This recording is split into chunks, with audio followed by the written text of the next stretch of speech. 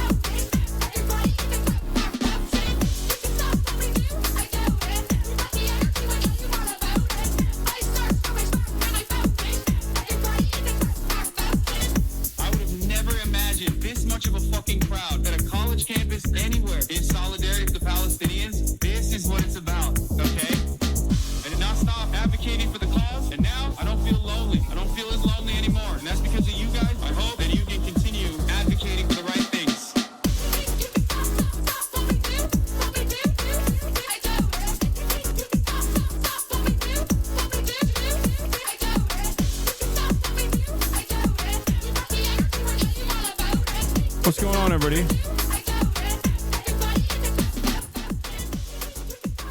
I hope everyone's having a fantastic evening, fantastic afternoon, fantastic pre-noon, no matter where you are in the world. I'm Hasan Piker, and this is the HasanAbi broadcast coming to you live from sunny Dubrovnik, Croatia, also known as Croatia.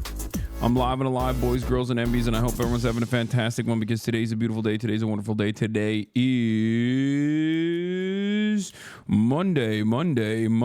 Today is Monday, News Day. Ladies and gentlemen, boys, girls, and MBs, it is the first day of July.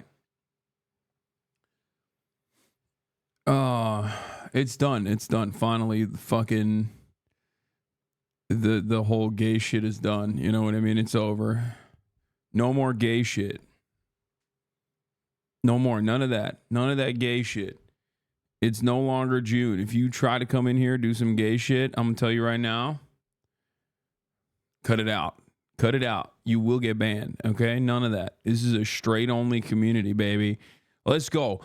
We're live. We're live, and I hope everyone's having a fantastic one. Ladies and gentlemen, boys, girls, and MBs. Let me just turn this chat arena off and then turn it back on. Why the frick don't I have my... Oh, there it is. Now I can actually see sub stuff. Anyway, what? Oh, Little Effington. Quick start, early start, Little Effington. We're back though. It's back. It's fine. Okay, what's happening? Now it's effing a lot, actually. This is new. This is new stuff. Refresh. What the fuck? Bro, I streamed yesterday with no issues whatsoever. I don't know what the hell's happening. Like, we did it yesterday. There was no effing whatsoever. And right now, I'm in a weird predicament. What the fuck? Repeated Fs, back-to-back Fs. Hello? Fucking calm down. Wait, what the hell?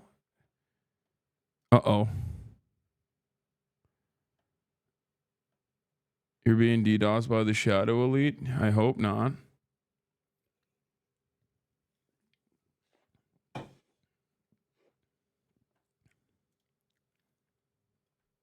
The fuck? Bro, I was so good. I was perfectly fine. Yesterday I was perfectly fine. I don't know what's happening right now. As you guys know, we streamed yesterday and it was perfectly fine. Hold on. Are you on VPN accidentally? No, I'm not. And it should be fine. What? No, my upload looks awesome here. I don't know what the fuck's happening. I'm looking at my upload and it's like 40. My upload is 40. My download is 14. I don't know why it's like dropping some frames all of a sudden. That's weird. But it should get better in a moment, hopefully. God, I'm hot.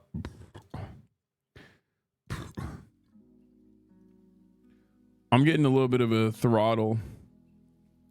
I'm getting a little bit of the throttle hit in the face right now. I feel like they're throttling my ass a little bit at this hotel. Huh. I think it's going to be fine in a little bit. Just hold on. That court was fucking beautiful. Oh yeah, we'll talk about that. So, folks, this is the part of the broadcast where I tell you a little bit about my personal news. We just got through that windy, patchy area, but I think we're good. It's not Twitch. It's not Twitch. It's probably my internet here, but who knows. Anyway, the rules have changed. Twitch has immunity now. They can F you whenever they want. That's always been the case, my friend. Let me tell you, okay? Folks, this is the part of the broadcast where I tell you a little bit about my news about what's going on in the world of HasanAbi Piker in between the time period where I press the stop streaming button and press the start streaming button. Yeah, this is it. This is that part of the broadcast for all the parasocialists out there. And I hope you guys can see me. I'm in Croatia, like I said, family vacation type shit. But of course, that doesn't stop me from doing my job, my due diligence, my megalo-B, especially considering that this is a very contested election and the election cycle has already started. Is this a bathroom stream? No.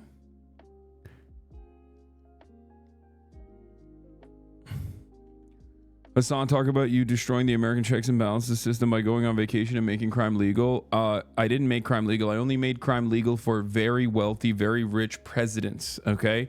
You have to remember, crime is still very much illegal for the poor unless you become a president. But having said that, we'll get to that in a second. That's not what this is about. That's not what this is about. What this is about right now for this very moment in this broadcast is parasocial shit. Okay. So I'm in Croatia. I'm you know, getting a little bit of sun, seeing the Adriatic Sea. How's the trip so far? Not like fantastic, I will say. It's whatever. I just hate being away. The Aussies are currently in my house with Kaya. They're taking care of Kaya. They're holding Kaya hostage, and I am, you know, I'm having a good time. I'm just kind of doing my own thing, right? Like everybody's got their own opinions. Everyone's got their own ideas. Me, on the other hand, I was like, I came to Croatia. I know that there's this fucking insane basketball court in Dubrovnik, and I'm gonna go see it. And that's what I did. Sometimes you got to do that. Sometimes you got to pop out and just be like, I'm doing my own damn thing. I don't care. I don't care if you guys want to come. I don't care if you guys don't want to come. It's all good. I went to the old city and I didn't even see any of the old city, which is beautiful, by the way. That's where they shot Game of Thrones. You know, it's like a big deal. There's a lot of tourists there. That's what they go to see. It's pretty cool. It's like literally just people living inside of a castle, like casually. You know, like these are people who are just like straight up living inside of a castle, dude. Like, I'm not even joking. It's just an actual castle. Yeah. You look bronzed as fuck. The lighting is making you ripped as well, brother. It's not the lighting that's making me look ripped. I am kind of fucking yoked out of my goddamn mind, I'll be honest. Like, no disrespect to anybody out there, not to flex my own horn here, but I do feel pretty goddamn good on that front. You know, I've been eating good out here, let me tell you. Okay, I've been eating for the past 2 days. I feel bloated, but you know, overall still doing the best. Like, I know I'm in the pocket because, like, in my mind, name one Croatian dish. I can't. I'm gonna talk shit about that. Hold on. So today I woke up, I'm like, I'm gonna go to this fucking old town. I'm gonna go to this basketball court. It's in a beautiful part of the city. It's literally connected to the castle. Okay. It's in between the castle and the pocket. There is a public court. And I think that's sick, right? And so first I'm like, I gotta go get a basketball. So I Google where to buy a basketball in Croatia, right? Croatia. And I find out that there's this store called like Tommy's, and inside of it there's like Sports International or some shit. I don't know. I go there. First of all, they don't even fucking sell any like real Croatian jerseys in there, which is honestly a fucking crime. Like I wanted to get, you know how I am. I when I went to Australia, I went and got a bunch of kits, and I love that shit. So I was like, I'll get a Croatian basketball jersey if they have one. You know what I mean? It'll be fun. They don't have it. These motherfuckers are tall for no reason, okay? Every time I see a tall Croatian man, immediately my Ottoman epigenetic memory kicks in. Yeah, Intersport. Thank you, Barada. That's the fucking store I went to.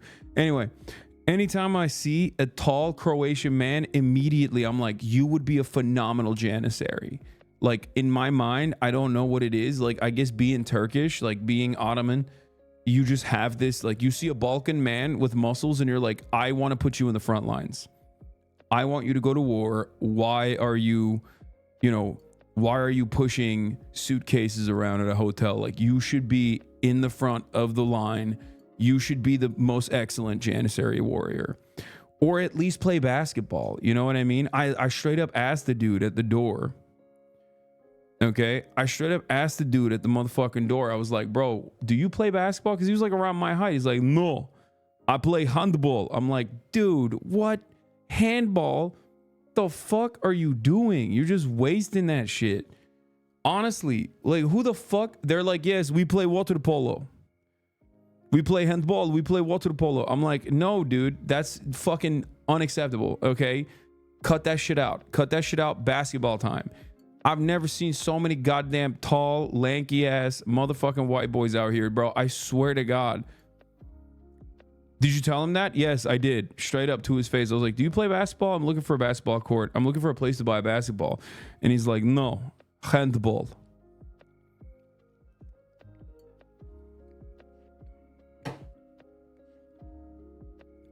Dirk Nowitzki said, Dad said basketball's a woman's sport, handball only. Yeah. Bro, find Jokic 2. I swear to God, Jokic 2 is like in every corner. Okay, you know how people say like Australia, oh, everyone's so sexy in Australia? That's how I feel about the Balkans. But like, instead of sexy, because they're definitely not, I just look around and I see so many men over 6'3", 6'4", and I'm like, you should be balling. Why are you not balling? Why are you handling luggage? Why are you driving a taxi cab? You should be playing basketball. Like, not even a joke. Like, this is an entire nation of fucking Osama bin Ladens or Barron Trumps that are just like tall enough to ball, but just aren't doing it for some reason. Like, it doesn't make no sense. Anyway.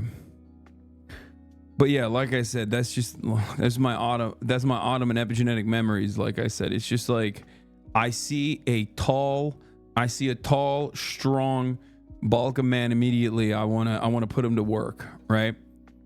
So, you know, no disrespect to Croatia, but that's just how it is for me. But yeah, so I went to Intersport. I got a basketball. They don't even fucking sell Croatian jerseys there. I got like a shitty Croatian jersey, not the cool white and red one, shitty blue one. I'll roll that out later.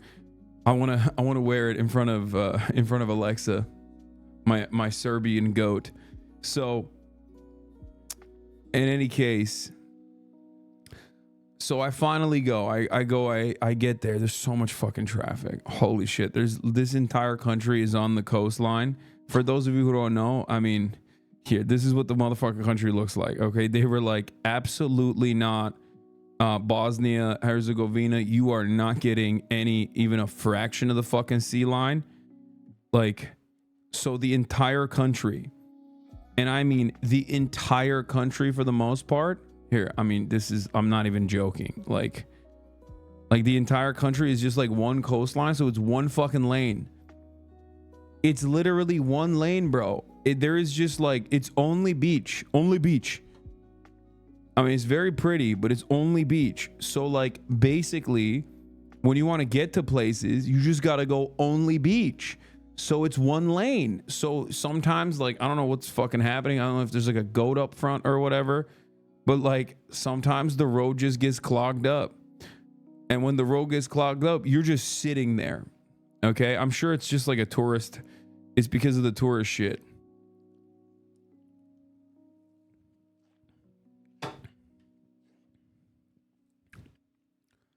Come to Zagreb for the public transport, bro. That shit is far as hell. I'm in the fucking southernmost tip, okay? I've also been really annoying to the taxi drivers. Anytime I get in a cab, I'm asking the dumbest fucking questions. I'm like, so has anyone ever fucking swam across to Italy? And he's like, it's 120 kilometers. I'm like, okay. What about a kayak? He's like, no, current too strong. I'm like, come on. Someone tried it. I'm like, what if you're at the northernmost point and you try to cross the Adriatic with a canoe, okay? Would you land in the southernmost point of Italy? He's like, no. You know, just American activities. Yeah, classic American activities. If you zoom in, you can see Bosnia also has a couple miles of beach.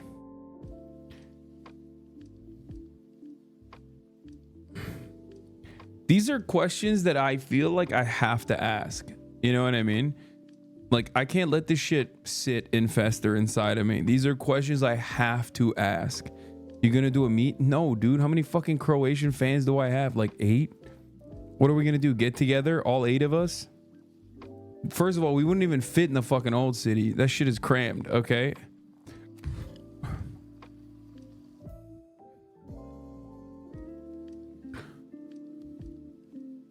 Anyway,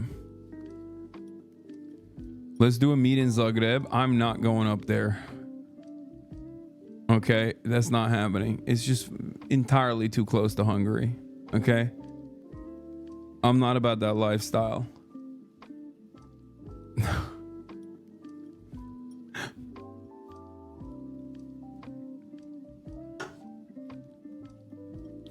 All jokes aside, Croatia is beautiful. Half of Australia and New Zealand's in Croatia now, so maybe. How's the air conditioning situation? If you haven't noticed, I'm fucking straight up raw dogging it right now. I'm not wearing any jewelry. I'm not wearing any of my cool shit. And honestly, that is because it is hot as a motherfucker in here, okay? Let's be real. This shit, unacceptable. Okay, Europe, figure it out. This is my goal here, okay? My goal, I'm like that one NATO guy. I forget his name. You know how he's always talking about balkanizing Russia and like trying to get the Philippines to join NATO or whatever. Like for me, I am the NATO envoy, but for air conditioning. I go to European city centers and towns and I'm like, have you guys heard about air conditioning? Shit is incredible. That's what my job is here, actually. I'm trying to get the American HVAC business owners some work out here because, like, god damn, dude, this shit is... Holy moly, this shit is unacceptable. It's untenable. It is unsustainable. White Croatia, big dog. It's my family.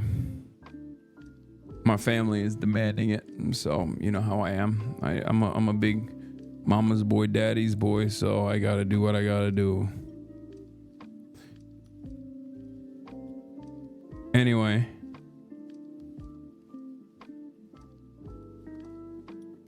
So...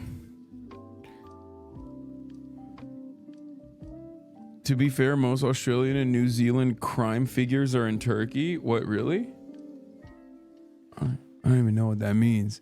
When you come back home, help me make bidets a normal thing everywhere here. Dude, don't even get me started. I had to go get... Still crying about AC? Okay, it's a joke, man. It's beautiful out here. I don't give a shit. It's the bidet thing is like not a joke though. I had to buy baby wipes to wipe my butt with. Because I can't handle this fucking no water ass bullshit, dude. Raw dog in the toilet is actually unimaginable. I don't understand how these fucking barbarians operate, okay?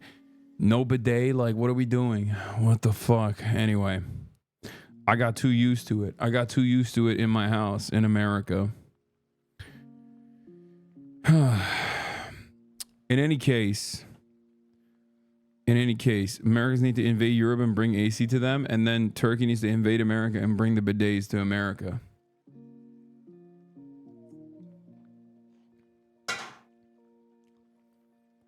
Do the water bottle technique? No, I don't want to fucking do that. That shit sucks. Anyway, here's the tic tac. Yeah, I was like, you know what? I'm gonna fucking make the most of it. There's a guy named Yasuo. He's a basketball player from Japan. He's a pro. And I follow him. And I'm a big fan of Yasuo. And Yasuo always does this thing where it's like kind of ASMR, where he'll always go and rain or shine or fucking snow, he'll always go out and he'll play basketball, and he does this thing. So I wanted to do this as like a nod to him, basically. I'll show you guys an example after my video is done, but like, yeah, I went and shot this.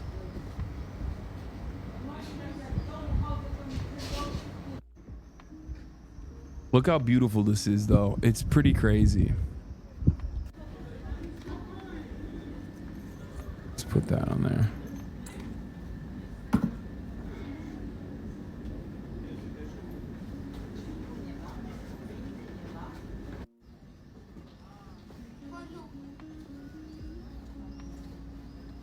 Do you actually hoop in those shoes?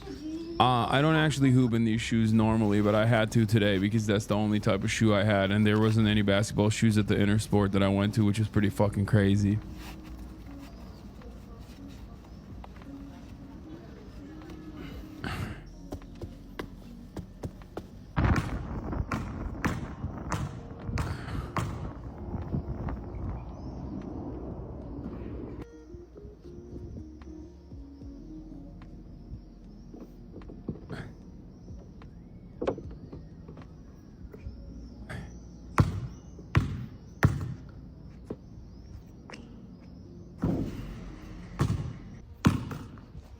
Boom. Look at that shit, dude.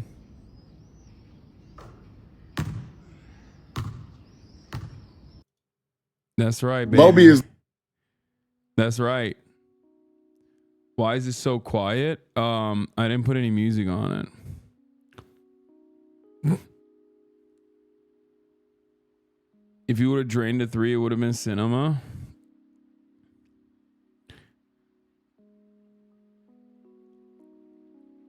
Are you on any performing supplements, trend, or anything? No, but thank you for thinking I'm on trend. That's like pretty fucking pog for me to... Pretty fucking pog that you think I'm on trend. Moby. Wait, where's the fucking Tic Tac, dude? Let's blast that shit off. As a matter of fact, let's get you guys in there. Get invested. I posted it too early, I feel like. So it didn't bang in the way that I wanted it to bang. But yeah, here it is. Oh, fuck. It's effing again. God damn it. God damn it. Shit is effing again, bro. Chill out, bro. Chill out. I'm here.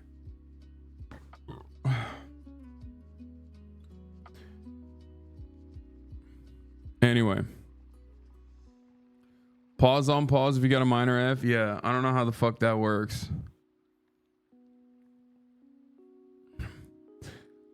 To the person who asked if I'm on trend, thank you very much for thinking that.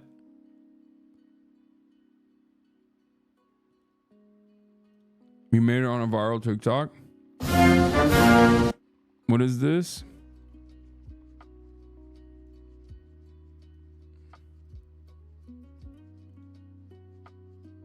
Favorite tweets from the presidential debates last night?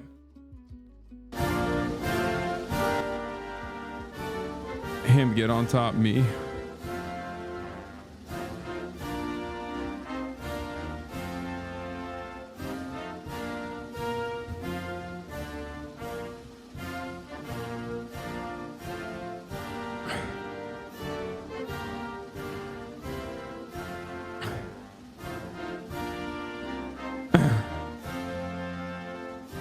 There were way better tweets, honestly.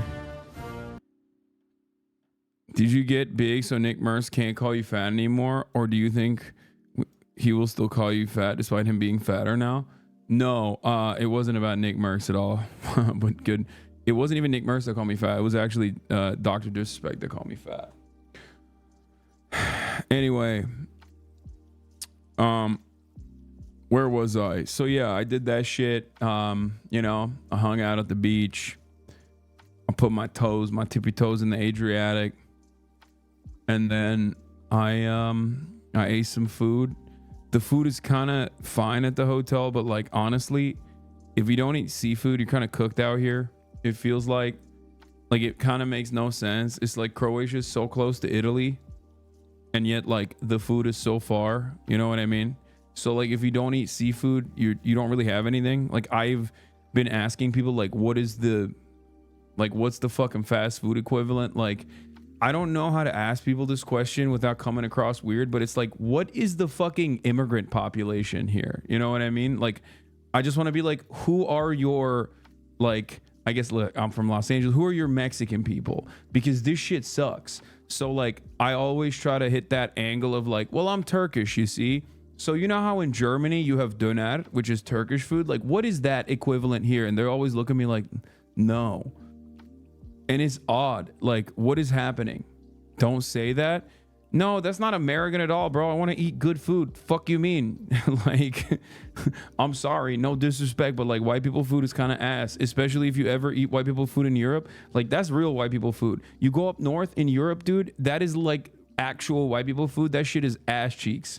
Okay, you need to have a motherfucker with some melon and make something, because otherwise that shit is gonna be bad. Okay, it's just like, that is just facts. If you don't understand that, I don't know what to tell you. Literally go eat like British cuisine in England and then talk to me. Okay? So like I try to be like, so what's the, you know, who are your minorities? Like where is the food, the real food to eat? Because so far, like I downloaded this app. They have their own fucking, they don't have Uber Eats, they have their own delivery app, and there's like 3 restaurants, bro. 3 restaurants, and it's like Asian food, which is like, I see no motherfucking Asian person here, not even tourists, okay? I do not trust Croatian Asian food. I will not be trying that shit. Like Australia, bomb ass Asian food, close to Asian countries, hella Asian population. Like I'm eating that shit there. It's gonna be good. Croatia, there ain't no motherfucking Asians here, bro. Even the tourists aren't Asian. How have you cultivated the tourist population and there's not even like a big chunk of Asians in the tourism population? Like how the fuck? Yeah, so I was just like, yeah, who are you guys racist to? Like explain to me so that I can eat some good food. Anyway, and like, yeah, there's Asian food, which is like no shot. So the guys were telling me like it's there's like smash burger. He's like smash burger, and it's like, bro, that is like, I'm not trying to eat a burger. Like I'm from America, you know what I mean? Like what the fuck?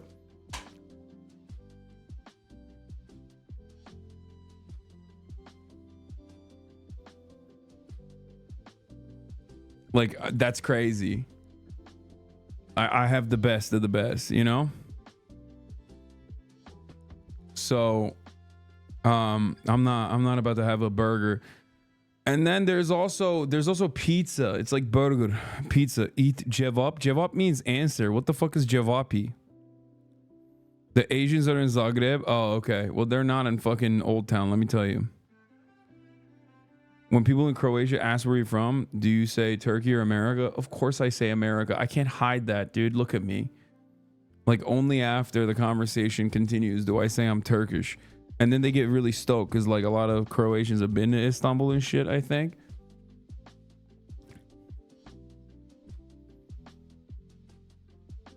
But like, honestly, do I look like I could tell some motherfucker I'm not American? Look at me. Look at me, dude. I walk up, I'm like, hey, what's up? Where are your minorities? Where can I play basketball? Why are you so tall that you're not playing basketball? This doesn't make any sense to me. What the fuck is a handball? Like, this is the type of shit that like no one else has this level of like idiotic self-entitlement. I am so American in that regard. Where are your minorities is crazy, bro. Yeah, dog, it's not crazy. If you're trying to eat food, like, listen, let me tell you like this, okay?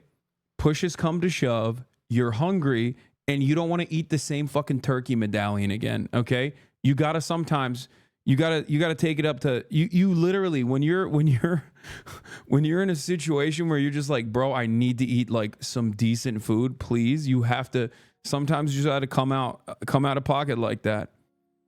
Okay?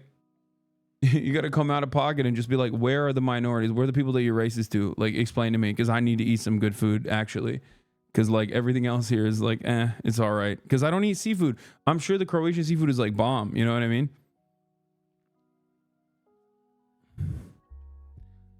Bro is standing racism for some good food, fair cause. No, no, it's not me standing racism. It's me just, getting down to brass tacks.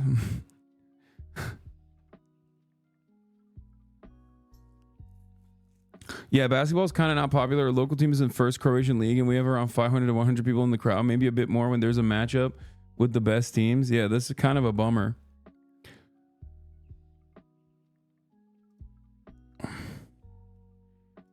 What is this? All these Balkan states seem cool on their own, but don't you think it'd be cool if they were all united under the same banner? Seems like an interesting idea to talk to the locals about, don't you think? Bro, that's what I'm saying. I should definitely bring that up. I should definitely bring that up to the locals and be like, listen, I know it's kind of awkward for me to say this as a person of Turkish background, but like, don't you think it would be better if there was like a much larger entity that controlled the entire region, under one banner? I'm just saying, listen, hear me out. But like, don't you feel like that would be better? Or the second best option, if you don't want the best, second best option, bring back Tito. Okay? Tito is Yugoslavia. I'm just saying, let's give it another shot. Okay? Hey, arrest me. Okay? Arrest me for having good ideas. I'm sorry. Arrest me for having some good fucking ideas. All right?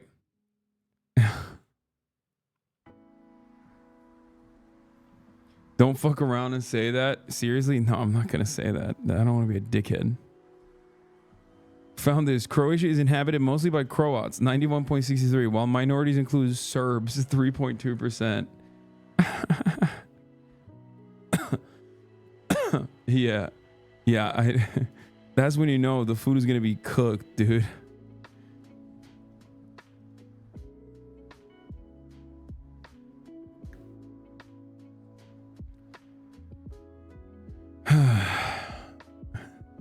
You're like, what's your minorities looking like here? And they're like, oh, it's more white guys, actually. You didn't like salmon or shrimp? I don't eat any seafood. Anyway, let's blast off. Let's get started. I'm an hour early because like, it's fucking, I want to start at like 7 p.m. at least here. It's like a little bit more reasonable. And I'm live. Do we have a blast off meme? Croatia talking. SCOTUS declares Trump God King. Biden talks to family and decides not to drop out. Far right wins big in first French elections and more. Get in now. It's my biggest L that I don't eat seafood, I know. Maybe Will knows because he did semester at sea. Yeah, he gave me advice, but it was like advice that a 20-year-old would have. He's like, yeah, get drunk at the old city and then jump off the fucking bars. There's a wall where you can jump into the water. I'm like, dude, I'm 32. Like, are you on crack? Like, I'm definitely not going to get drunk at the old city and jump into the water from the castle wall. Like, that sounds like a fast track recipe for me to get whiplash, break my fucking neck, die in the most embarrassing way possible, shit my pants. It'll be on fucking Croatian news. You know what I'm saying? They'll be like, this big Ottoman son died in the funniest way possible.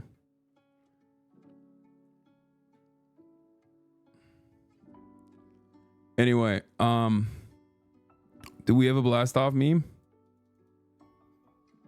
What's the problem with seafood? It's my problem. I just can't fucking eat seafood. It sucks. Like, I know it's, I'm sure it's delicious. It's just not to me. I can't eat it. Anyway, all right. I'll use the Silence Austin one. Fuck, man, it's hot. Famous YouTuber dies. Here it is, boys, girls, MBs, blasting the freak off, okay?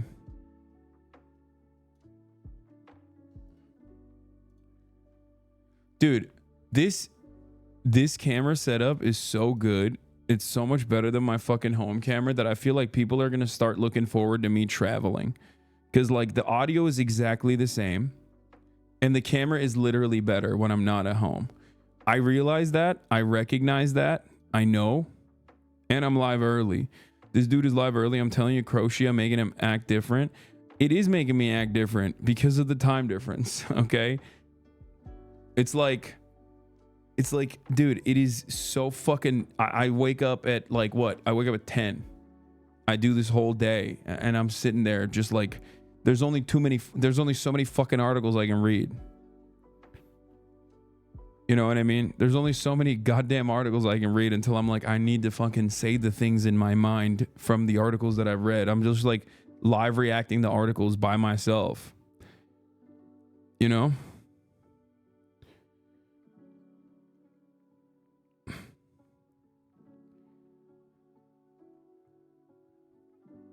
Angle is trash. Really? I think this angle's fine.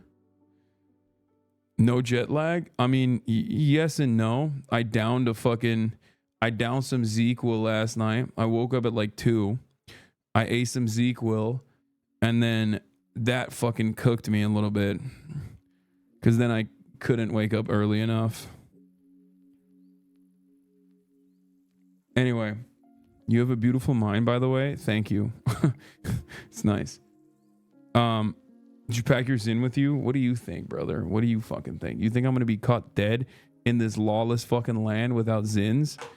You think I'm gonna fucking be out here for like almost a goddamn week without like having my Zin, dude? Every time I travel, I get a fucking bag of Nicorette and I got my Zins with me.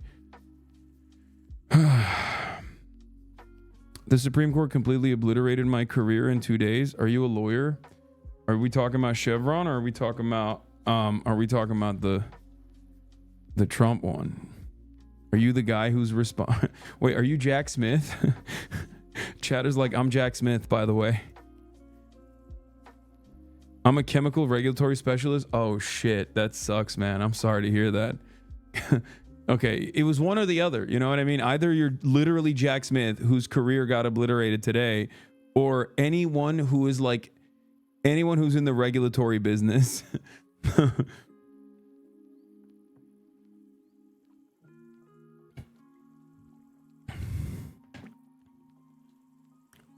Yeah, RIP to Jack, a fallen soldier, just like that chatter.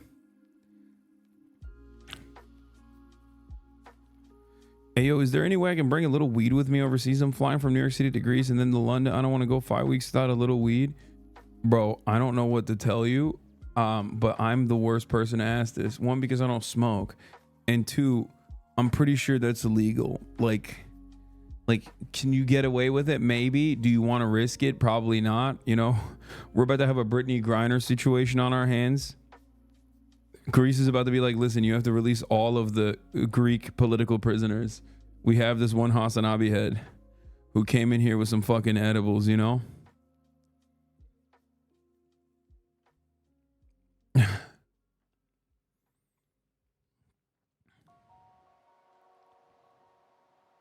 Just come here to Canada. We got head shops in every corner. That would require me going to Canada, so no thanks. Anyway, but yeah, I'm early, I'm live, I'm alive. We got a lot of news to cover today because there's a lot going on in the world. Starting out with the Supreme Court. That's right. Supreme Court has ruled on Trump's claims of immunity in the election case, which is pretty fucking crazy. Things are getting pretty crazy out here. Okay.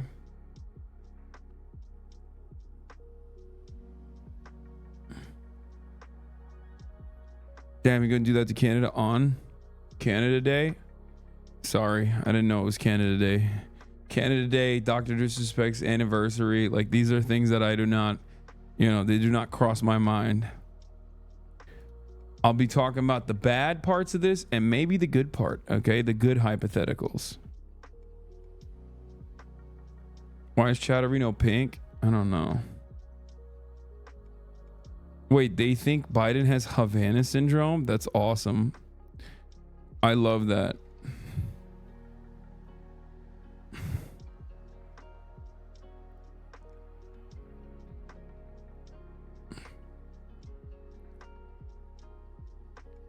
Anyway.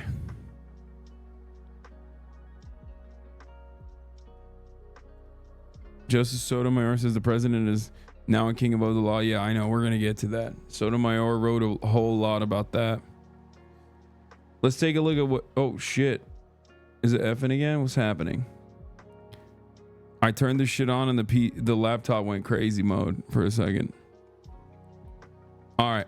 Let's get started. Paula Reed, I know you've been listening to this decision. What have we heard? We have. Of course, this is not a thumbs up, thumbs down. This is a complicated decision. We just got it here. It's an opinion from Chief Justice John Roberts finding that former presidents are entitled to absolute immunity for official acts, but not for unofficial acts. So what does that translate to? Well, this is something we saw that was sort of signaled in... Let me tell you, okay? Anything you can massage into the official act category, you can get away with. Like, for example... If, let's say, the current sitting president orders SEAL Team 6, as is in his purview as commander-in-chief, to assassinate his political rivals, that is technically under the purview of the presidency. If, for example, the president, sitting president, decides to do a military coup, that's now legal. Let's go, boys. Let's have some fun with it. Why the fuck not? You feel me? Okay. Let's go, Brandon. What is happening? Dark Brandon time. Or argument, because what this means is that the former president cannot be prosecuted for anything that was officially part of his job when he was in office. And that's significant because even his own lawyers conceded during oral argument that not everything that is alleged in this indictment was an official act. So now the question is, what does the special counsel do here? He could potentially try to cull down this indictment to a more narrow one, just focusing on unofficial acts, and then try to proceed with this case.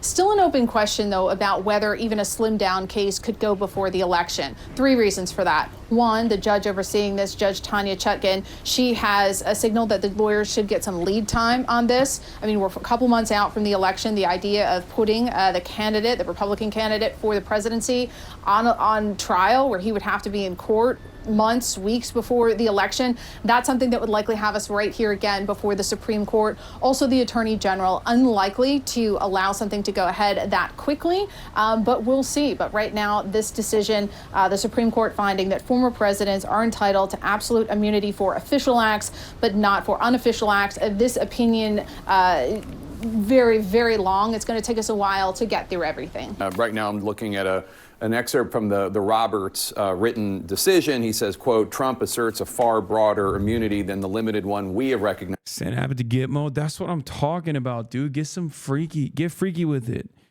Get fucking freaky with it. Throw all the governors that you don't like in Guantanamo Bay. Okay? Fuck it. Literally go into the Department of Education and wipe out all the records. Who's going to stop you? Who's going to stop you? You're the president. It's an official presidential purview. Okay? Do it. Do the damn thing. Fucking YOLO mode. Okay? SCOTUS said Iran-Contra was unprosecutable. Nixon. Literally, Nixon.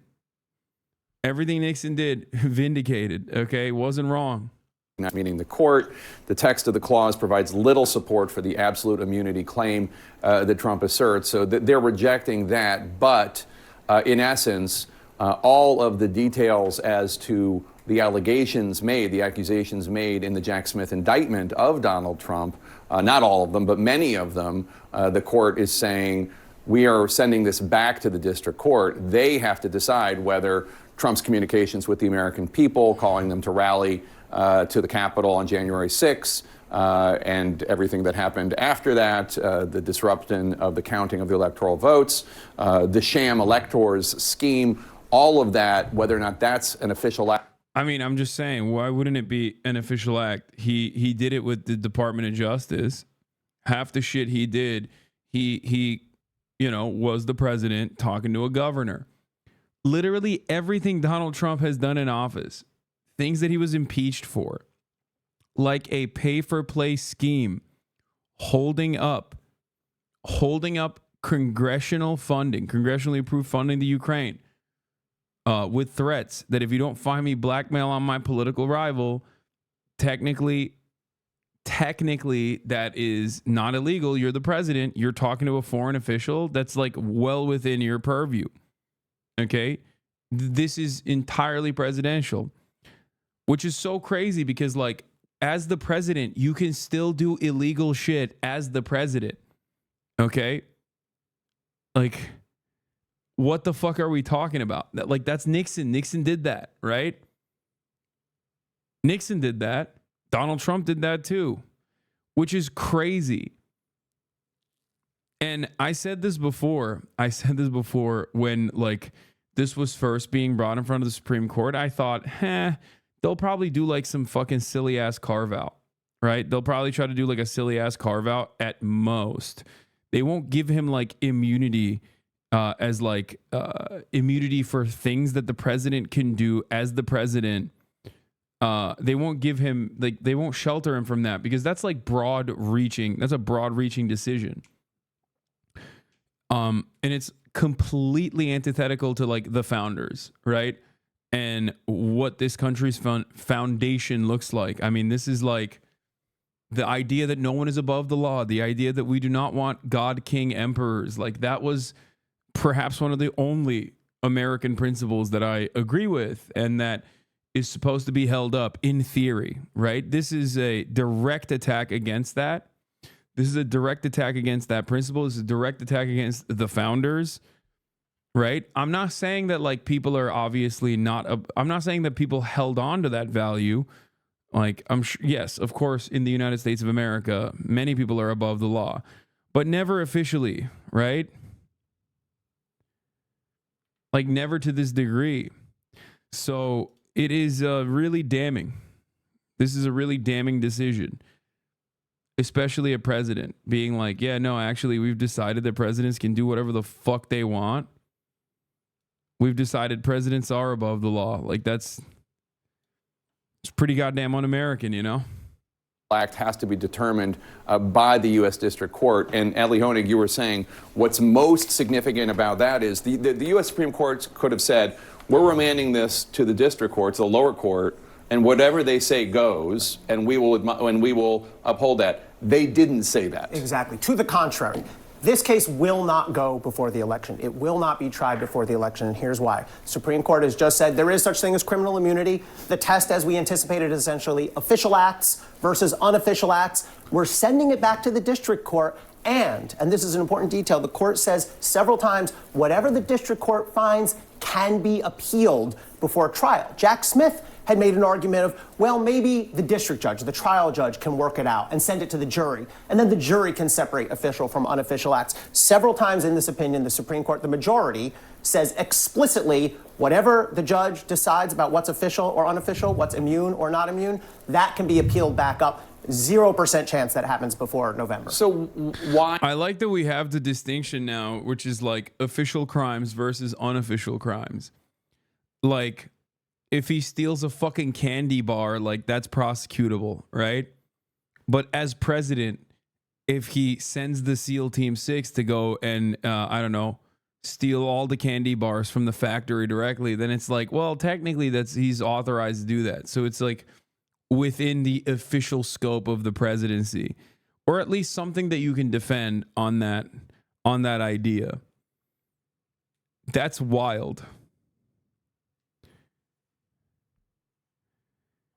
I saw a reporter tweet earlier basically saying that after this, if Trump wins, he's going to start every sentence as an official act. He will say it 100 times a day to do anything he wants. Yeah, I mean, it's pretty It's pretty fucked up. Does this mean that a president could never be prosecuted for war crimes? I mean, no president was ever going to be prosecuted for war crimes anyway, but this is definitely official, yes.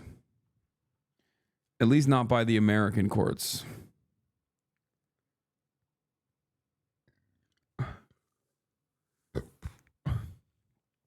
Surely calling the Georgia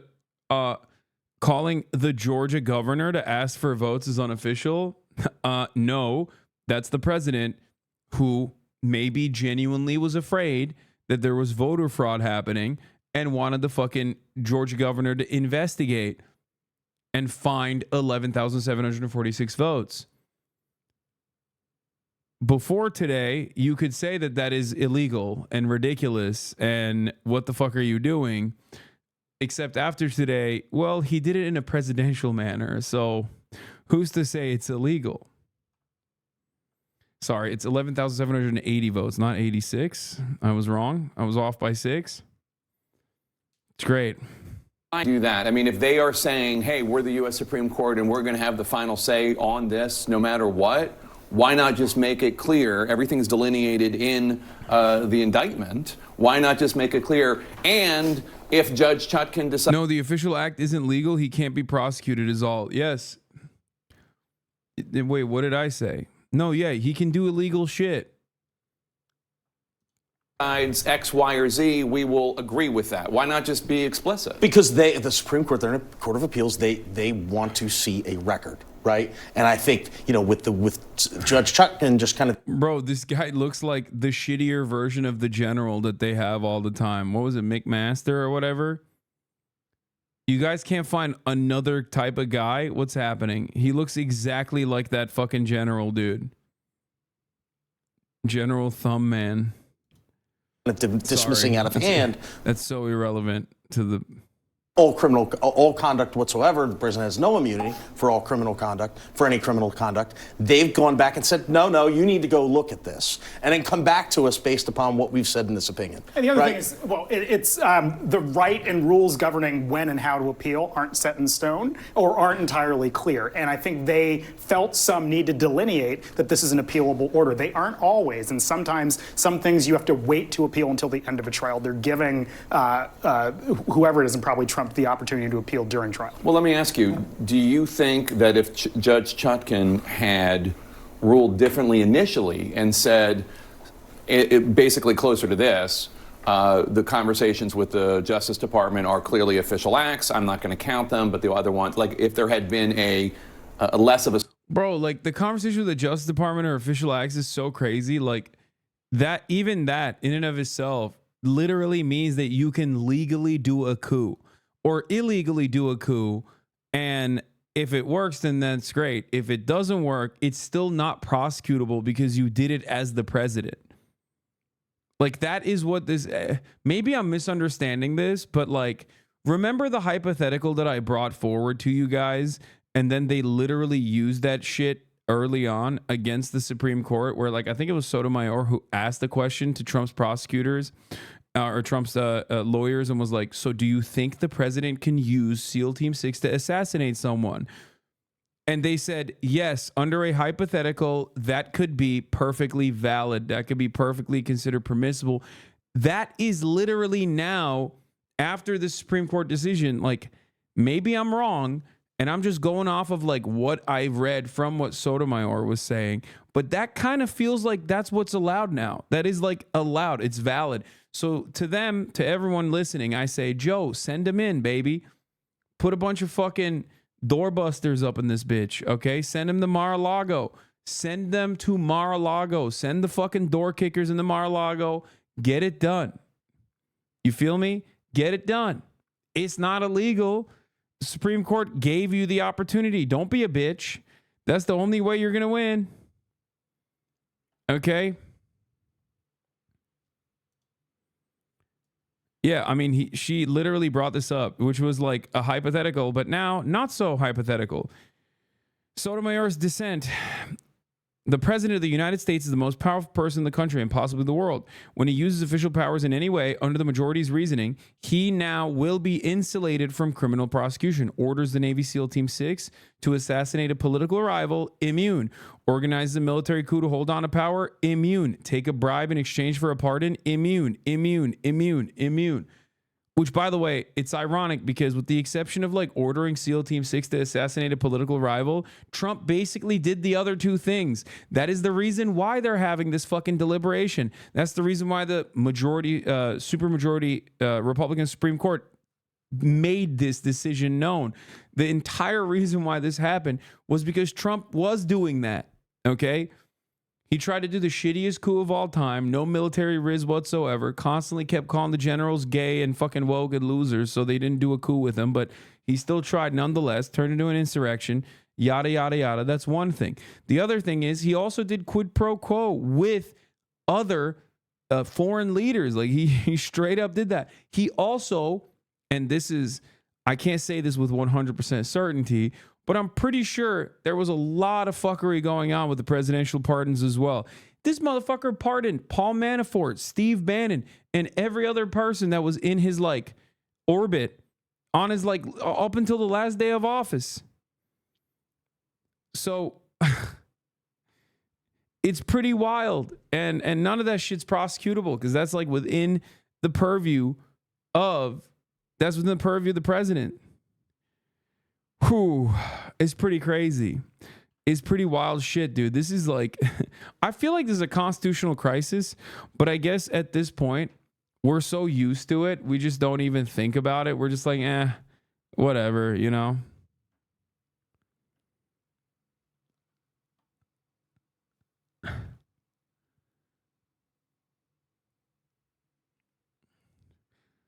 Whatever. Is that why you're streaming from abroad as an insurance policy so Trump can't go after you win?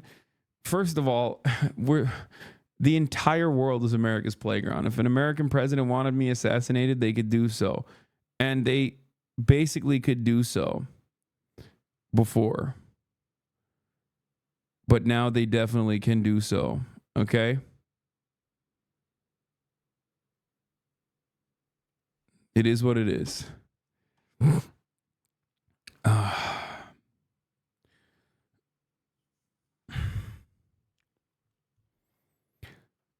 This is, Nixon vindicated, baby. That's right. My Maoist king, Richard Jebediah Nixon, vindicated. Total and utter cultural victory, total and utter legal victory. Why are we even chirping about this guy? He was good. He was not bad. Watergate was awesome. We should do more Watergates, actually.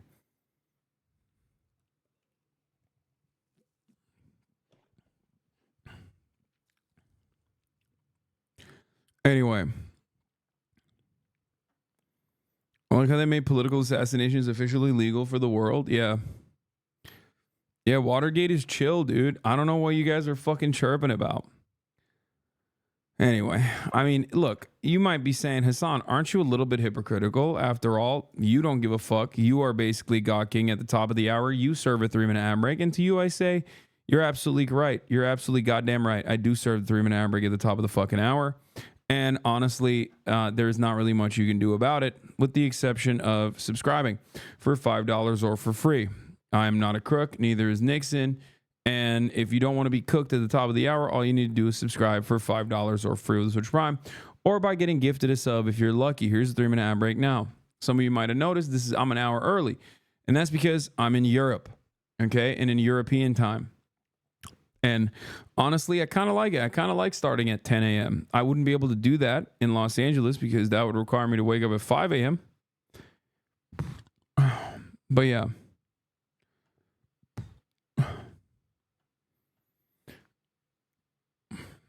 Why you look like this right now?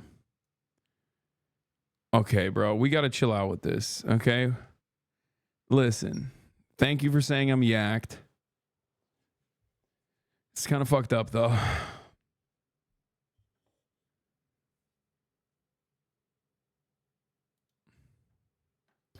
Don't say true. You guys suck. Don't say true. Don't say true to that. God damn it.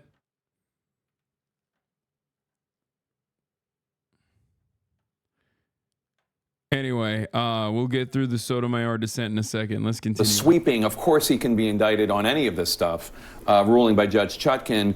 Would this not have been ended up where it was today? Did she open? I like that they also were like, hey, by the way, if you do try to continue prosecuting him, you got to bring it back up to us again. And who knows what we'll say next time. You know what I mean? The door for a decision like this. She did. I think Judge Chutkan's going to have a lot of regret. When she issued her opinion, it just said there's no such thing as automatic immunity for everything a president does his whole 4 years. When I was reading that, I said, okay. And the Supreme Court said, hold up, that's not true, actually. We've decided that you're wrong. That's crazy, man. That's a... Like, what are we doing? What the fuck are we doing here? It's a clown show. Total fucking clown show. Where's Part B? I expected Part B to be, and I find, having reviewed the record and reviewed the documents, and I find that even if there is such thing as immunity, he was outside the scope. And by the way, that's what the Court of Appeals did on their ruling. The problem is, as Jim was saying, the Court of Appeals and the Supreme Court, they're not fact finders. This can only be done at the district court level. And so I suspect Judge Chutkan is feeling some regret. It wasn't like it was some leap of logic that she should do that. This happens. There are hearings. For example, in the Georgia case, Mark Meadows is trying to get his case. Yeah, actually, it's the district court judge's fault. Yeah, totally. Bro, that's crazy, okay? Like, I'm sure if she crossed her T's and dotted her I's, the SCOTUS would have fucking reacted in the same way that they're going to react to this, because they are not a serious legal body. They are not actually applying some kind of interpretation that is differing from one another. Okay, they're just literally managing the influence that they have alongside the interest that they have. Okay, that's why when you're a Republican, you fucking react like a Republican would. If you're a Democrat, you react like a Democrat would. Like, there's some differences. You know, you have like a little bit of a centrism, at least for those institution lovers in the Supreme Court. You know, John Roberts being one of them now. But ultimately, yeah, this was the expected. This was the, well, not to this degree, but like some kind of mechanism to defend Donald Trump, to ensure that Donald Trump's court case is not held before he officially becomes president, was the ultimate goal here. Over to federal court. The question there is almost the same thing. Was Mark Meadows in or out of the scope? You know what the federal judge did there in Georgia? He held a hearing. Mark Meadows testified. He said, I find, based on this hearing, you're outside the scope. If Judge Chutkan had done that, we'd be in a very different position. Where I don't agree with that, though, is that either of the parties would have had an opportunity to appeal the portion of that opinion that they did not agree with, because it would have been somewhat of a split the baby gobbledygook that they would have had a right to appeal. You can't tell me that either Jack Smith or Trump's team would not have attempted to take it up, and the Supreme Court would have created similar gobbledygook. But we would have had an answer today. Right now. Well, if she'd already done the hearing, we'd know right now. They would have gone up to the Supreme Court, though, and I think we'll never know. This is on Earth. This is on Earth too. All I can tell you is, having been covering the U.S. Supreme Court and you know, and they're just to go back to Bush v. Gore. Yeah. The reason that the conservative court in Bush v. Gore was able to do what they did is because the Florida Supreme Court let them. Yeah. The Florida Supreme Court made so many bad decisions and bad rulings, it was easy for the U.S. Supreme Court to come in and say, no, stop the count. Yeah, what's interesting here, and there's a great line, I'm skimming it very quickly, in Justice Sotomayor's dissent, where she says, you know, the majority pays lip service to this idea that the president is not above the law, and then in effect says that for certain official acts, the president is in fact above the law. It's how do you sort out what this actually means? Let's do that right now, because in the oral arguments, there were certain examples that were given. Let's explore a couple of those and what today's decision means. The first one was raised by Justice Sonia Sotomayor back in, was this April? What about getting SEAL Team 6 to assassinate a political rival? Let's roll that tape. If the president decides that his rival is a corrupt person and he orders the military or orders someone to assassinate him, is that within his official acts that for which he can get immunity? It would depend on the hypothetical, but we can see that could well be an official act. That was a stunning moment in April. Did the court just say, yeah, you can assassinate a political rival? No, I don't think they did. That's a ridiculous answer by Donald Trump's team, a dangerous and reckless answer. One really important thing. Why? Like, no, that is what the Supreme Court said, though. What do you mean? Oh, that's a ridiculous and dangerous answer? No, that is literally what the Supreme Court decided. Like, that is what it is. You can consider that to be fucking reckless or dangerous, but that is ultimately the case. I feel like, you know how I've talked a lot about Americans in the Western world coping with, like, how much better they are than, like, Eastern traditions and stuff? Like, we orientalize bribery. We're like, oh, Pakistan, India, there's so much bribery there. And then we codify it, right? We codify bribery. We make it legal within the boundaries of federal regulation, you know, federal regulation, right? What do? We call it lobbying. Corporate lobbying is legal. It's somehow different than bribery. And I feel like this is a very Russia moment. You know, we talk about like, oh, Vladimir Putin assassinates his political rivals. Like, it's really fucked up. And it's like, here we have the American Supreme Court literally saying like, no, it's fine. Like, it's illegal, but it's within, it's an official, as long as it's an official act, it's not prosecutable. So how is that any different then? Like, how is that any different? How is that any fucking different?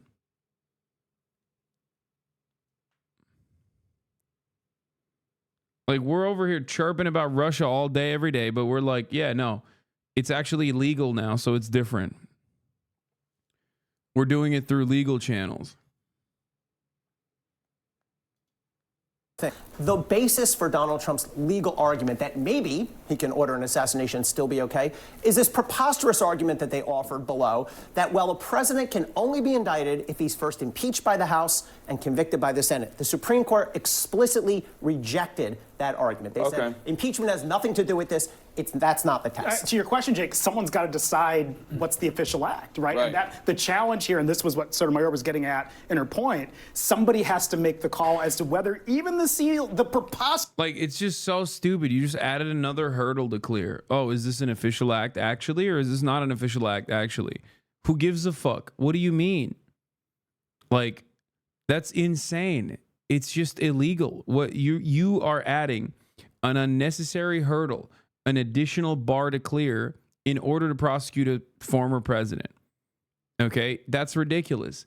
And they did this with fucking Chevron deference too. They did this with the other decision. Now you can't have a regulatory agency act under the boundaries of like any of the former acts that gave the EPA and all these other federal regulatory agencies the power to fucking react, which they rarely ever do so anyway. But when they did, now they can't do that. Now they're open to litigation. Like, now a court has to fucking come in and decide whether or not they're allowed to do certain things. And that in and of itself is also adding another additional layer to the regulatory body's mechanisms. It's just completely, utterly unnecessary. And the ultimate goal is to basically allow presidents to do whatever the fuck they want without any sort of legal scrutiny. That's number one. And allow corporations to do whatever the fuck they want without any sort of regulatory scrutiny. It's great. And this happened in the same fucking week, by the way. The Supreme Court is nutty, dude. They're so insane. SEAL Team 6 example falls under the ambit of official acts, and that's litigation in months in court. No, agreed. I think that's something that will have to be decided by the trial court if we were faced with that preposterous type of scenario. No doubt about it. Jamie. I just have a quick question for the lawyer. So one of the big concerns is getting evidence out in front of voters before November. We now don't think a trial We're not gonna get it. is possible. No. Is it possible, one lawyer just texted, would an evidentiary hearing be a way for Jack Smith to get some of that evidence out there in the public record. Sure. So the district judge now has to have an evidentiary hearing. She can absolutely do that before the election. She can hear from witnesses. We're not going to get a verdict. I guess the judge will say some things were official or unofficial, but there's not going to be a convicted felon tag hung on Donald Trump for this case. I also should add, this is a major problem for the Georgia case because the factual allegations are very similar for Fani Willis's case. Now, that case is beset by its own series of problems, but now they're going to have to contend with this immunity problem as well. On to the timing of all of this. The Midas Touch guys did a video on Michael Popak, let's talk about how the my goats at Midas Touch. Absolute immunity decision by the Supreme Court granting Donald Trump where their sentencing happening on. I don't know why we're watching this. Like, I love their, fast-paced shit, but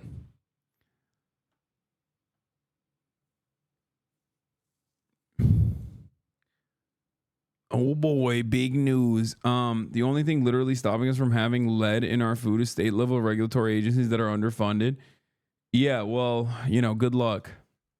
Dude, everyone's talking about like fucking microplastics making everybody gay. Guess what, dude? You're going to get a lot of those. You're going to get a lot more microplastics, baby. What are you going to do? We have no fucking regulation.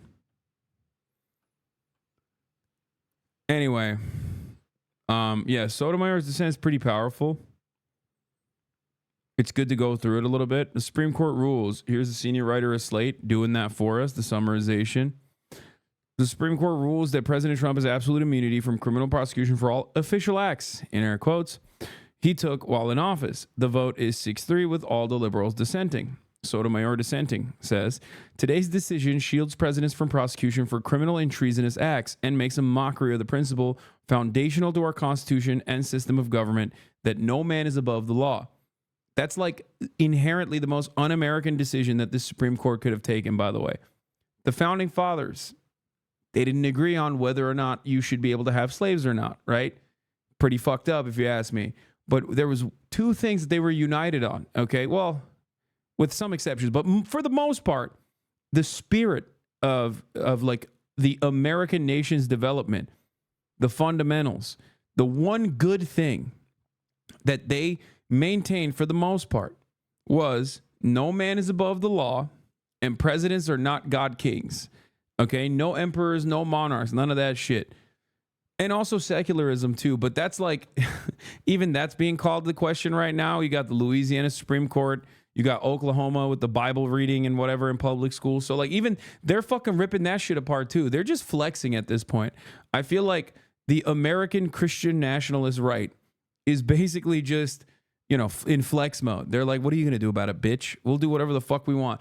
But ultimately, like, the entire spirit of this nation was built on the idea that presidents can't be fucking emperors and that no man is above the law, right? Why is there even a system of checks and balances if that's not the case? Anyway, but yeah, now they have very openly declared, no, some men are above the law, actually, presidents, who are kind of like God kings in that sense.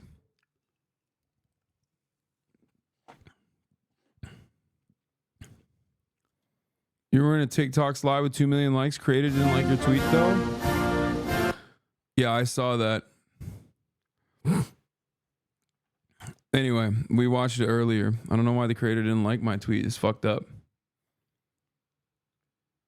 Project 2025 incoming, they told you. Guys, you need to understand something. Biden is currently president. This is why I keep telling you motherfuckers, like, Project 2025 is nothing because it's everything. Okay? It's not like this is a new thing. This is like what I've been warning everyone about for years and years and years. Republicans, like, very early on realized, oh, if we do court packing, if we just put ideological judges and justices and we slam them into the fucking court structure, we can just completely capture the judiciary. And then we can just no longer have to utilize the legislative body. There's too much discourse. There's too much back and forth in the legislative body.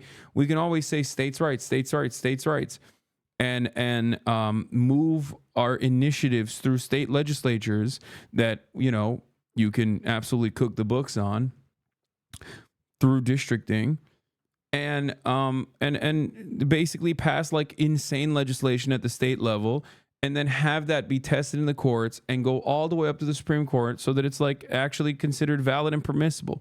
And that's precisely what has been happening. It's not like this is a new phenomena, right? This is not Project 2025. This was Project 2005, okay? This was Project 2000. You know, it's not a new thing.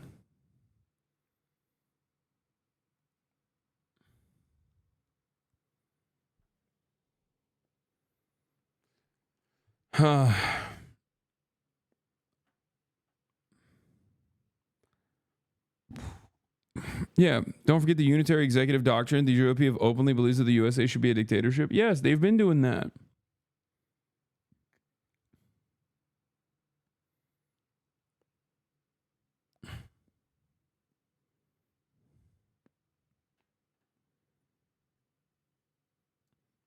You told me to break up with my girlfriend because she didn't watch the debate. She actually broke up with me yesterday, so I'm all set for the next debate at least. Hell yeah, brother. That's right. You did the right thing. Or she did. This isn't even touching on the other case released today. If you remember, the Chevron decision lets anyone sue and judges can randomly overturn any new regulation. The one today makes the Chevron retroactive, and now you can sue over decades-old regulations, incoming 10,000 lawsuits to shut down all the agencies. Yeah, that way, by the way, you don't even need the fucking president. You don't even need the president to be a Republican so he can like cripple the institutions by refusing to fucking appoint people into the positions that you normally would appoint people to, or appoint like Scott Pruitt or whatever. You know what I mean? Like you can just straight up leave out the regulatory agencies to fucking die in the hands of like an endless amount of litigation from corporations. It's great. It's wonderful. It's awesome. Thank you so much to the Supreme Court. I mean, this is the most fucked up Supreme Court. Holy shit. I mean, obviously, you know, we had some Supreme Courts in the past with the whole slavery stuff, but like this is pretty bad, man. This is pretty fucking far reaching. It's pretty bad overall. You know, it's up there. One of the worst Supreme Courts.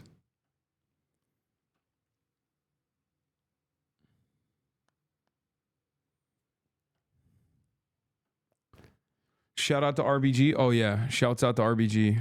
My goat, my queen. Thank God. Thank God she didn't retire.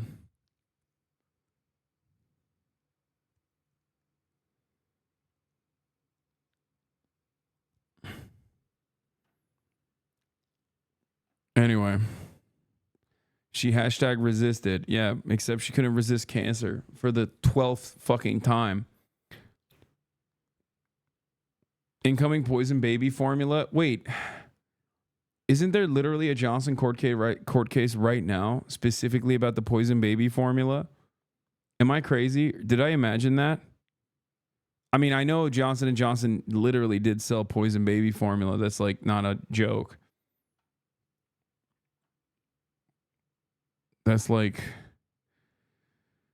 oh, anyway.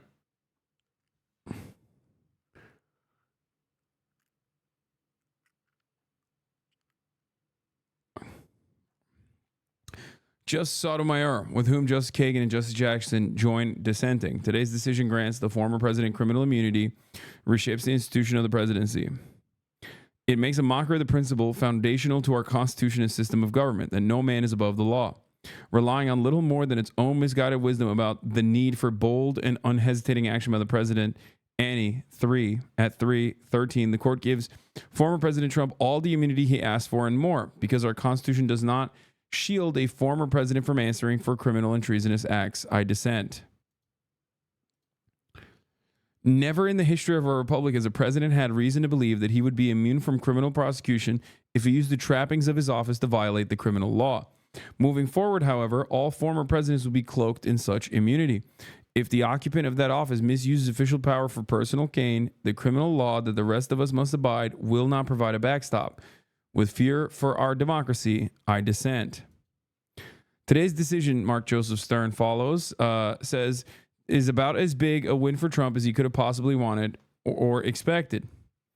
The conservative supermajority creates a sweeping new kind of presidential immunity that will insulate many of his alleged criminal acts from indictment and prosecution. Just huge. Justice Sotomayor's dissent is one of the most terrified and terrifying pieces of judicial writing I've ever encountered. She lists the criminal acts that the presidents can now take with the Immunity Act and says the president is now a king above the law.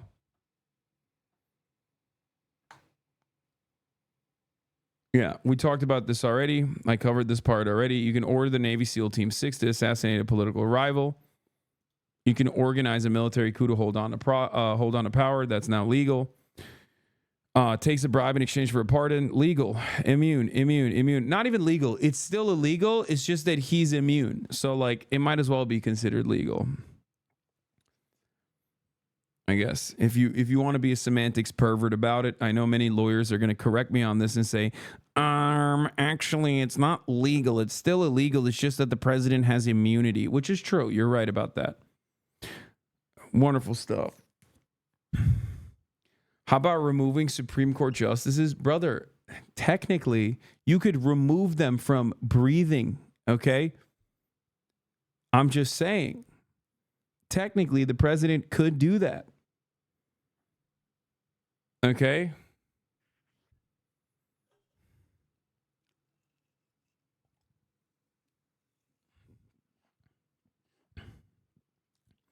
This is such a good take. Where is it? Hold on.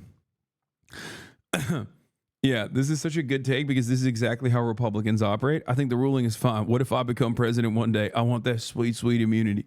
Yeah, that energy is the exact same type of energy that dumbass fucking Americans have with respect to tax cuts and deregulation. It's like, bro, you work at a gas station, okay? You make $22,000 a year.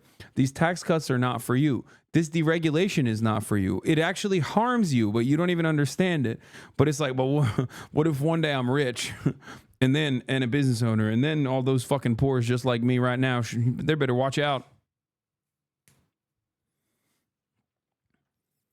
Anyway, even if these nightmare scenarios never play out, and I pray they never do, the damage has been done. The relationship between the president and the people he serves has shifted irrevocably. Irrevocably.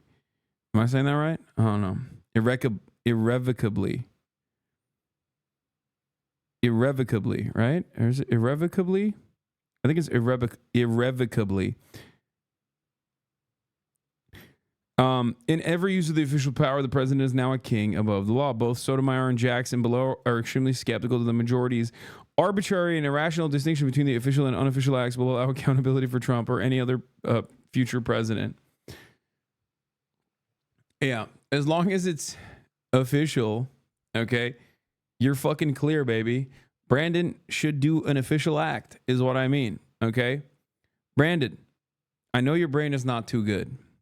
Okay, I know I've asked you to retire, but let me tell you, okay, I take everything back. Brandon, it's just you and me right now. I'm in this room. It's just you and me. Listen to my words, okay, Brandon? Joseph Robinette Biden, you are the president. Do some official acts, perhaps against the Supreme Court, perhaps against your other political rivals. Perhaps you should do an official act like abolish student loan debt. You can do that. It is an official act. Do it illegally. You can do it illegally now. You have immunity. Brandon, make sure your legacy sticks. You want to be the new FDR, dude? Make it fucking stick. Use the army. Use the CIA. Take out the fucking stroke gun that you used on Bernie Sanders and start using it on everybody else. I don't know. Okay? Take out the car crash gun that you used on John Fetterman. Bust it out. Whip it out. Give him Havana syndrome. You can do it. Fuck it. YOLO mode. You can do whatever the fuck you want. No, not even in a video game, brother. Not even in a video game. In real life, I mean. Okay? Why am I meaning that? Because the Supreme Court told you can do it. The Supreme Court told you can do it. You're the president right now, Brandon. You are not the vice president. I know your brain's no good, and you probably forgot that you're president, but let me tell you, okay? You currently are the president.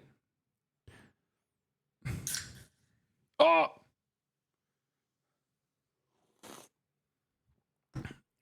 Brandon hit me with the fucking Fizzle gun. My shit got fizzled.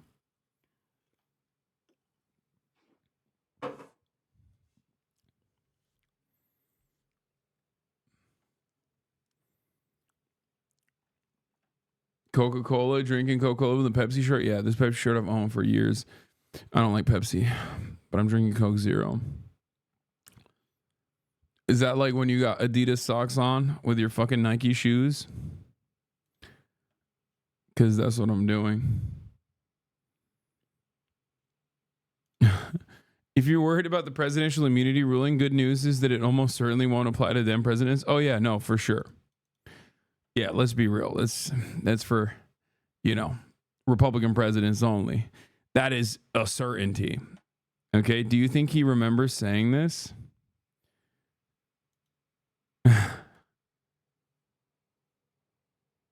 Yeah, good thing it's not politicized, dude. He was so right to not do that.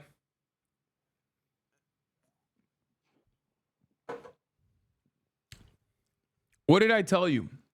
Here's another HasanAbi classic. At the time, people would be like, Hasan, but if we expand the Supreme Court, then they'll expand it again when a Republican's in power. And I was like, yeah, dude, make it 900 Supreme Court justices. I don't give a fuck. What are you, stupid? It's just for this current leadership, for this current tenure, for these 4 years, expand it so you can actually fucking use it. Because you currently can't use it. It's being weaponized against you. So literally fucking use it. It's already politicized, stupid. You're so stupid. And I said this back then. People were like, oh, what about the institutions? And then what happened? And then what happened, dude? Huh.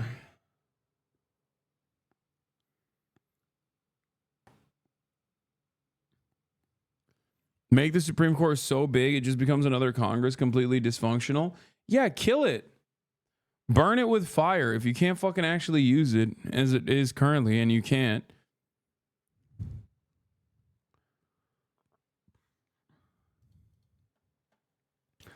I just hate this fucking dog and pony show where Republicans get to do whatever the fuck they want to do always and forever. And when we ask the Democrat to have like that same energy, it's like, God forbid.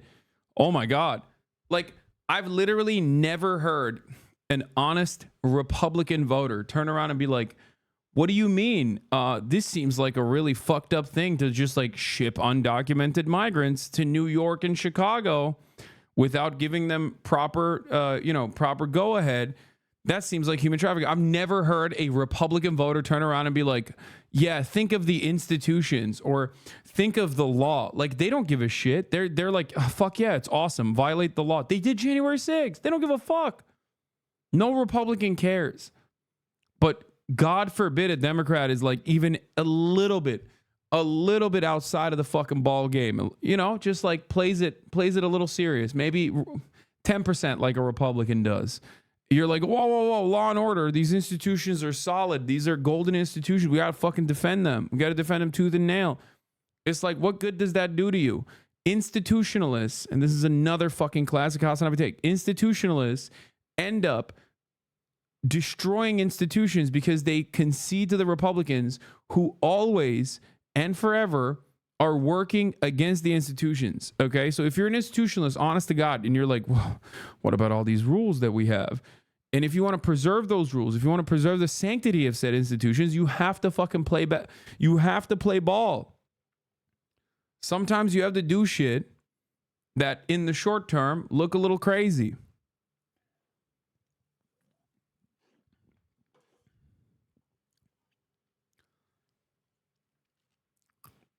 Anyway, so one might ask, what remains of accountability for presidents under the law? I'm asking that.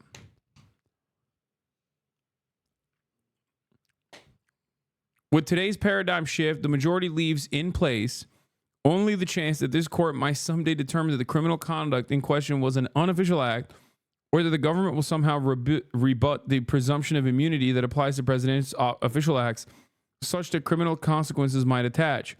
But with the parameters of official and unofficial conduct unknown, I think it highly unlikely that a sitting president would feel constrained by these remote possibilities.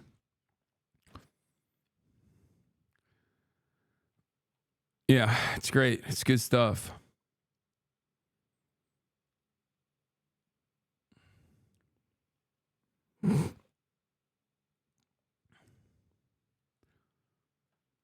For kicks, the Supreme Court could retroactively make Watergate legal. I mean, yeah.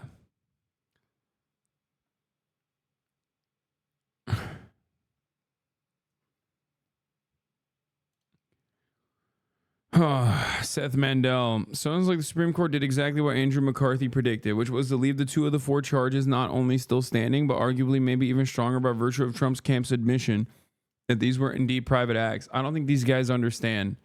This is copium. The oral argument for the immunity case, Justice Amy Coney Barrett wrung from Trump's counsel, John Sawyer, a concession of the fake elector scheme as charged, involved private behavior by Trump and his campaign, i.e., it was a political action of an office seeker, not the official action of a president.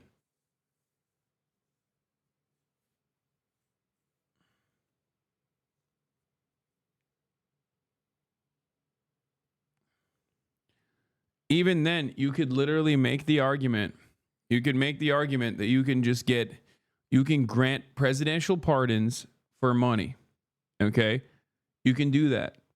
That is an official act of the presidency. You can do quid pro quo schemes with foreign officials, like Trump tried to do with Ukraine at the time. Yet another official act of the president. That's not like,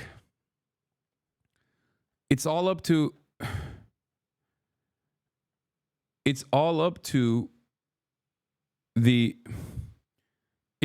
interpretation. And it creates, in my opinion, an entirely unnecessary separate distinction that doesn't need to be there. Okay?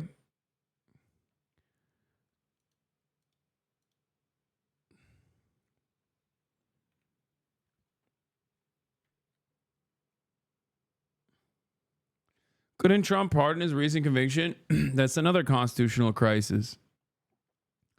We don't know. Technically, yes. The federal one, he probably could.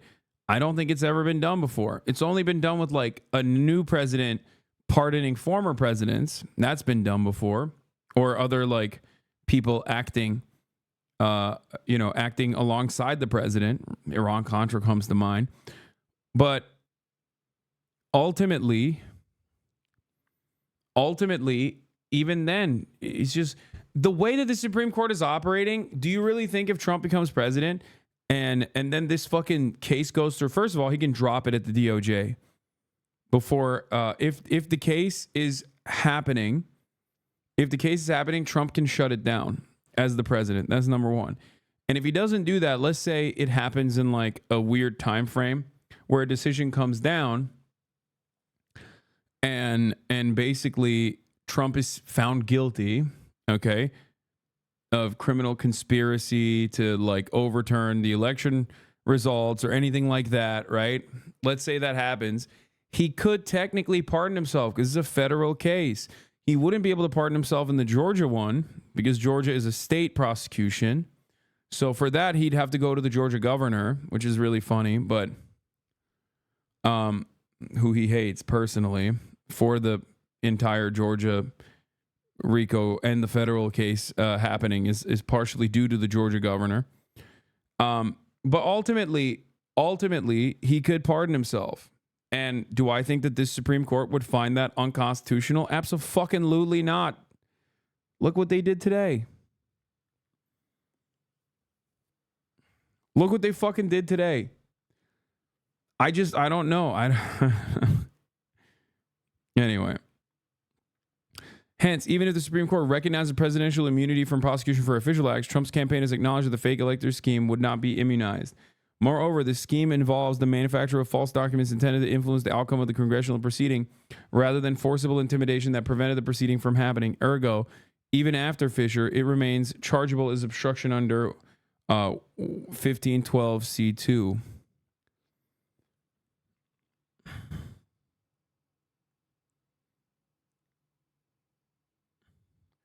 Also, according to this analysis by McCarthy, the court made it possible where before it wasn't to get a trial before the election possible, not automatic. If this is true, the complaining about it will come from people who don't realize the above. That part, when the trial comes, is up to a lot of factors.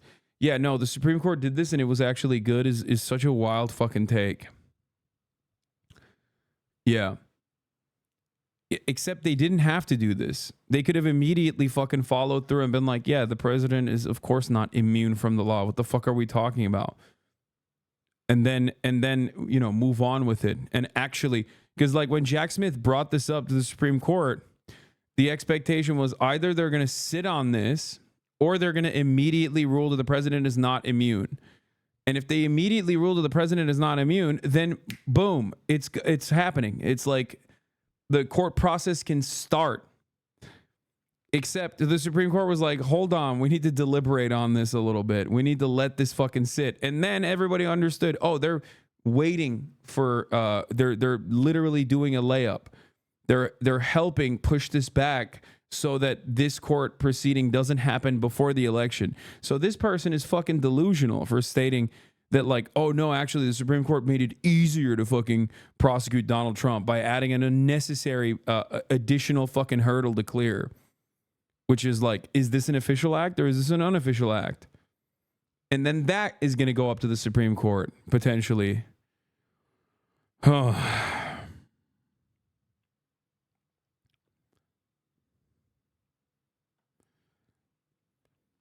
one dose of cold water McCarthy seemed to pour on the case pre-SCOTUS rules was that the fake electors case may not be as strong as they think it is. But that's another issue. The case seems to survive the court's ruling this morning, so they'll eventually get to test it. Oh, yeah, it's just...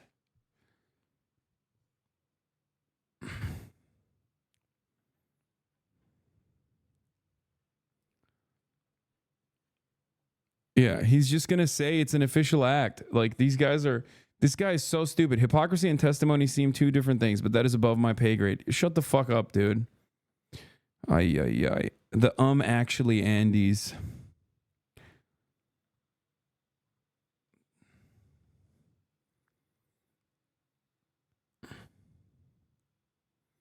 Yeah, Seth Mandel, husband to Bethany Mandel, who once famously posted that her sons were spewing like brown bile out of their mouths when the mask mandates were around. Who once famously wrote an article about how you should befriend Nazis on the forward, I think, or tablet. That Bethany Mandel. They're both freaks. Seth and Bethany both. Anyway.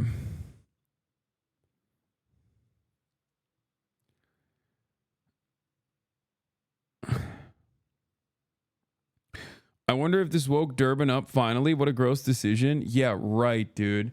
Yeah, dick. Sure. You mean, yeah, the Senate Judiciary? I'm certain they're going to fucking finally take action.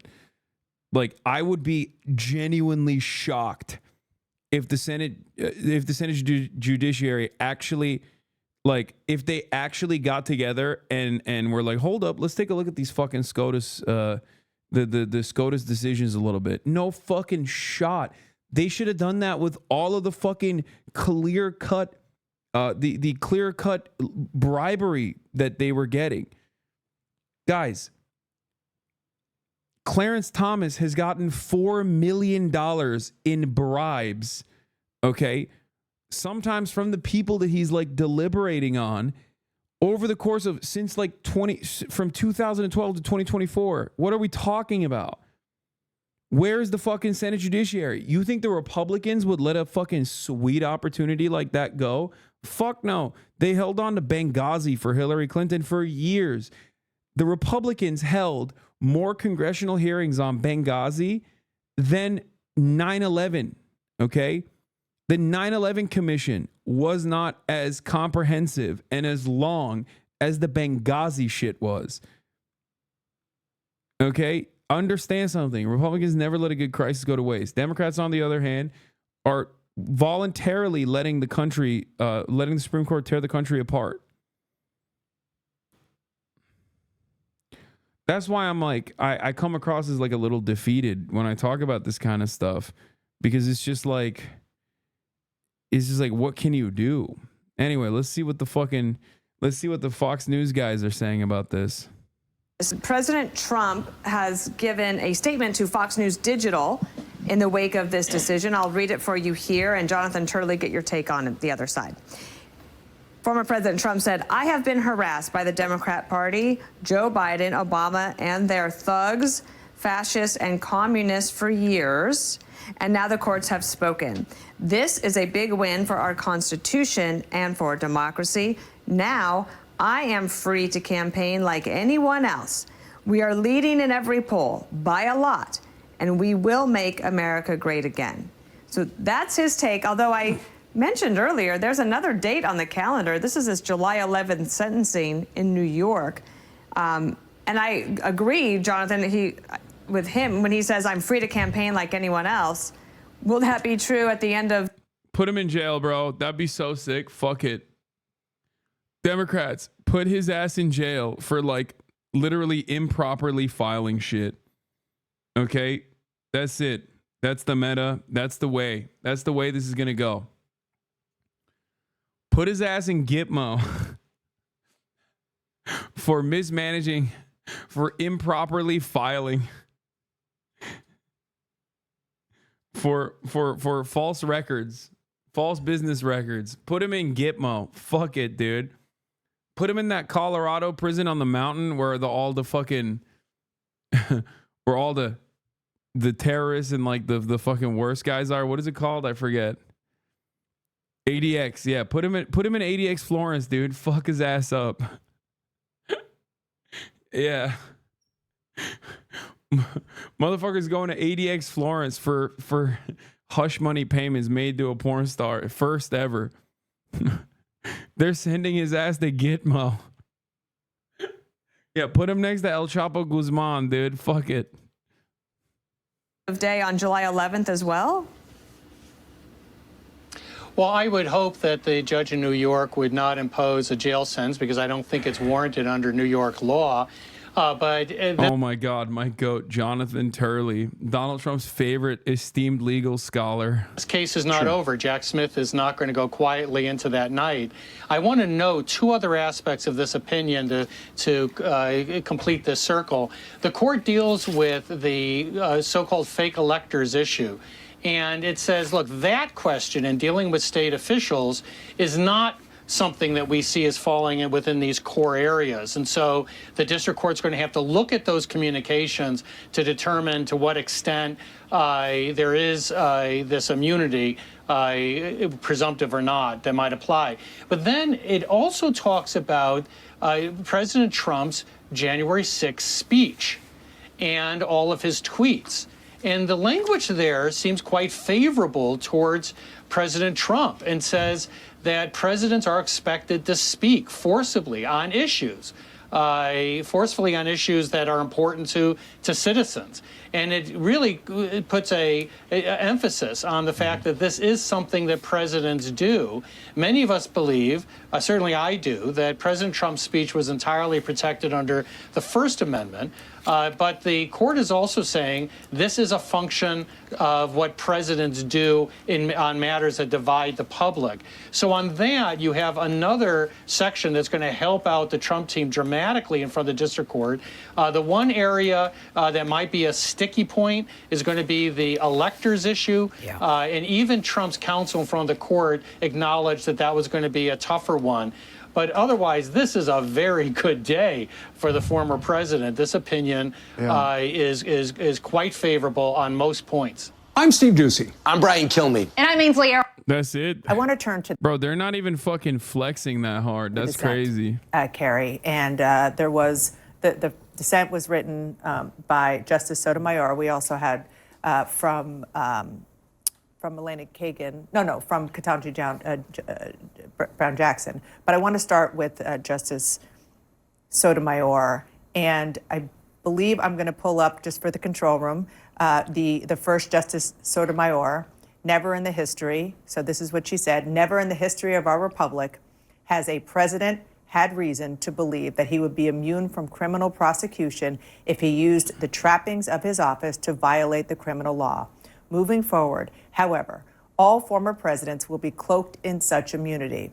If the occupant of that office misuses official power for personal gain, the criminal law that the rest of us must abide will not provide a backstop. With fear for our democracy, I dissent. It's a very strong statement by Justice Sotomayor, and it's understandable from the context of how broad the majority seems to interpret immunity in this case. The majority doesn't just say that the former president is immune for official acts, which it makes very clear.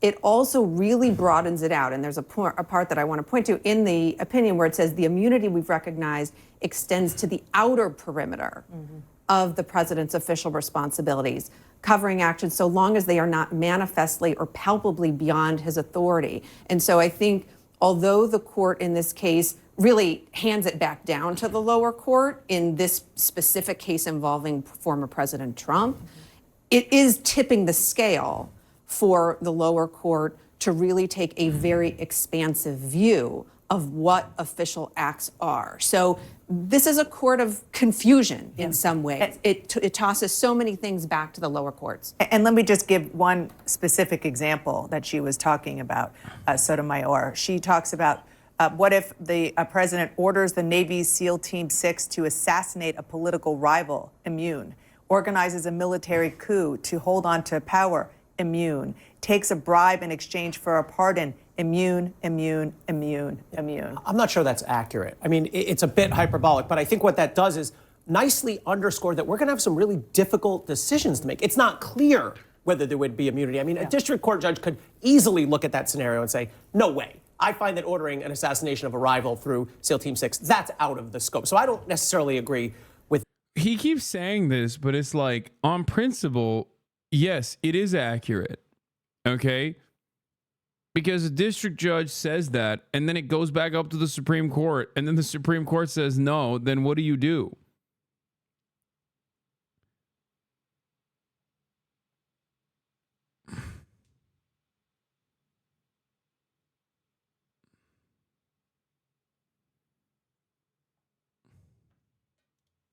With that extent, but she's right. We now have some very difficult problems to wrestle with. I think she's a lot closer to right than wrong. Yes. I think that when you combine her concerns with the way they articulated this position again and again and again, they come back to this idea that, oh, this immunity is absolutely necessary. Not only is it constitutionally required by separation of powers, but if without it, a president would be chilled from taking bold and decisive action. They repeat that again and again and again. So basically what you have here is the Supreme Court imposing its judgment that that principle, that we must have bold and decisive presidents, is more important than the principle that Justice Sotomayor is advancing, which is we should have presidents who obey the law. Back with the team here in New York. Tim Naftali, you're a presidential historian. You focused a lot on Nixon. What do you make of this? This decision was written as if America has never had a corrupt president. This decision is blind to the ways in which presidents have used their core constitutional authorities to hurt the American people.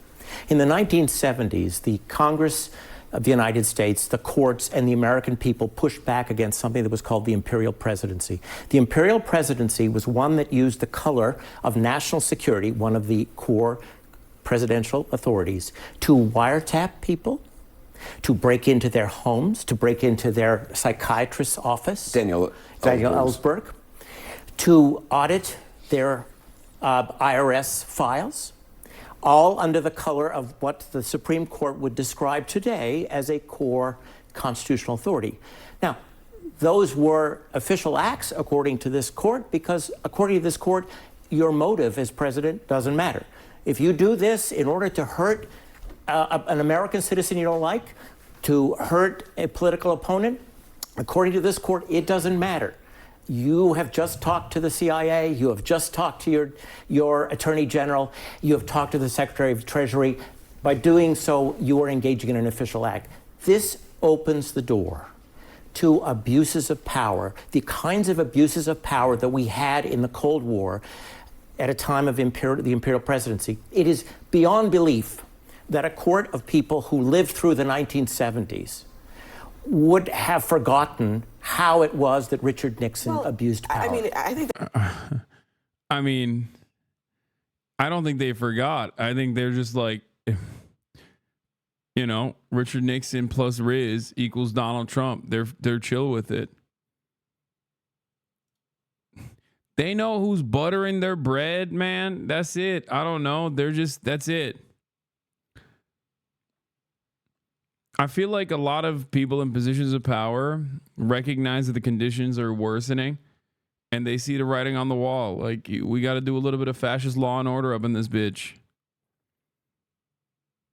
You know?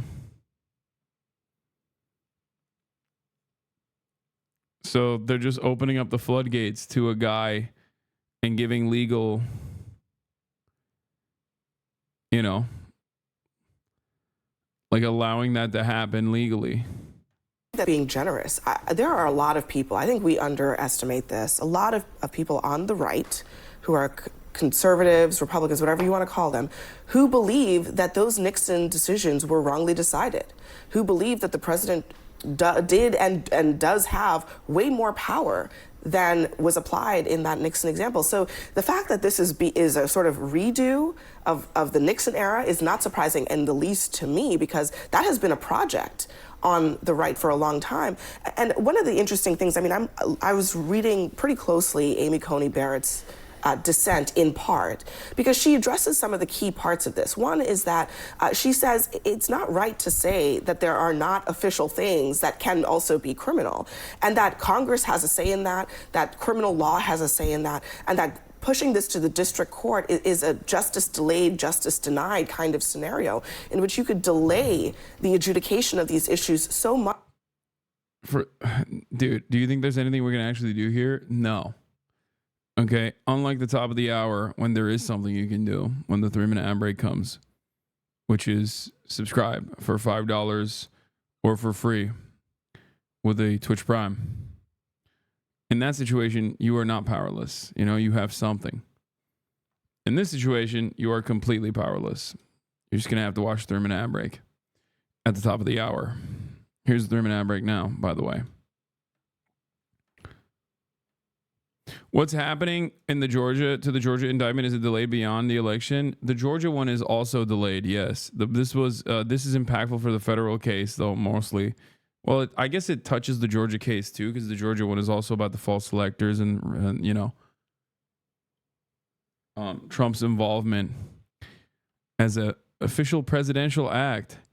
This now gives additional official presidential. This now gives another way to cover Donald Trump and push the court case back as well. So that justice is never seen. And then on top of that, the idea that you can't take evidence of official acts and use them in criminal prosecution, taken together, all of those things say that even in the areas where they say a president can be criminally prosecuted, the bar becomes so high that it creates huge roadblocks. So this will happen in any particular case. And I think it's not something that is like completely out of the realm of possibilities. I mean, we are living through it right now. Joey Jackson, just from a legal standpoint, this now moves to lower court. So I'm concerned. I'd go pretty far in my view. I think it's a disgrace. Let me express why. We look to the Supreme Court for clarity. We look to the Supreme Court to be definitive and give definitive determinations. There's no definitive determination here. They gave uncertainty. They gave more litigation. They gave instances where you can go back to the district court just to be appealed again. And where does it come? To the Supreme Court. That's number one. Number two, when you look at a court. The very same Supreme Court that created this additional carve-out for no fucking reason, which like opens up presidents to be immune to prosecution if they are in clear-cut violation of the law, is also going to deliberate on whether or not the illegal a violation of the law that the president is committing is considered an official presidential act or not. I'm not gonna fucking put my I'm not gonna fucking bet against the Supreme Court in that situation. I suspect that they will say, oh yeah, no, this is actually a official presidential act. I'm just saying, can't put Biden in jail now though. That's what you think. Brother, this kind of stuff only works in one direction, okay? That's why for years I've been saying Biden needs to fucking pack the goddamn court. Slam that shit, okay? Slam that shit. Ethel said he forgives you. Who the fuck is Ethel? Lord and Savory. Anyway. Slam that motherfucker with as many Democrats, 35-year-old Democrats as possible, okay? And here's the thing. Here's the thing. He should have done that pronto. He should have immediately done that shit. Or look at courts to give that guidance, and they should be nonpartisan. Especially because, like, sorry, the other point I was going to make is that Republicans don't give a shit. Republicans will always use anything and everything to their advantage. That's it.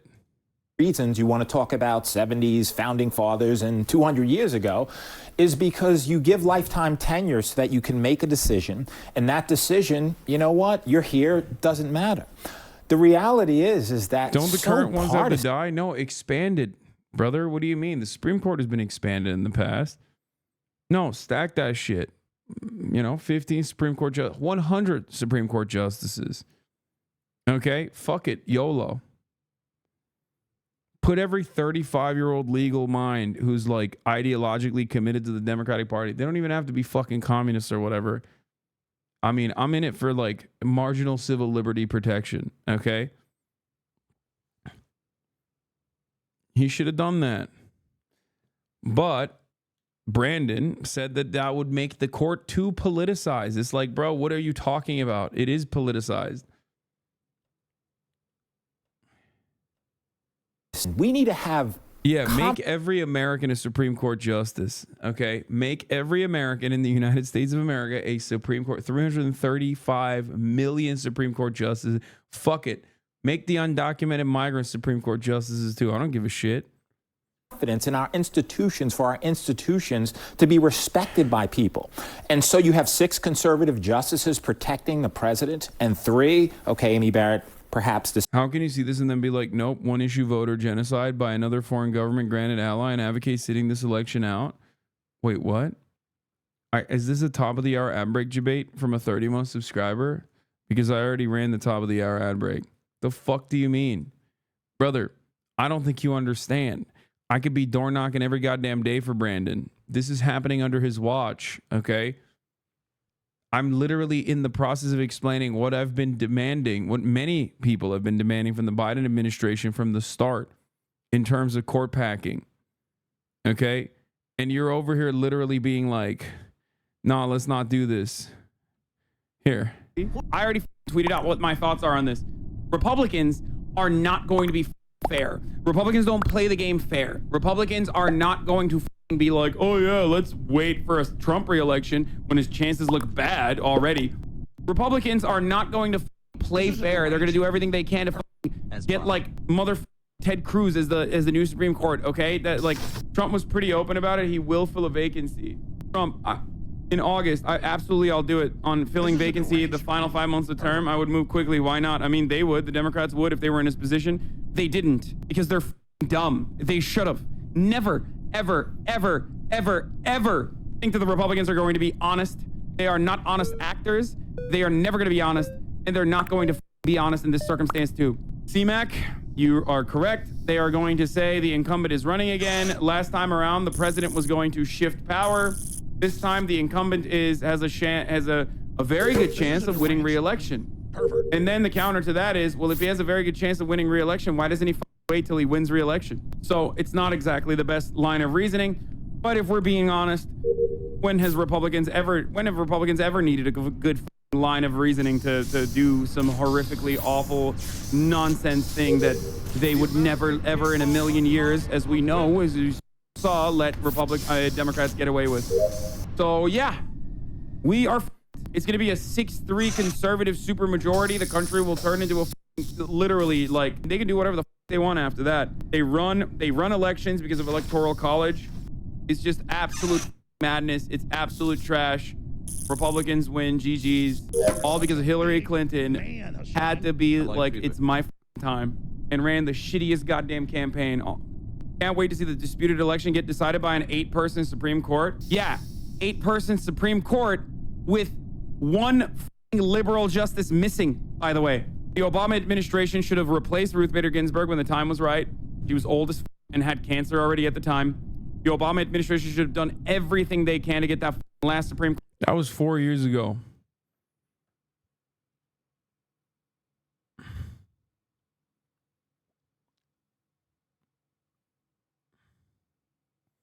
Highly suggest you plan a day trip to Vienna if you have the time. I don't. Also, why would I go to Vienna? Oh, to see the social housing, to see the public housing. I have been to Vienna before. It's beautiful. Court justice, because the Republicans would never, ever, ever, ever, ever, ever, ever let that go. Yeah, they were so sure the Republicans would never win again against the Obama coalition that they got so cocky. They thought Hillary Clinton was a wrap. Like, they thought Hillary Clinton was going to win. So, like, we'll just let the next president decide. Yeah, guess what? The next president is spear-dicking his agenda. Breaking, Trump will nominate someone in the coming days. GG's, boys. Hey, absolutely GG's. Multiple sources close to the President Trump with a direct knowledge tell ABC he's expected to put forth a nominee to fill Ruth Bader Ginsburg's seat in the coming days. Yeah, democracy doesn't die in the darkness. The democracy dies at Applebee's, okay? You love... There you go.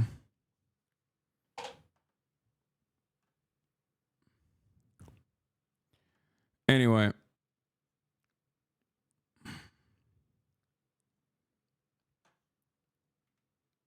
Republicans will never, the Republicans will never stop abusing the institutions because the institution defenders are stupid. In part, but 6 Supreme Court justices protecting the president and the other 3 liberal justices saying, are you kidding me here?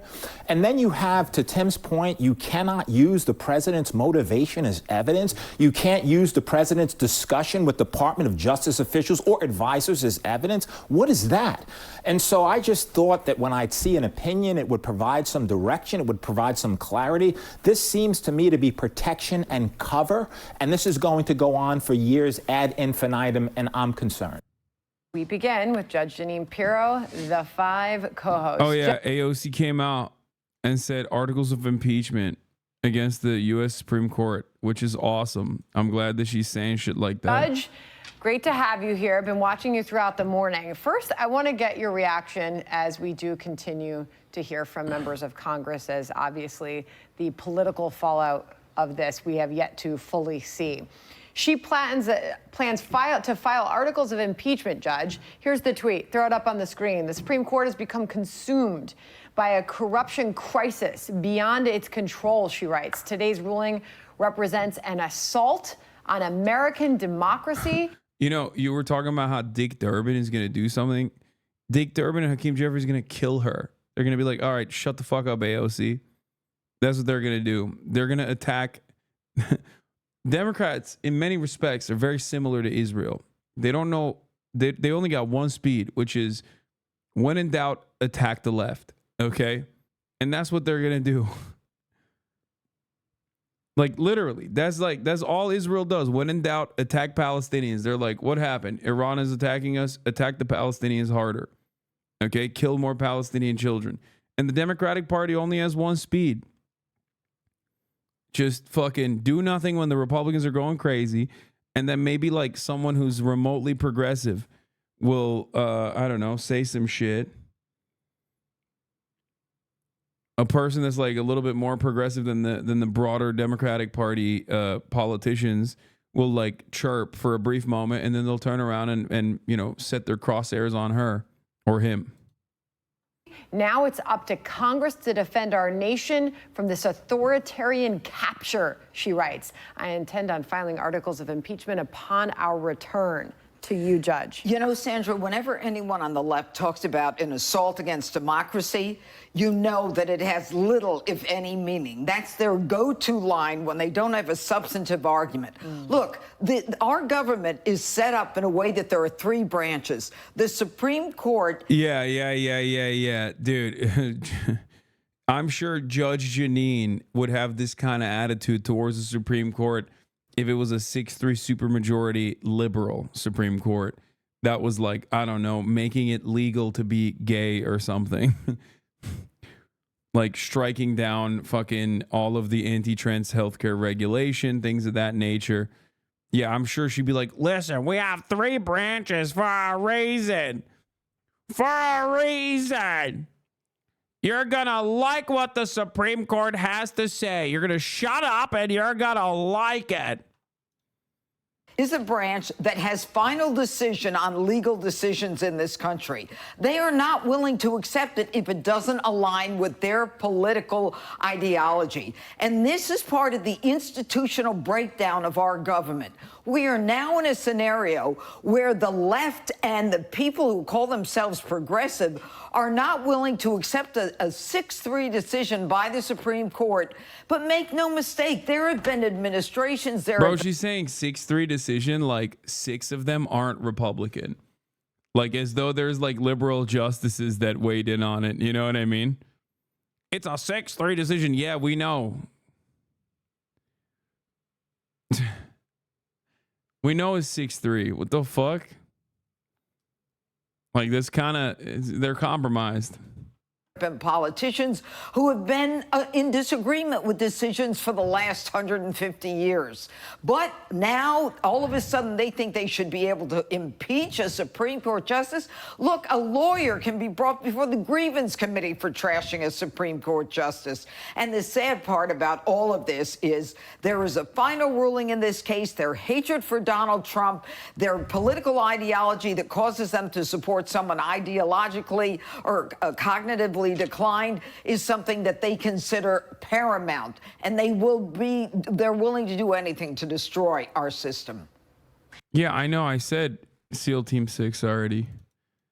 Commander-in-Chief clause called Trump a threat to national security.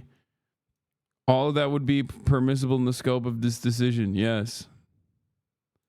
She's slurring. Yeah, bro. She's fucking. She's zooted. She's always drinking, dude. She's drunk as fuck. Well, Judge, the timing of this decision has really allowed the Biden campaign to turn the page on the aftermath of the debate. And we just had she off the bean. She off the twisted teas. Campaign call that we listened in on where former Capitol Police Officer Harry Dunn, who's now part of the Biden campaign, spoke to this. Listen to what he said. Okay. My message today is simple. This is not a drill. Donald Trump is the single greatest threat to the United States of America in a generation. We can't let him anywhere near the Oval Office again. We can't count on the Supreme Court or any institution to hold him responsible. It's going to be up to the voters in November. Well, go ahead. What's the response to that? My first response is, if this guy was a member of law enforcement, I feel terrible for anyone that had contact with him. Number two, he's a former officer. Number three, explain why Donald Trump is ahead in so many states, and especially those swing states that are so important. Look, these people have a big mouth. They speak about things that the American people are not aligned with. And when the United States Supreme Court makes a decision... No, the American people are so aligned with the president having like complete immunity from prosecution. Like every American's like, I love that. Thank you. That's for me. After all, I might be a president one day and I would like to do some illegal shit when I'm president. That's what they're saying. This is so stupid. Yeah, just like the American population was like, I want to make sure that my water is polluted by the corporation with the most amount of money, with the best legal team that can now hold up any kind of regulatory agency with mountains of fucking paperwork, okay, with mountains of litigation. That's what I want. I want to make sure that my water is perfectly lead poison. I want to make sure that there's so much PFAS in my water, so much microplastic in my water. It's not just in my balls. It's just pouring out of every orifice. That's what I would like. Please. I love lead. Yum. I love asbestos. Bring that shit back. America used to be a country. We used to have asbestos. We don't anymore because of this gay ass regulatory agency taking that shit away from us. I don't want microplastics. I want macroplastics. Exactly. That's what I want. That's what I demand. And I'm so glad that the Supreme Court is making these sorts of decisions that defend my interests. Okay? That's what I like. Also, the abortion thing. That's another one. That's another good one. I love the notion that 50% of the country just cannot get this perfectly valid, perfectly normal medical procedure because a bunch of freaks decided that it should be held to the states. It should actually go back to the states, and that it shouldn't be a decision between a woman and her doctor. It should be a decision made between a woman or doctor and the Supreme Court, or, you know, whatever the local legislator is that has decided that this should be illegal, actually. It's pretty cool. Love that. Every American loves that. Thank you. Important is this one. The Supreme Court speaking for the first time because no other president has ever been criminally indicted for actions while in office. It's about time we listened. I want to read just a little bit from the majority opinion written by Justice Roberts. The president is entitled at a minimum to a presumptive immunity from prosecution for all his official acts. That immunity applies equally to all occupants of the Oval Office, regardless of politics. Bro, policy. I'm telling you, Roberts is literally winking at Brandon. That's what he's doing. Okay? He's winking at Brandon. He's like, that immunity applies equally to all occupants of the Oval Office, Brandon. Get the SEAL Team 6 ready, boys. We're going. Not the fucking Korengal Valley. We're going to MAGAville, baby. Send the Black Hawk helicopters to Mar-a-Lago yesterday. Okay? That's what he's saying. He's like, come on, dog. Do the thing. Do what must be done. Or party. Will Sharp, member of President Trump's legal team, joined me earlier on the Faulkner Focus with his response to all of it. They've recognized a very broad doctrine of criminal immunity for former presidents. I think there are some choice paragraphs in there from Chief Justice Roberts criticizing the haste with which this prosecution has proceeded. The Biden campaign of lawfare against President Trump has just been dealt a decisive blow by the U.S. Supreme Court. Really interesting part of that, Judge. Yeah. Well, Dude, Republicans are literally just fucking such donkeys, dude. Look at this. Look at this. 74% of independents, immunity for former presidents, Trump v. United States. Some people think that the former presidents are not immune from criminal prosecution for actions they took while president, and so can be criminally prosecuted for such actions. Other people think the former presidents are immune from criminal prosecution. What do you think? Okay. Out of all respondents, 26.5% said presidents should be immune or are immune. Okay. That was 10% of Democrats, 26% of independents, and of course, 45% of Republicans.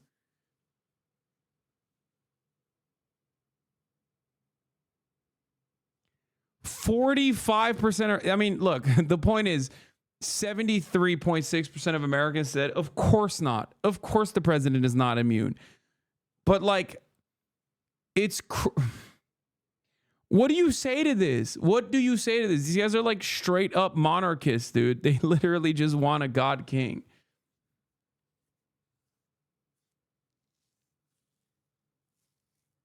God, they're so fucking... God, I hate Republicans so much. It's just like my hatred for Republicans. This election cycle, now the hogs are trickling back into this space. And I'm very excited, because they've been gone for so long that it's just like the only hogs that I have to deal with are like the annoying, smarmy liberals. But also simultaneously, my hatred for them grows every fucking day. I mean, it never went away, but like it just comes back to the forefront every single time I have to hear some dumb shit from these fucking animals, okay? Yeah, ironic that the monarchists are named Republicans. Ironic, but it's true. The fact is that the Supreme Court also attacked not just Jack Smith. I mean, this is a court that has ruled against him unanimously in the past. He is not considered an ethical prosecutor. He's the one who indicted the former governor of Virginia. That case was overturned. He has a political agenda. But what I think is so significant about the Supreme Court's decision is not the final recognition that when a president is engaging in official acts that involve core essential presidential duties, he has absolute immunity. And then, of course, it's remanded to the lower court to determine what are official versus unofficial acts. And for official acts, he has presumptive immunity.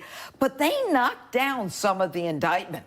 They knocked down some of the arguments that the president isn't entitled to speak to his vice president or to the attorney general because the president has exclusive jurisdiction and authority over those particular issues as they relate to the Department of Justice and crimes that are being prosecuted. The Supreme Court made it very clear that there are some parts of this that are protected by the court. I can't wait for Maoist Liberal Liberation Front starting up when Trump gets elected and starts executive action the fuck out of the libs while they scream at the left for protesting a fucking genocide there.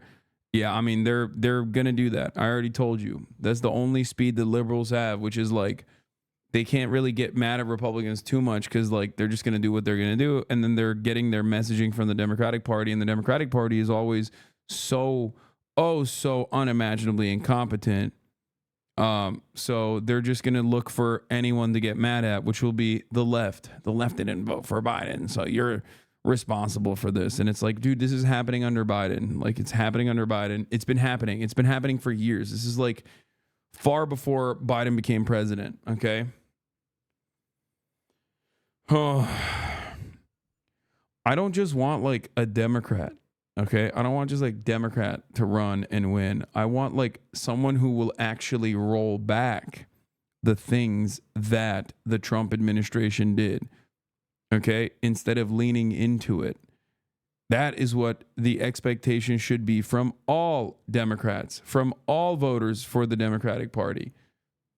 It's so fucking stupid. Where are you, a DMV for rich people? Yeah, I'm at a DMV for rich people.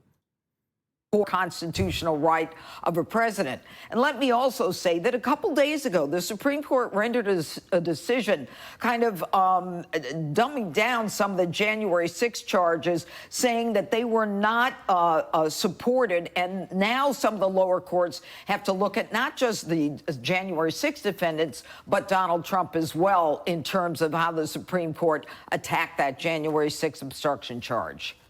Judge, I just want to sort of circle back to where we started, which was with AOC calling for articles of impeachment following this ruling. And you had heard ahead of this decision. Yeah, she's like, Janine, get back to shitting on AOC. You've been talking about some other shit.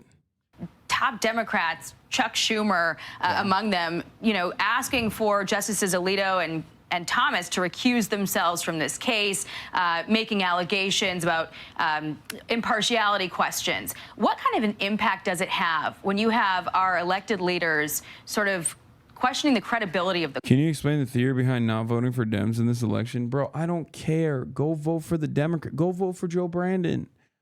I'm not telling you not to vote for him. Now, the primaries are entirely different, okay? Abso-fucking-lutely not. But if you want to vote for Joe Brandon, go ahead. Vote till you're voted legally. Okay? Vote fucking harder. Vote harder. I'm sure we're going to save the country. Okay? Do it. Have fun with it. I've never been anti-voting in general.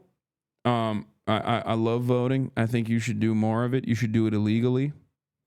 Work for your money. Republicans on top, you bum. It's the funniest part about shit like this is that, dude, I've made it. Okay. The Republicans at this point literally help me out. Okay. They don't help you out. And you're engaging in team sports. It's like, okay, tax cuts for the wealthy come. That's good for me, technically. It's not good for me in the long run because I want a fucking healthy, normal country. I want a country where there's like actually some kind of parity, some kind of equity. But Yeah, you know, I want good roads and not as much of the tax dollars to go to like American wars in Israel and you know, the domestic military force that is the police force. You know, I want to pay teachers instead. So yeah, it's not, you know, in my best interest, but immediately if you're thinking about it like that shit's not helping you. Okay? It's so dumb. I want health care. I want houses for the homeless. You can fucking Trump 2024 baby your way out of this all day, every day. But ultimately, it's not going to help you. It's not. It's not going to help you. Just like Democrats fucking act like voting for Brandon is going to fucking, you know, somehow give them some kind of moral victory. It's not. It's not. Look at the past 4 years. What do we get? The court. Well, I think it has a huge impact, and I think that the Supreme Court has of late been subject to tremendous criticism. And I think that, you know, there's a reason that our founding fathers wanted these justices to serve for life. I mean, they should not be affected by the mob or by the criticisms or the attempts to impeach. And I think that more than anything, they recognize how important their job is. In this case, Gorsuch. Are you saying nothing's been done in the last 4 years as far as all the broad agenda items that the Brandon administration put forward that they were going to follow through on? They all got neutered by fucking the literal Democrats. Okay? Centrist Democrats, right-wing Democrats. And that's the successful legislation. Much of the legislative agenda was completely cast aside, if not immediately turned on. The first 100 days immigration promises were literally reversed.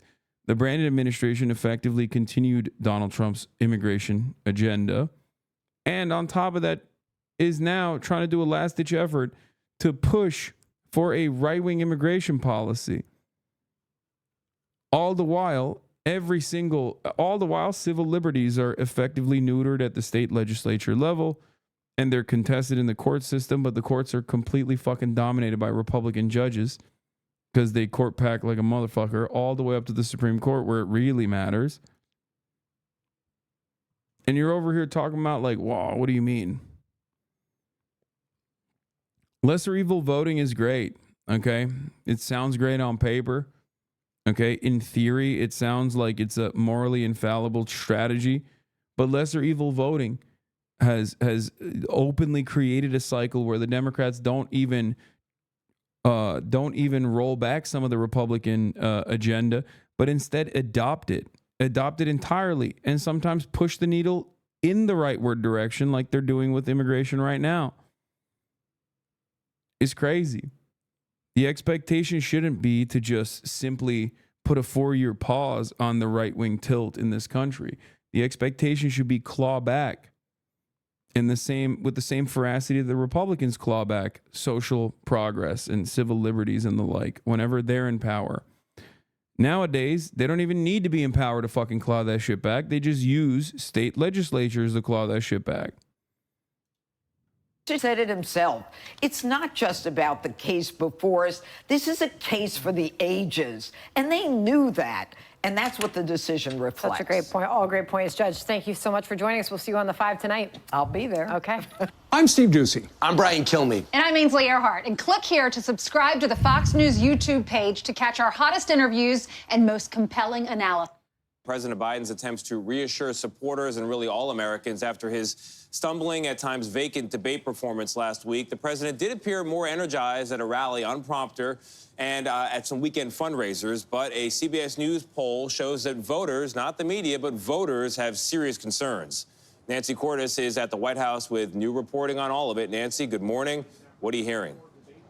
It's been a busy weekend, Tony. President Biden spent the day yesterday with family at Camp David, and we're told that they encouraged him to stay in the race.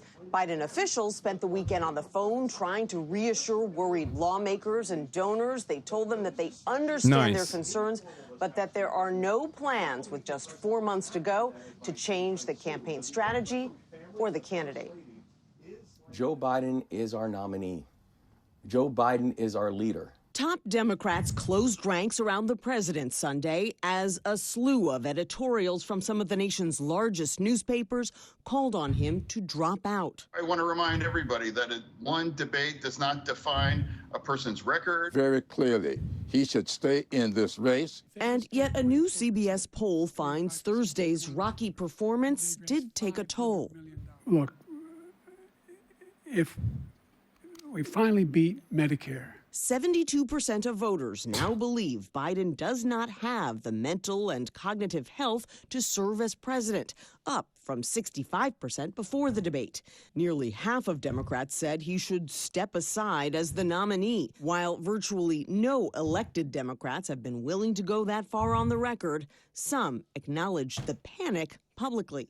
There are a lot of lingering concerns, Alex. We can't put on a happy face on this. There are very honest and serious and rigorous conversations taking place at every level of our party. Top Biden officials still haven't explained why Biden seemed to struggle the way he did on Thursday.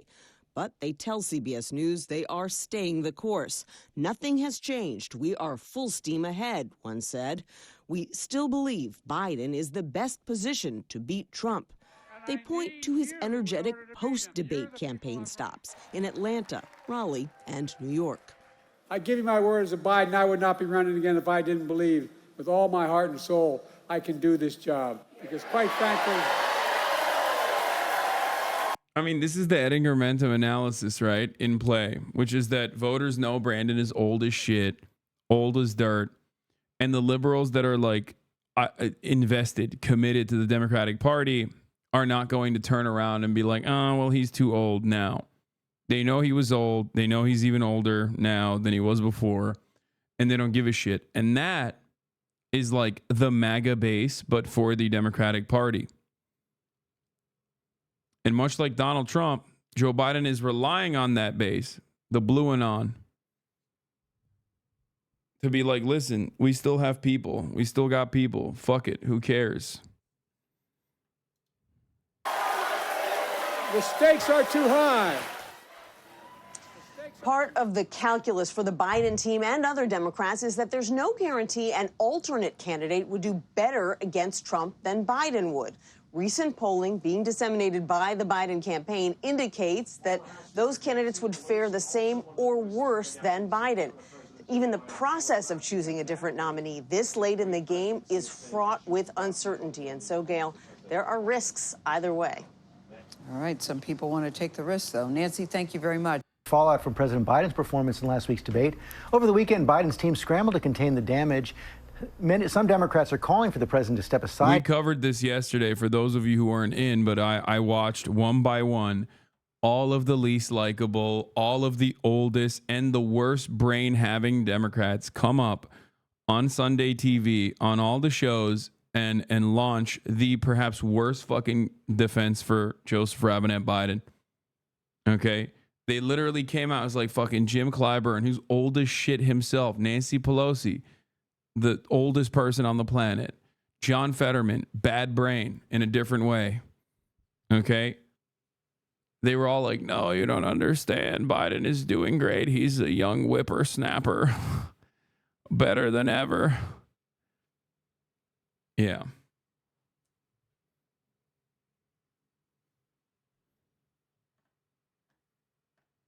And now Democrats want to nominate Biden ASAP. That's awesome. Democrats weigh in early Biden nom to squash talk of a swap. Dude, they're doing literally the most Democratic Party shit. It's awesome. They are demonstrating the absolute worst political instincts. The threat is maximum copium. Oh, yeah, I have this. Don't worry. I have this lined up. Right here. Urgent scientist work. Havana. Talking about how it's a Havana syndrome. The Havana syndrome's our boy. Candidate. Rachel Scott is tracking it all. Good morning, Rachel. Hey, George, good morning to you. Look, there is no way around this. It has been a rough 72 hours for President Biden after that debate. His campaign is eager to turn the page, making calls to donors and Democrats, but the questions about his age and mental fitness have not gone away. This morning, the Biden campaign is scrambling to dismiss doubts about the 81-year-old president, pushing ahead with his re-election campaign after the debate that many Democrats have labeled disastrous. With the COVID, with dealing with everything we have to do with, look, if we finally beat Medicare. Biden's campaign team making it clear that the president will not step aside, telling allies in a memo obtained by ABC News that Biden got off to a slow start, but then drew a sharp contrast with Trump on the issues that matter most to voters, and arguing to supporters that if Biden were to drop out now, it would lead to weeks of chaos, internal food fighting, and a highway to losing to Donald Trump. Some of Biden's top allies insisting one bad night will not derail his campaign. Let us not make a judgment about a presidency on one debate. Let's talk about what it means to people in their lives. He knows, as the American people do, that when you get knocked down, you get back up and you fight harder. That's what he's planning to do. But Democratic Congressman Jamie Raskin admitting there are honest and serious conversations happening within the party. There was a big problem with Joe Biden's debate performance. There are very honest and serious and rigorous conversations taking place at every level of our party. The president heading to Camp David for the weekend as the New York Times editorial board called for him to step aside, insisting continuing his campaign would be a reckless gamble given the significant threat Trump poses, adding, the greatest public service Mr. Biden can now perform is to announce that he will not continue to run for re-election. But Biden himself has made it clear he's not going anywhere. I don't walk as easy as I used to. I don't speak as smoothly as I used to. I don't debate as well as I used to. But I know what I do know. I know how to tell the truth.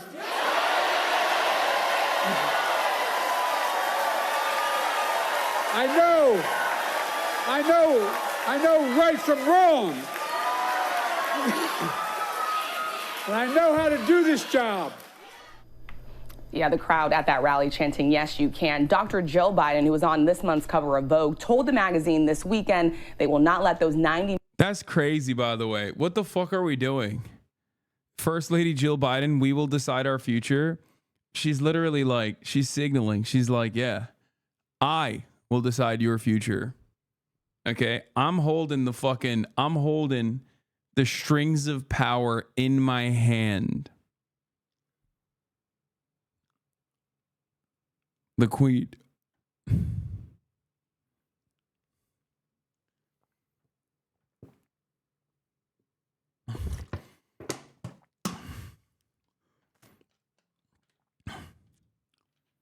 This is the most Democratic Party thing to do, actually.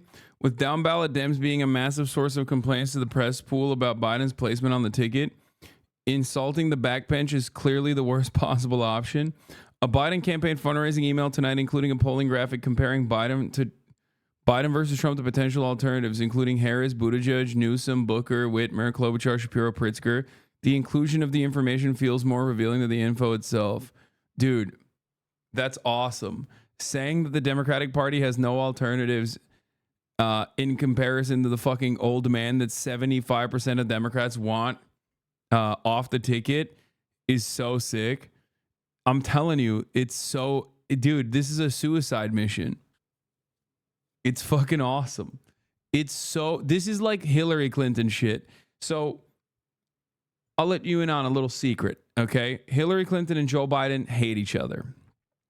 There's a couple different groups within the Democratic Party that have always like fought for control. And since the Clinton era, you have the Clintonites, okay? And then post-Obama, you have the Obama people, right? And Biden has a lot of the Obama people as well. And the Obama world and the Clinton world are almost always at odds with one another. But this right here is positively Clinton shit, okay? This is literally the most Hillary Clinton-esque thing that I've ever seen. Just like dunking on other more popular figures in the Democratic Party like this to your donors is so funny. It's great. Keep it up.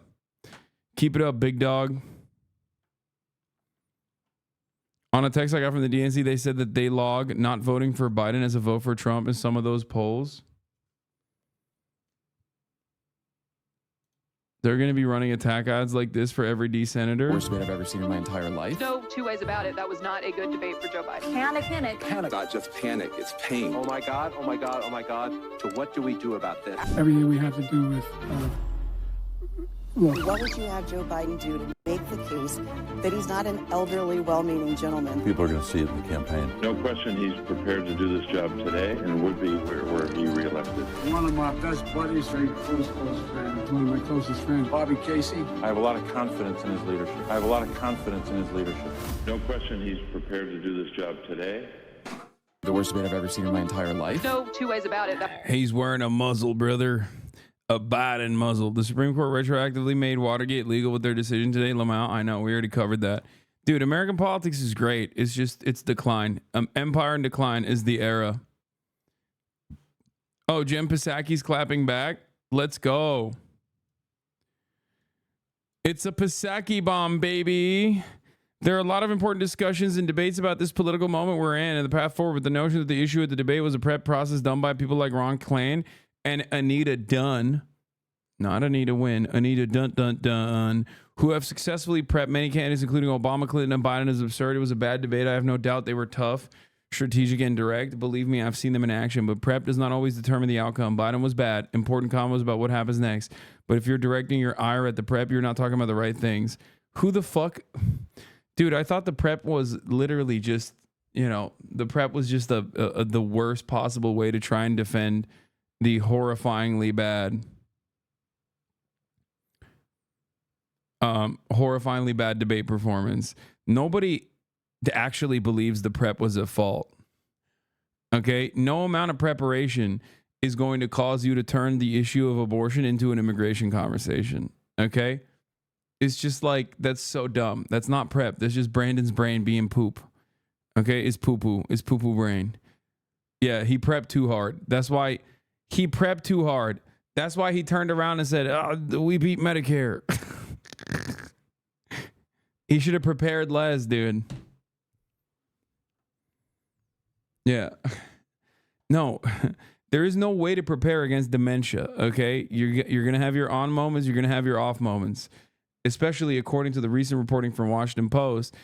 The president apparently not so great after 4 p.m. Between the time frame of 10 a.m. and 4 p.m., he's fine. He's a dynamo, okay? Guess what? After 4 p.m., don't expect him. Don't expect him to have any light behind those eyes, which is a pretty fucking wild prospect for the leader of the free world. You know what I'm saying? For the goddamn president of the nation.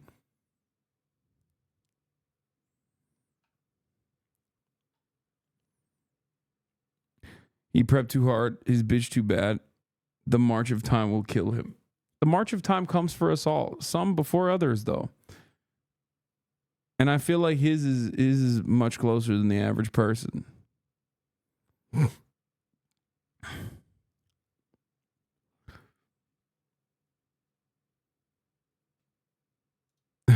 That's a funny tweet. I can't believe the Supreme Court just ruled that the president can sleep outdoors in a public space.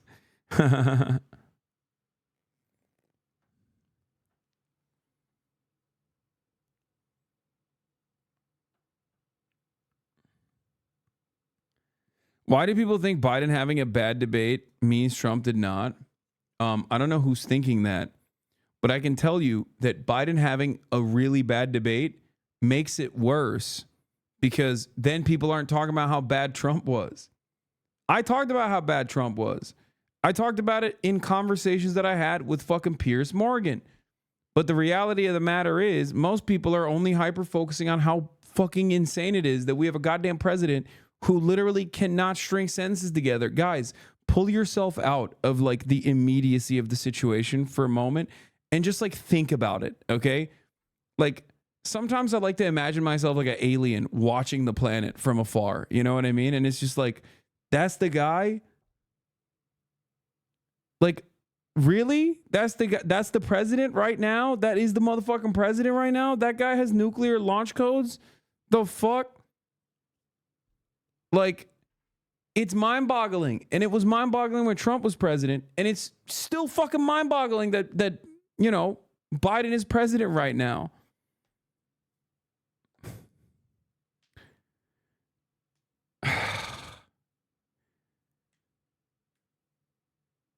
Anyway, yeah, they're just pretend you're in Toronto. Yeah, I that's the one other place on the planet that I would rather not be at.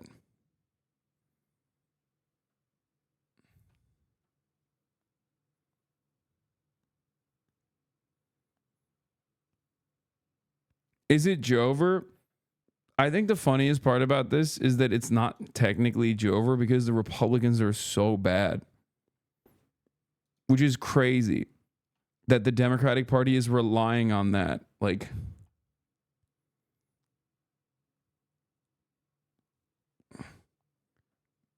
it's still not Jover. But it shouldn't be Jover at all. It shouldn't even be close to Jover. It's defined the 4 years he's been president, saying we will continue to fight, George. Okay, Rachel, thanks. Let's bring in our chief Washington correspondent, John Carl. John, in the end, this is a personal decision for Joe Biden, a family decision for the president. They were at Camp David this weekend. Yeah, let's be clear. Nobody can force Joe Biden out. It would have to be his decision. He was with his family at Camp David. They were there for a photo shoot. There was absolutely discussion of all this. I am told the family has no debate whatsoever on this. They all believe that Biden must stay in and continue to fight. As one family member told me, he is in, we are in. I will add, however, though, George, Rachel mentioned what Jill Biden said to Vogue. She also said this: President Biden will always do what's best for the country. Right now, what they believe is what is best for the country is to stay in. But this is a fluid operation. It's a very fluid situation. To remind chat why it's not Jover, Biden only has to win Michigan, Wisconsin, PA, and he's up in 2 of those within 1 point in PA. And the D's are crushing the Senate races in those races by 8 to 10, carrying Biden because ours are so bad. Yeah, except 1, it should not be that close at all. And 2, this calculation also forgets, obviously, like Pennsylvania is the most important state for this election.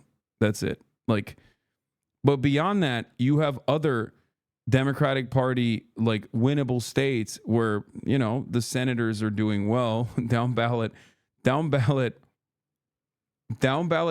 are outperforming Biden by like 10 fucking points.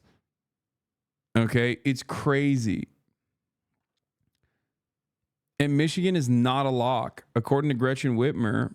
I literally, as of like today, Gretchen Whitmer came out and stated that this debate performance puts Michigan at odds. Something along those lines. Gretchen Whitmer did not say that. Whitmer had phoned O'Malley Dillon with more of an unambiguous SOS to relay that Michigan in the wake of the debate was no longer winnable for Biden. Like, she still says she's not, you know, she's the draft Gretch movement and delivers a warning to Biden. She's right. Michigan was already, she denied it. Regardless of what fucking Big Gretch is saying currently. Do in our state. There's no. Okay. Regardless of what she's saying currently, this statement is absolutely correct. And even before the fucking debate, it was correct. You want to know why before the debate it was correct? Because uncommitted votes are massively important in the primaries in Michigan and in fucking, like, you got Minnesota, you got Wisconsin, you got Michigan. These are places that Biden won, right? Except these are places where even in the fucking primaries, there's like a massive amount of people who are in the Democratic Party primaries. Remember, the real uncommitted voters do not fucking vote, okay? They just don't vote in the primaries at all. We're talking, if you're voting in the Democratic Party primary, that means you're a fucking ride or die Democrat, okay? Ride or die Democrats that went to the primaries and literally voted uncommitted in margins that are consequential, sometimes larger numbers than the fucking numbers that Biden won the state in the last election. Yeah, you got Minnesota Klobuchar's up 10, Biden's up 2 points. It's ridiculous.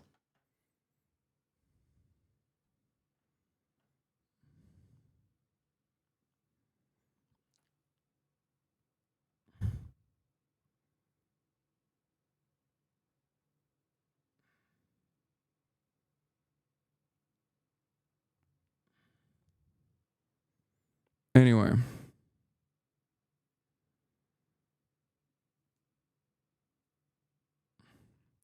Chatter said all Biden has to do is sweep the Rust Belt. Like, that's an easy thing to do.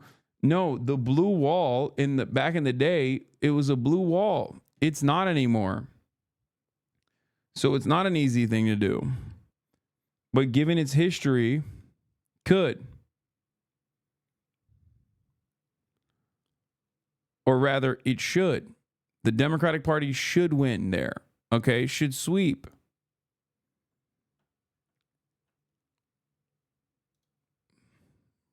But here's why they're not. Rachel, and Democrats are concerned. We've seen some expressions of it, a lot of rallying behind the president as well. The bad debate argument is flawed because I can't recall a single bad debate that led to the entire party freaking out about whether or not the person is capable of doing the job. Dude, I think my opinion on this is that, like, everybody that's chirping now literally knew what the fuck was up, but didn't have, like, enough momentum to be able to come out and swing. Okay? But now they're seeing the New York Times write that article and they're like, yeah, dude, what the fuck are you doing? I think it just gave people the confidence to openly state it. Or rather, they were looking at the debate and legitimately going, okay, I want to believe all of the fucking writing about how Biden is a dynamo behind the scenes, even though I'm seeing all the fucking images of his, like, public appearances where he doesn't look like he has it. Okay? And they saw the debate performance and they were like, well, he didn't fucking meet the expectations. Like, what are you supposed to do? And the irony is the debate was set this early for this reason. It's not like the debate was set at a different date. It was set early for this reason. This was the reason. This is why they did it, because they wanted to, one, show how fucking kooky Trump is. And he certainly is, right? How crazy Trump is. And two, perhaps more importantly, Biden had one mission, and that mission was to show the world that he is very much alive. He's not dead. I promise you, I'm not a cadaver. Okay? I'm not a cadaver. I'm not, like, strung up like a puppet and people are just, like, moving my body and my mouth. I promise you I'm coherent. Okay? I'm not dead. And he couldn't do that. He showed the world that he is, as a matter of fact, dead. Okay? Not early enough, wasn't before 4 p.m. True. I meant early as in, like, the date of the debate. It's not being held in fucking September. It's being held, last week.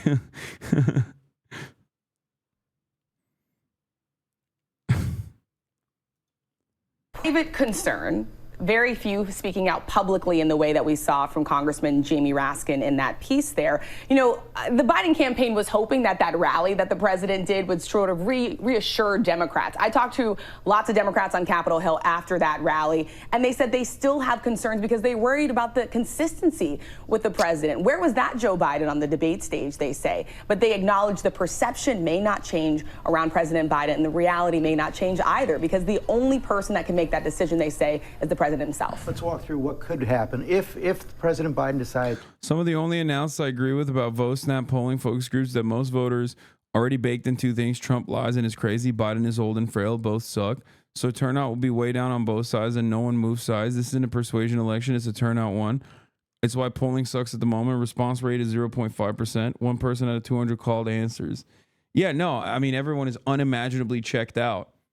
And you want to know why this debate is more important than everything else this time around, and uniquely important? Because it was the one time people checked in. Literally, it was the one fucking time people checked in. 50 million people watched the president, the current sitting president, fail to fucking say things, okay? In a way that they had already made their minds up about. That is so unimaginably consequential.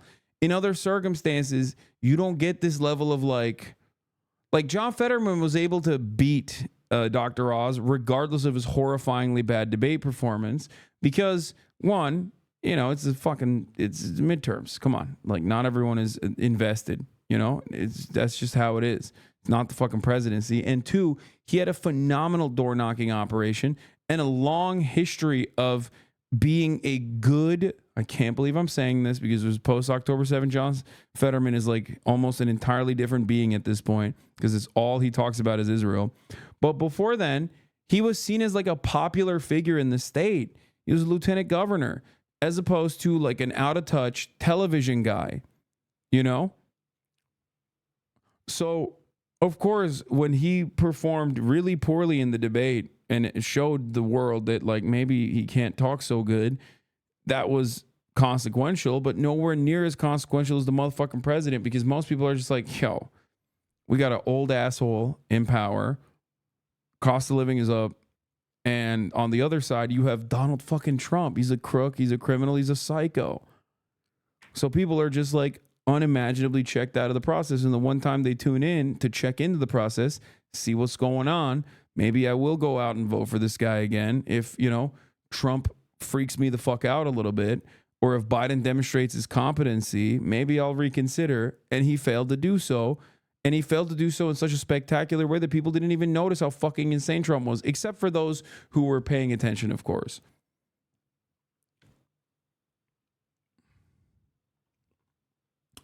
It's really bad. You know what? It is time for me to step aside. How would Democrats go about picking a replacement? Well, but there are private conversations among senior figures in the party about a process that could play out. One scenario, George, is that you could have a series of debates, regional debates, where the audience could be nationally televised, but where the audience are the delegates featuring potential candidates. These would be debates that would play out in the weeks before the Democratic convention, and then the choice would be made at the convention. The convention is not till August 19th, so you could have 6 weeks play out going into the convention where debates like this could play out, and the convention, would have the attention of the world. It would be the most intense focus on a convention that we have seen really in our lifetimes. Rachel, Vice President Kamala Harris would probably go in as the favorite if this process started. The favorite, but of course, as you know, George, there are a long list of Democrats that are sort of waiting in the wings, especially ahead of 2028, and that is the concern from the Biden campaign. Does this turn into a party food fight where no one gets ahead in time to possibly have everyone rally behind a potential different nominee to face off against Donald Trump? What all Democrats are watching for right now, John, are the latest polls showing was there real damage, vote damage, coming out of the debate. That's exactly right. And we're not really going to know for another week or so how the polls play out and also the effect on other candidates, Democrats running for House and Senate. Thank you both very much. Have Americans been duped about President Biden's fitness for office based on his aides keeping him in a bubble? Well, I can tell you that I think a lot of Americans, including Democrats. Alex Thompson is the one that wrote the article about the fucking 10 a.m. to 4 p.m. thing, if I'm not mistaken, right? I said originally it was Washington Post, but I think it was an Axios report.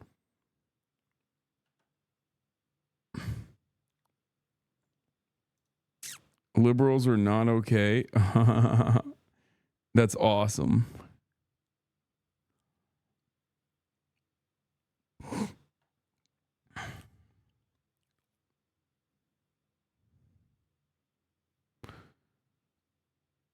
Why aren't they talking about Trump's health? They're so obsessed with getting Biden out. Jesus fucking Christ. Why aren't they talking about Trump's health? Bro, the dude lives on fucking Big Macs and Diet Coke, okay? He's not going anywhere. I don't know how. I don't know why. But that's it, okay? This motherfucker, you can't use your mind power to wish away Donald Trump. It just doesn't work that way. And it's so funny because this is the most Turkish motherfucking thing, dude. Us Turks in Turkey have this fantasy about Erdogan.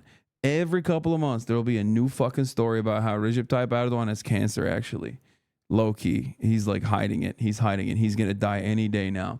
Russians have this about Vladimir Putin. Okay? And it is literally the dumbest. It is just pure fantasy. Evil never dies. These motherfuckers are not going away. Please, it just only shows me that America is becoming like a more crippled nation. and more like the countries that it dominates for the most part.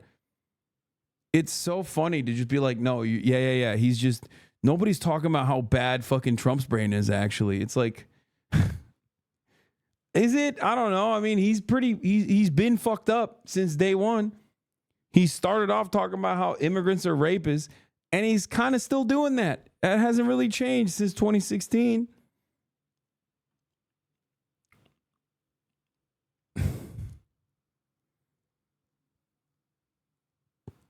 You know?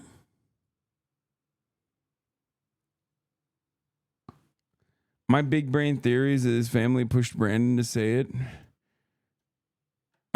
Stay in because they didn't have the heart to say otherwise and figured he'll die if he keeps going, so win-win. That's crazy. No. Yeah.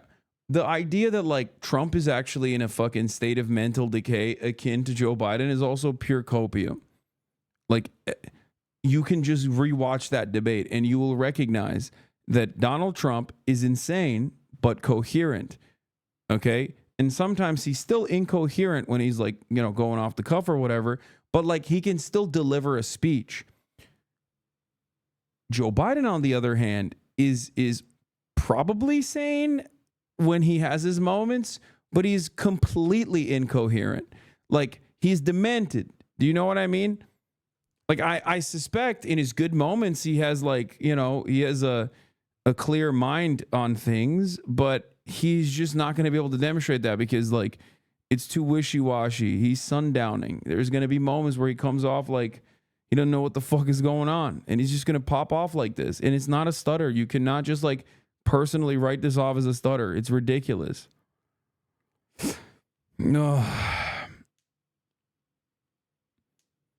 Next debate, give him 3 lines of coke. I mean, fucking Biden will literally die, I think. He will just die on the spot.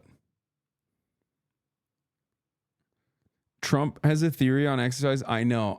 We've talked about this before. And God damn it, maybe he's right. The idea that he has a finite amount of energy like a battery, and that's why he doesn't exercise, because he doesn't want to deplete his fucking battery. And guess what, dude? He's doing fine. So maybe he's right. It's one of my funniest Trump tropes, is that he thinks his heart is like a battery. And there's only a finite amount. From the Democratic Party, lawmakers that have actually spent time with Joe Biden have felt duped, have felt gaslit. And part of the reason that I wrote this piece is because that anger, that frustration also includes people in the White House as well. The fact of the matter is that really only about 20 people regularly interact with Joe Biden on a day-to-day basis and sort of an intimate way. A lot of the other aides, even ones just 1 or 2 clicks outside that inner circle, you only see him every once in a while. And, they've noticed, little, gaffes, or you can call them brain farts, but they were always in ways that you could sort of rationalize them as, well, anyone could say that. And, he's always been a bit loose. So the fact is that aides in the White House were just as shocked as many other Democrats on the Hill at what they were seeing. And there was real anger and there was sadness because they felt like this would maybe hurt them in the election. There was like anger. They felt that they had not been told the truth by their bosses. And a lot of them still feel like they are not getting clear answers as to what happened in that debate. And was this the first time that Joe Biden acts like that blank face stare, the mouth agape, not being able to put sentences together? There was this feeling that there is no way that this was the first time this happened. And there's a feeling that it's not going to be the last time it happened. So there is not just discord within the Democratic Party writ large. There's also discord within the White House, within the Biden campaign as well. And you're seeing the public perception of all of this playing out in the polls. There's this new CBS poll taken after the debate, and it asked the question, should Biden be the nominee? Among Democratic registered voters, 55% said he should stay in the race, but 45% said he should step aside. And then you look at, does Biden have mental and cognitive health to serve as president? In June 9th of this year, 65% said he did not. That's of registered voters. 72% now say that he does not. And so I think that really goes to the question, right, of is how much is President Biden and his aides, how much are they paying attention to these polls? I mean, are these numbers good enough for a race this close where turnout will be so critical? I mean, it is still possible. I want to be clear. It's still possible that Joe Biden can win this race because there are tens of millions of people in this country that would vote for Joe Biden at 110 over Donald Trump. That is sort of the Trump polarization effect. Half of his voters still want him to fuck off. Yeah. And the Democratic Party's looking at that just like they did with Hillary Clinton and going, honestly, these guys are still going to go out and vote for him. And they're not wrong. To a certain degree, they're not wrong. When push comes to shove, a lot of people are going to go out and vote for Joe Biden. And the polls also reflect that reality as well. There's a far greater percentage of people that want a different candidate in the Democratic Party, but it doesn't matter. There's still a strong, like solidified base of support for the Democratic leadership. And part of that is because like the people are genuinely terrified of the Republican project. Part of it is because they genuinely hate Donald Trump and how radical the Republican Party has become. But the point is, just like with Hillary Clinton, you shouldn't rely on that. You shouldn't rely on negative polarization to go and vote for a bad fucking candidate, because guess what happened with Hillary Clinton? She fucking lost. Do you understand? This is my point. Like, I know I'm probably the worst person to make this point because like I'm so fucking critical of the Democratic Party that like people probably look at me and go, you don't give a shit. You want them to lose. It's so easy for a lot of liberals to say this. And they don't understand it. They don't understand that like, dude, even if you should be fucking screaming this from the rooftops if you're like a diehard Democratic Party guy. Okay? If you're the most annoying liberal on the planet, you should be genuinely trying to replace Biden. And I still think it is possible to win. The bigger question is whether or not he can serve adequately in the job he is running for 2 years from now, 3 years from now, 4 years from now. But to your point about the polls specifically, it's going to be really critical to see how people respond once we get more polling. The CBS poll was really only what we have so far. There are polls in the field right now. We will see if we get any before the July 4th weekend. We'll almost certainly get some in the week after. Donors are looking at them very closely. Democratic lawmakers are looking at them very closely. And there could be sort of like a run on the bank effect if it shows a real collapse of his support, but we don't know. Let me quickly ask you about his family telling him to stay in the fight. You have First Lady Jill Biden telling Vogue magazine the family will not let those 90 minutes define the 4 years he's been president, and maintained we will continue to fight. But how much is a family's stance about Biden's legacy and remaining time in office versus the 4 years in office if he were reelected? To remind everyone, if he were reelected at the end of those 4 years, he would be 86. What is this? Wait. New post-debate New Hampshire poll came out. Shows former President Donald Trump holding a narrow lead over Joe Biden. Nah, that's... There's also the Robert Kennedy part of this conversation, which I can't believe we're having, but it's like, what is happening in this country, dude? What is happening in this fucking country? Like,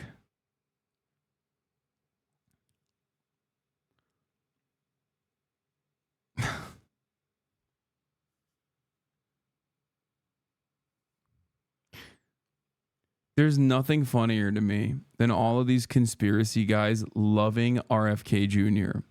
because he is such a regular fucking Democrat in every sense of the word. NPR finally interviewed RFK Jr. And in that interview, he, of course, said a bunch of shit like NPR is never showing my debates or my rallies because they're too afraid of the truth, whatever, right? So the NPR was asking like, okay, so what are your opinions on foreign policy? Like, how do you differ from Joe Biden? How do you differ from Donald Trump? He's like, we need to cut military spending. We need to balance the budget. And I was like, oh my God, he's talking about fucking balancing the budget. But hold on, let him cook. He's talking about cutting military spending. So then NPR asked him the question. Okay. You go, okay, what aspects of military funding would you want to cut? He's like, oh, we need to go back to like Cold War era spending. If it was good enough for the Cold War, then it's good enough for us now. Fine. And then they're like, so would you cut funding to Ukraine and Israel? And how did he answer that question? How did RFK Jr. answer that question? He said, I would cut funding to Ukraine. And of course, NPR predictably did not follow up on that and went, what about Israel? Would you not cut funding to Israel? Because of course he wouldn't, because he is like, on that front, he's basically just a Republican. On every other issue, he's a regular old Democrat. Okay? He is a regular run-of-the-mill Democrat who just is an anti-vaxxer, anti-medicine. I don't even want to just say anti-vaxxer, because RFK Jr. seemingly is anti-medicine, which I think is funnier than just simply being an anti-vaxxer. And honestly, that's it. It's you're like, I want the regular old Democratic Party agenda, but I also think medication makes you gay and autistic. If you're that kind of guy, RFK's for you. And it turns out there's a lot of people. There's a lot of people who are like that, apparently. Significant enough people. Which is crazy. Anyway, let's continue. I mean, it's such an interesting question. You know, the Biden campaign, Biden political life has always been a family affair. And you know, they are now in their bunker and they are trying to rally. What? I've been watching you for a long time. I'm surprised you haven't talked more about RFK. Seems so much better than Biden. Not captured by corporations. Most important thing since Biden's doomed to lose. What are you talking about? RFK's not captured by corporations because he's already a run-of-the-mill Democrat on issues that fucking matter. Kind of a Republican on issues that are also pretty consequential.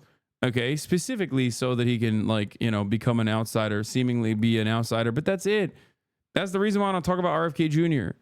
Because he is not the outsider, ball player that you guys want to believe he is. Okay, he's just the crank guy. I was right on Andrew Yang before when everyone was glazing him in independent media. I was right on Tulsi Gabbard when everyone in independent media was glazing her. Okay, and I'm right on RFK now. Please stop with this fucking nonsense. Oh my Lord. Every fucking 4 years, there's a guy like RFK Jr. that comes out, okay, and presents themselves as this like outsider in the realm of politics. And every crank lover of like, heterodox thinking will gravitate towards that candidate like a bunch of fucking Jimmy Dore lovers out here. Okay. And every goddamn year I have to have this conversation. This year I didn't have this conversation at all because most people don't give a shit. So even the cranks don't give a shit that much. So they're not constantly coming in here being like, well, what about RFK? What about RFK? What about RFK? RFK, if you look at his fucking policy papers, he is literally just a regular fucking Democrat. And somewhat of a conservative Democrat, as a matter of fact, on a lot of issues. He's also an unconditional dick rider of Israel. He's both anti-Semitic in the sense that he believes Ashkenazi Jews and the Chinese created COVID together, but he's also a relentless Zionist, which is awesome, I think. It's just really funny that people are like, this guy is a real outsider. It's like, bro, his last name is Kennedy. What are you talking about? An outsider. This is the closest to an American political dynasty we've ever gotten, aside from like the Bushes, you know?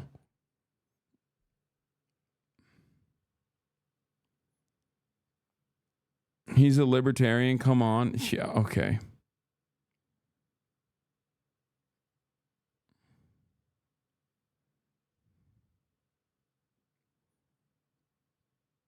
When I was 20, first following you, I thought Andrew Yang was an awesome candidate because of UBI until I watched your stream and realized what was going on, lol. Yeah. They sometimes feel at their strongest when they are under pressure like this. They sort of unite and link together. The problem is that, to your point, there's some serious concerns from longtime Biden allies, Biden confidants, that staying in this race could tarnish what is otherwise a pretty incredible, improbable in some ways, legacy of political life. Because if he stays in this race and loses to Donald Trump, that could end up being the first line of his obituary. And that's what people who really love Joe Biden are still a little bit worried about. Alex Thompson, thank you. So let's get more now from CNN senior White House correspondent MJ Lee. MJ, Biden campaign aides are vehemently dismissing the possibility that he will drop out. Of course, we don't really have that temperature check of polls to see where the American electorate is on a Biden candidacy. What are you learning today? Yeah, Brianna, that's absolutely right. The campaign for now is digging in. White House officials, senior campaign aides, they're all saying that there's no world where they are currently contemplating the idea of President Biden dropping out of the 2024 race, really emphasizing that he is staying in, and also the family making clear that they are fully behind the president as he continues to run for re-election as well. But it is really hard to overstate the widespread and deep panic within the Democratic Party.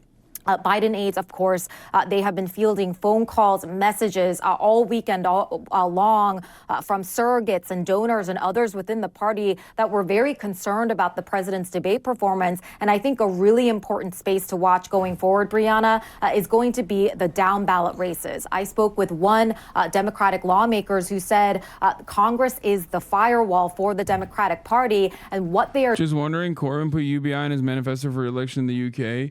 Universal basic income is not necessarily a bad idea. It can be a left-wing UBI. It can be a right-wing UBI. The difference between a left-wing UBI and a right-wing UBI is that right-wing UBI is utilized as a mechanism to displace existing social safety nets. Left-wing UBI is complementary to the existing social safety nets.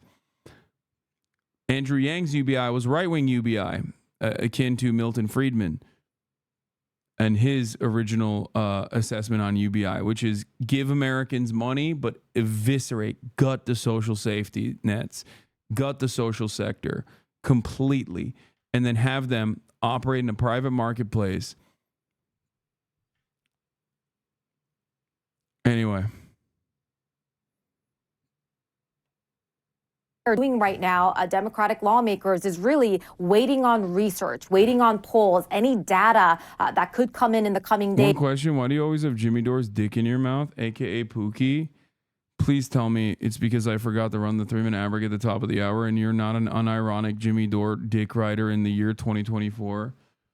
Like, that's crazy. Please, I'm not. Like, I forgot to run the 3-minute ad break. You're going to tell me that, right? Like, you're here to be like, haha, just kidding. Like, you forgot to run the ad break. That's why I'm saying this.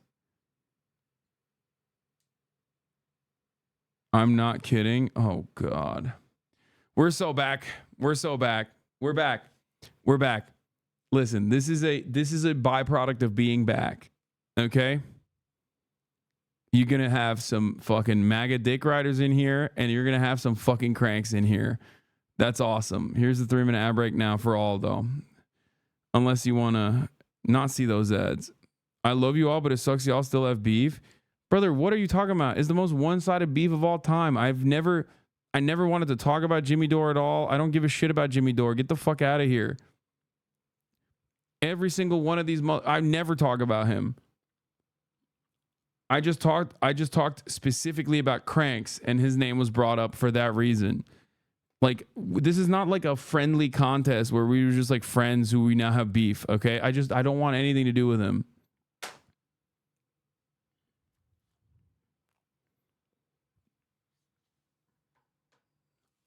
You stay bringing him up, though. Can you find another moment where I brought him up in the past year? Like, it's going to be fucking two editions.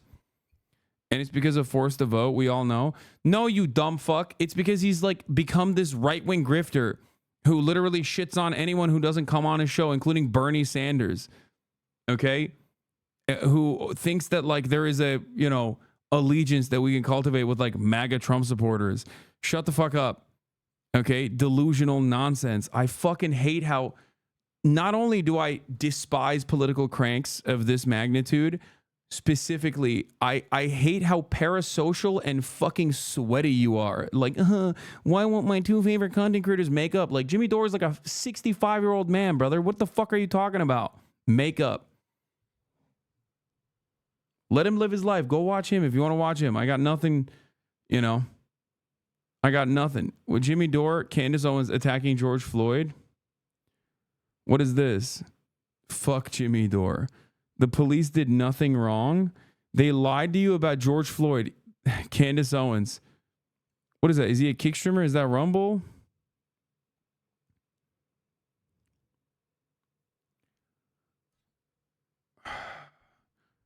Yeah, dude, why can't you make up with my favorite political commentator ass Andes are so stupid? And the one fucking clear and coherent through line here is that these people have no fucking real values. They have no principles. They have no moral convictions. The people that like, you're just watching this for pure sport and this guy appeals to you in some way. And I say the same shit about Destiny too. I say the same shit about all these people that you're like, oh, why aren't you friends with these people? It's like, they're not my fucking friends, dude. Okay, they're not. I have real, legitimate differences in opinion on a lot of issues, and all these motherfuckers should be happy that I don't talk about them, okay? Instead of constantly talking about them like I do with Ben Shapiro.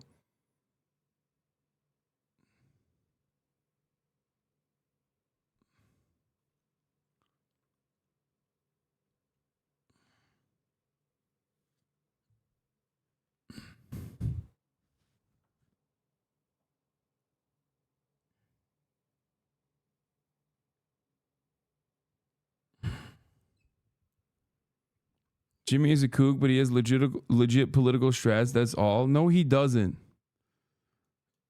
Jimmy is an idiot, but they know American political strategy. Yeah, no, totally. That's why he's always fucking cooking big time, dude. He kind of does. No, he doesn't. The fuck are you talking about? No, he's sold himself to you as such. So you're just in here regurgitating that.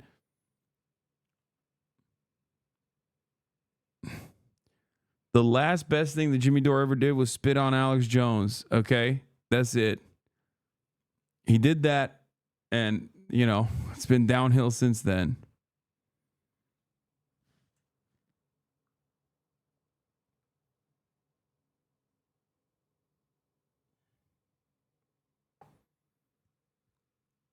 It's so funny.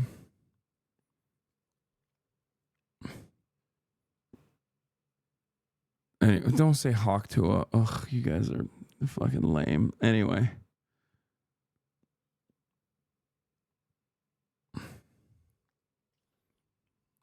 Where are these Jimmy Dore stands coming from? I don't know. Jimmy Dore show.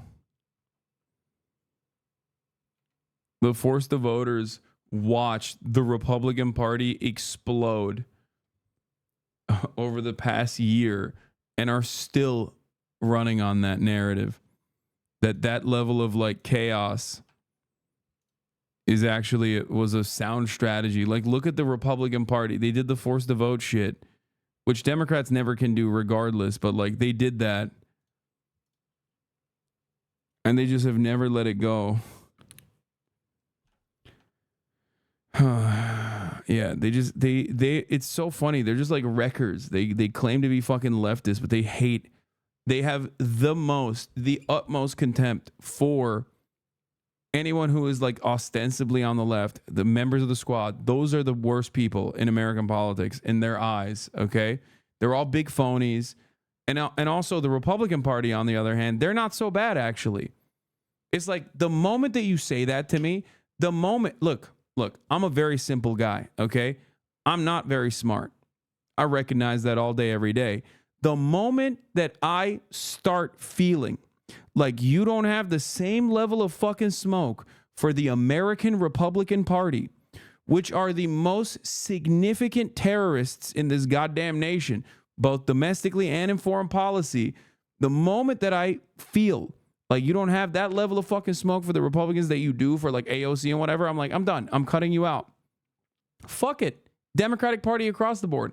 I despise the Democratic Party. I shit on them with regular frequency. The moment that you fucking start taking for granted what the Republicans are saying and don't apply the same level of criticism that you have for these fucking charlatans in the blue is a moment where you're done. You're done. I will never be able to take you seriously because this is something that many people fail to consider. I talk about the Democrats a lot. So they come in here and they think, oh, this guy hates the Democrats just like I do. Okay? Which is true. I do hate the Democrats. They're fucking awful. But the moment that you do not apply that same exact fucking level of criticism to the Republican Party, it's done. It's over. I will never be able to take you seriously. The moment that you come at me and go, Josh Hawley is a real, pro-labor candidate, huh? He went to the picket line. Get the fuck out of here, okay? The moment that you capitulate or even give a shred of legitimacy to like right-wing populism, immediately I'm like, I'm writing you off. You're a fucking moron. You're the dumbest person in America. Like, why do we distrust the Democrats? They claim to care about the labor part. They claim to care about labor. They don't, right? They don't. So why in the ever-loving fuck would you ever think the Republicans care about labor when they historically never have? It has to be righties pretending to be lefties, man. It happened in 2016 too. No, dude, you're fucking silly. It's not that. No, it's not right-wingers pretending to be lefties, brother. It's way dumber than that. It is literally way dumber than that. Americans want to be like, they want to present themselves as smart. They want to present themselves as heterodox thinkers, and that's it. It's just stupid people. It's literally just stupidity. That's it. There is no other rhyme or reason.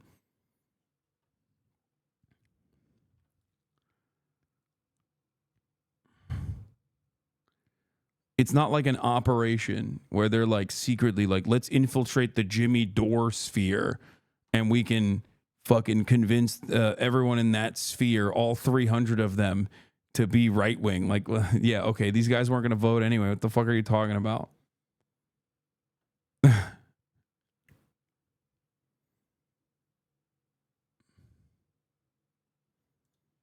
That might show that not only is the president going to lose the presidency, but he is going to lose the House. This Democratic lawmakers was essentially making the point that if such data were to come in, then the dam could break loose, and lawmakers who so far have been publicly behind the president could change their tune and say that it's time for somebody else to step in. But the campaign, for now, is doing their best to try to spin the debate as much as possible. They released a new campaign ad. The first one. Jimmy Dore, Donald Trump will resurrect the Democratic Party if Trump gets elected, and we will have Elizabeth Warren in 2020. When he said that, Sam Cedar responded to him and said there's a chance Trump will add 3 Supreme Court justices. Sam was right. He also didn't know what a filibuster was. Okay, I have my own Jimmy Dore moment. Back when we were on the Young Turks together, we had a conversation in the 2016 election where I told him that I hate Hillary Clinton. However, Hillary Clinton will be significantly better than Donald Trump. On a lot of issues, Hillary Clinton is awful, okay? But Donald Trump is going to be far, far worse than Hillary Clinton. I said that. I said that to his face. We had an argument about it. I was right back then as well. Yeah, Jimmy Dore used to be on the TYT. So was I, for those of you who don't know.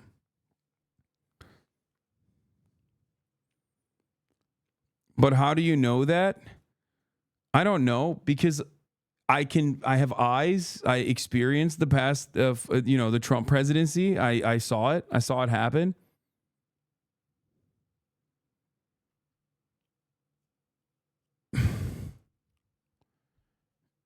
I experienced it, as did you, I hope. Since the debate, basically highlighting what they said were the lies that Donald Trump spewed during those 90 minutes. Take a look. I know I'm not a young man, but I know how to do this job. I know right from wrong. I know how to tell the truth. And I know, like millions of Americans know. Like, you can't be serious if you're asking, like, how is Donald Trump worse, right? Like, we have a 6-3 overwhelming supermajority in the Supreme Court. That alone is enough. Like, what are we talking about? He also completely diminished every federal regulatory agency. He either put direct lobbyists into positions of power, okay? He put the worst corporate animals into positions of power, including like billionaires, and he refused to appoint people into positions that he was supposed to. It got so bad that fucking GM came out and was like, you really have to do something about carbon pollution. Or no, not carbon pollution. The what was it? He deregulated fracking. And it got so bad that even American industrialists were like, we have to dial this back a little bit. Like it's just out of control. Anyway, it's just, no, it's not carbon capture.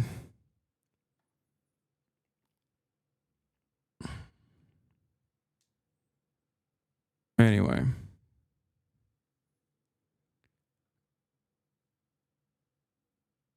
This is a shit approach from Biden campaign. Everyone knows Trump lies constantly. I know. I know. I know.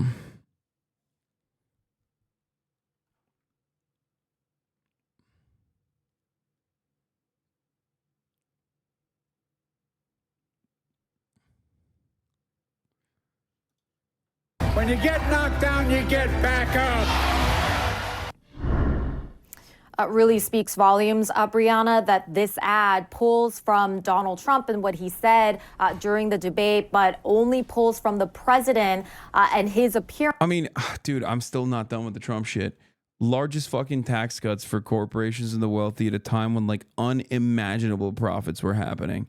Unimaginable profits. Since the Reagan era, Donald Trump brought forward the largest tax cuts. And the funniest part about those tax cuts were that at the top marginal tax rate, those tax cuts are permanent. Every other tax cut, however, all the little fucking $5 at the end of the month that you got back in your pocket, those sunset because they don't give a fuck about you, okay? Tax cuts are made permanent for the wealthy and the corporations, lowering the corporate tax rate, lowering the top marginal tax rate. Meanwhile, your tax cuts have sunsetted or are slated to sunset next year, okay? It's so fucking stupid. It's so stupid. It's anyway. At a rally the day after the debate and not from anything that he said during the debate. Yeah, certainly. Is there any reaction, MJ, from the White House or from the campaign when it comes to this Supreme Court ruling on presidential immunity? Yeah, I mean, they're certainly seizing the news cycle to make the points that they already had been about January 6th and the issue of democracy overall, saying that this all goes to show, and their message hasn't changed on this, that January 6th was an event where Donald Trump played a terrible role for the country. And that all of this just is a reminder of the threat that Donald Trump represents. This is what one senior advisor to the president said in a statement. They said, today's ruling doesn't change the facts. So let's be very clear about what happened on January 6th. Donald Trump snapped after he lost the 2020 election and encouraged a mob to overthrow the results of a free and fair election. They also said Trump is already running for president as a convicted felon for the very same reason. He sat idly by while the mob violently attacked the Capitol. He thinks he's above the law and is willing to do anything to gain and hold on to power for himself. Just goes on to say that Trump is worse than before, more unhinged, commenting on what he said recently about being a dictator on day one. So basically, they're trying to make the point that regardless of the Supreme Court ruling today, their message on this point, at least, is going to remain the same. We had heard that Joe Biden was going to be holed up at Camp David yesterday with his family, and the initial reports were that they were going to discuss what's going on. Actually, they got together for a photo shoot with Vogue magazine. Annie Leibovitz, the infamous, very famous photographer, took. By the way, I want to say something here. Maybe you guys will disagree with me, but the part of the reason why the Republicans are not in unison, being like, oh, no, don't actually fucking take Biden off the ticket, he's doing fine, is because of what I just mentioned, that the race is close still. Like, because I feel like if they genuinely thought they could beat Biden, they would be like not hitting it as hard that he's like mentally ill and whatever, or demented. But the reason why they're not doing that is because the race is close. And therefore, like, they are using this as an opportunity to continue hammering the narrative that like Joe Biden is demented. They don't want Joe Biden to be replaced. They just want to keep hitting Joe Biden. Part of the reason why they don't want Joe Biden to be Part of the, or sorry, they are worried about Biden's replacement, but they're worried about Biden as well. That's a better way to put it. Because like, why the fuck else would they be constantly talking about like, yeah, you got to replace Joe Biden. You got to replace Joe Biden. It's because one, they know that it's not going to happen. And two, they're basically fucking worried about Joe Biden anyway. So they're trying to hammer him as much as possible on the demented front. The pictures. And you've been doing the same thing for the last 3 to 4 days. So what do you like to see from Biden's camp for him to step down? What's our path to victory here? Answer the question. How do we keep him out of office? Biden or someone else? Yes, someone else. Yeah. Replace him at the convention. Explain to the American population that these things happen. Joe Biden comes out with a swift exit, says like, listen, I've been a statesman for as long as many people have been alive. And I think it is my final act. Like I want to make sure that the end of my presidency has a solid legacy. Has this ever happened before? Why is it that motherfuckers that come in here with so much attitude are completely oblivious to the history of America? Yes, yes, it has happened before. Okay. 1, presidents die. Okay. That's happened. 2, it has happened before. Lyndon B. Johnson. The point is, it's about how it should happen. It's about how it should happen. No, the attitude, I'm asking a question.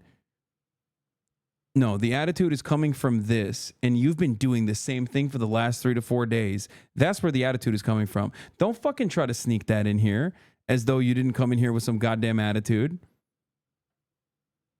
Okay, you did. You did come in here with some fucking attitude. You're saying that I am cynically attacking Biden in the same way that like Republicans are. Okay, don't try to fucking don't try to do this thing where you're like, oh well, is that a fact or no? The energy and the motivation behind why I'm saying Joe Biden needs to be replaced is not the same as fucking Fox News, unless you're so stupid that you stupidly fucking subscribe for 3 months to a Fox News style political commentator. Is that what you're saying? I don't think you're stupid.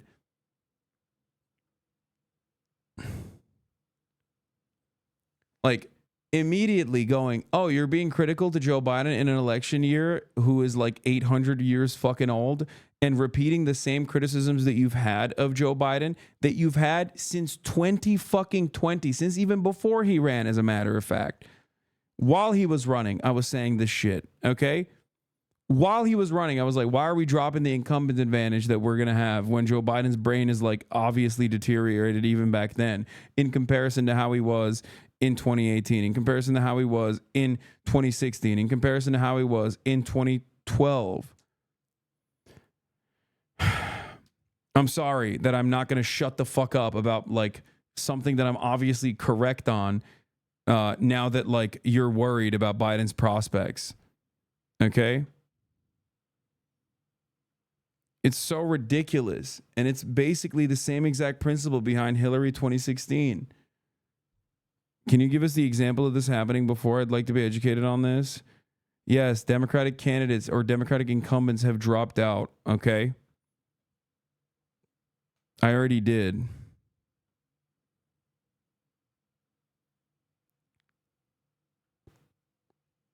I'm worried mainly about minorities. What happened today is crazy. What? What happened today happened under the Biden presidency, number one. Number two, Biden literally refused to fucking pack the court because he said it would be politicizing the Supreme Court. What happened today is literally another fucking direct example of another thing that I criticized Biden on heavily in the beginning of his fucking presidency that he didn't follow through on. Okay? He refused to expand the Supreme Court. He refused to push to expand the Supreme Court. He said he can't do that.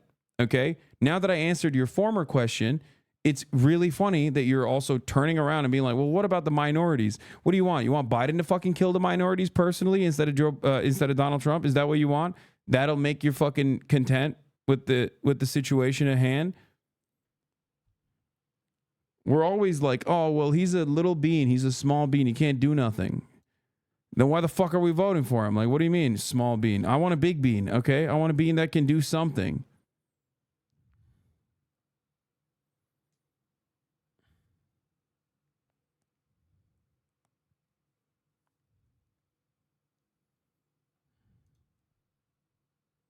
Apparently, and I was reading in the New York Times this morning, they weren't going to talk at all about Joe's future because there were too many outsiders who could listen in. But the family, if you're worried about what might happen to minorities under the Trump regime, you should probably, I don't know, get the fucking phone banking and lie to every person that you talk to about Biden's immigration policy, which is Trump's immigration policy from 4 years ago. Okay? You should lie to voters so you can get them to go out and vote for Joe Biden. Because Joe Biden, on the other hand, is taking a right-wing stance on immigration. So maybe you don't care about minorities at all. You just want fucking the Democratic Party to win. I don't know. Itself is saying, you know what, Grandpa, go for it, because you're the only one who can beat Joe Biden and beat Donald Trump. And one of his staunchest allies who said, "Don't give up, Dad," is Hunter Biden. Hunter Biden is now Yeah, Hunter Biden is now my enemy, by the way. I can't believe I'm saying this. I've defended him for so long. I love Hunter Biden. You guys know this, my fucking crack smoking king. You son of a bitch. You could have saved this goddamn nation, but look at what you did. Crackhead motherfucker. an advisor to the president. Of course, President Joe Biden has said that he's the smartest person that he knows. They're now blaming advisors. Politico had this headline: Biden's family privately criticizes top advisors and pushes for their ouster at Camp David meeting. It's very interesting. They went on to say the blame was cast widely on staffers, including Anita Dunn, the senior advisor who frequently has the president's ear, her husband, Bob Bauer, the president's attorney who played Trump in rehearsals at Camp David, and Ron Klain, the former chief of staff who ran point on the debate prep in previous cycle sessions. So they're yeah, is everybody but Biden that is at fault? We're back at Camp David, the place the president spent a week preparing with these 16 advisors. And Lawrence, they're now trying to blame the performance on them rather than maybe on the president and the way that he did. Yeah, that is their fault that he just came out and was like, well, we beat Medicare.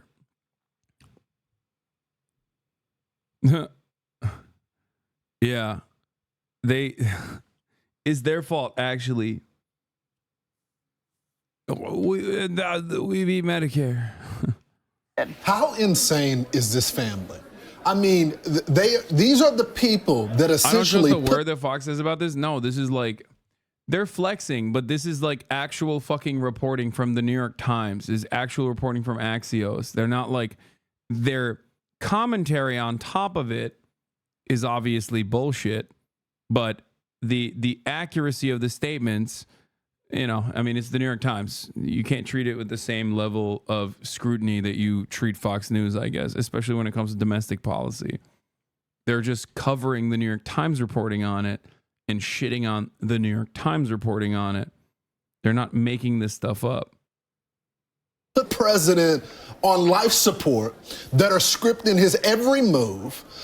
They're defending his son, his family's business dealing, everybody that wants to be ushered in and out of the White House, a crisis with his granddaughter who he just started to claim after they were shamed into claiming him. Every single day, they're having to deal with something with this president and his standing with the world.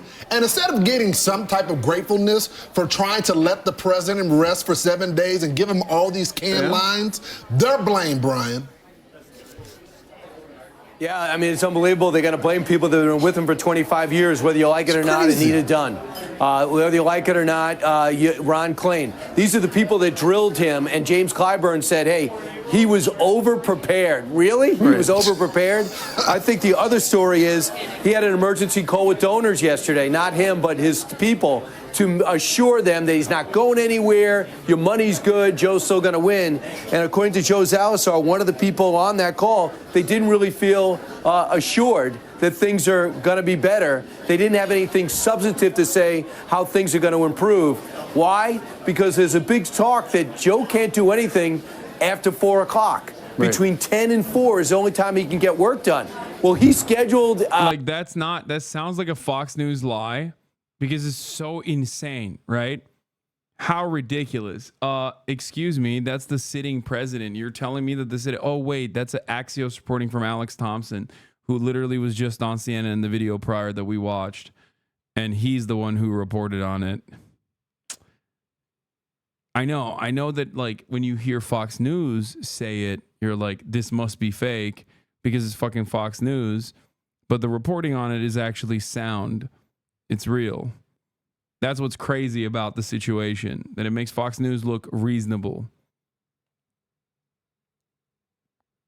He scheduled a debate. He got all his terms at 9 p.m. You saw him 5 hours into his sunset period. By the way, it brings you to a bit bigger story. Can you do the job between 10 and 4? That's a 24-hour job. Right. You notice how when he goes out to the G7, he goes overseas, guys, he needs a day off. Yeah. When he comes home, he needs a day off. Where's he going to go after tomorrow? He's going to have more days off at the beach in Delaware. Okay, this is also ridiculous because you're Trump dick riders at Fox News. And he's the king of time off task. Like, are we serious? Like, that motherfucker also hated working. At least Biden is like dying. You know what I mean? At least he has an excuse. He's 854 years old.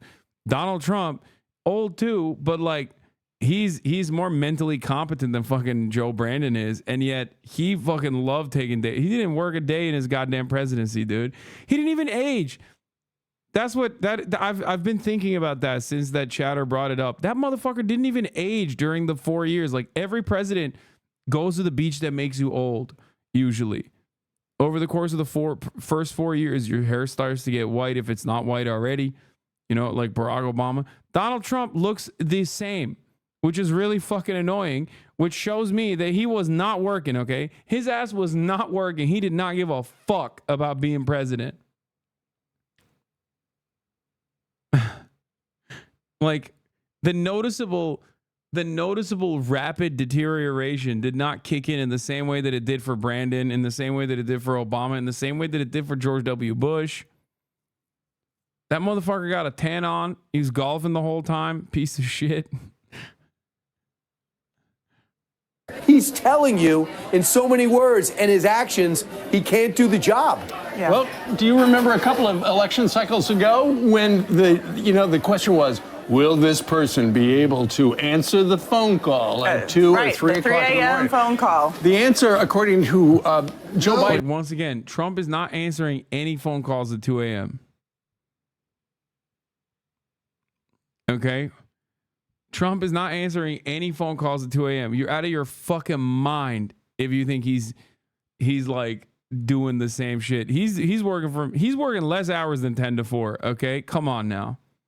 Biden staff is absolutely not, unless you get him after breakfast and before happy hour, he's shot.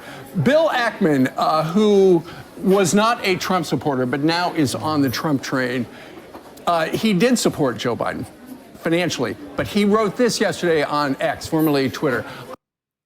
What?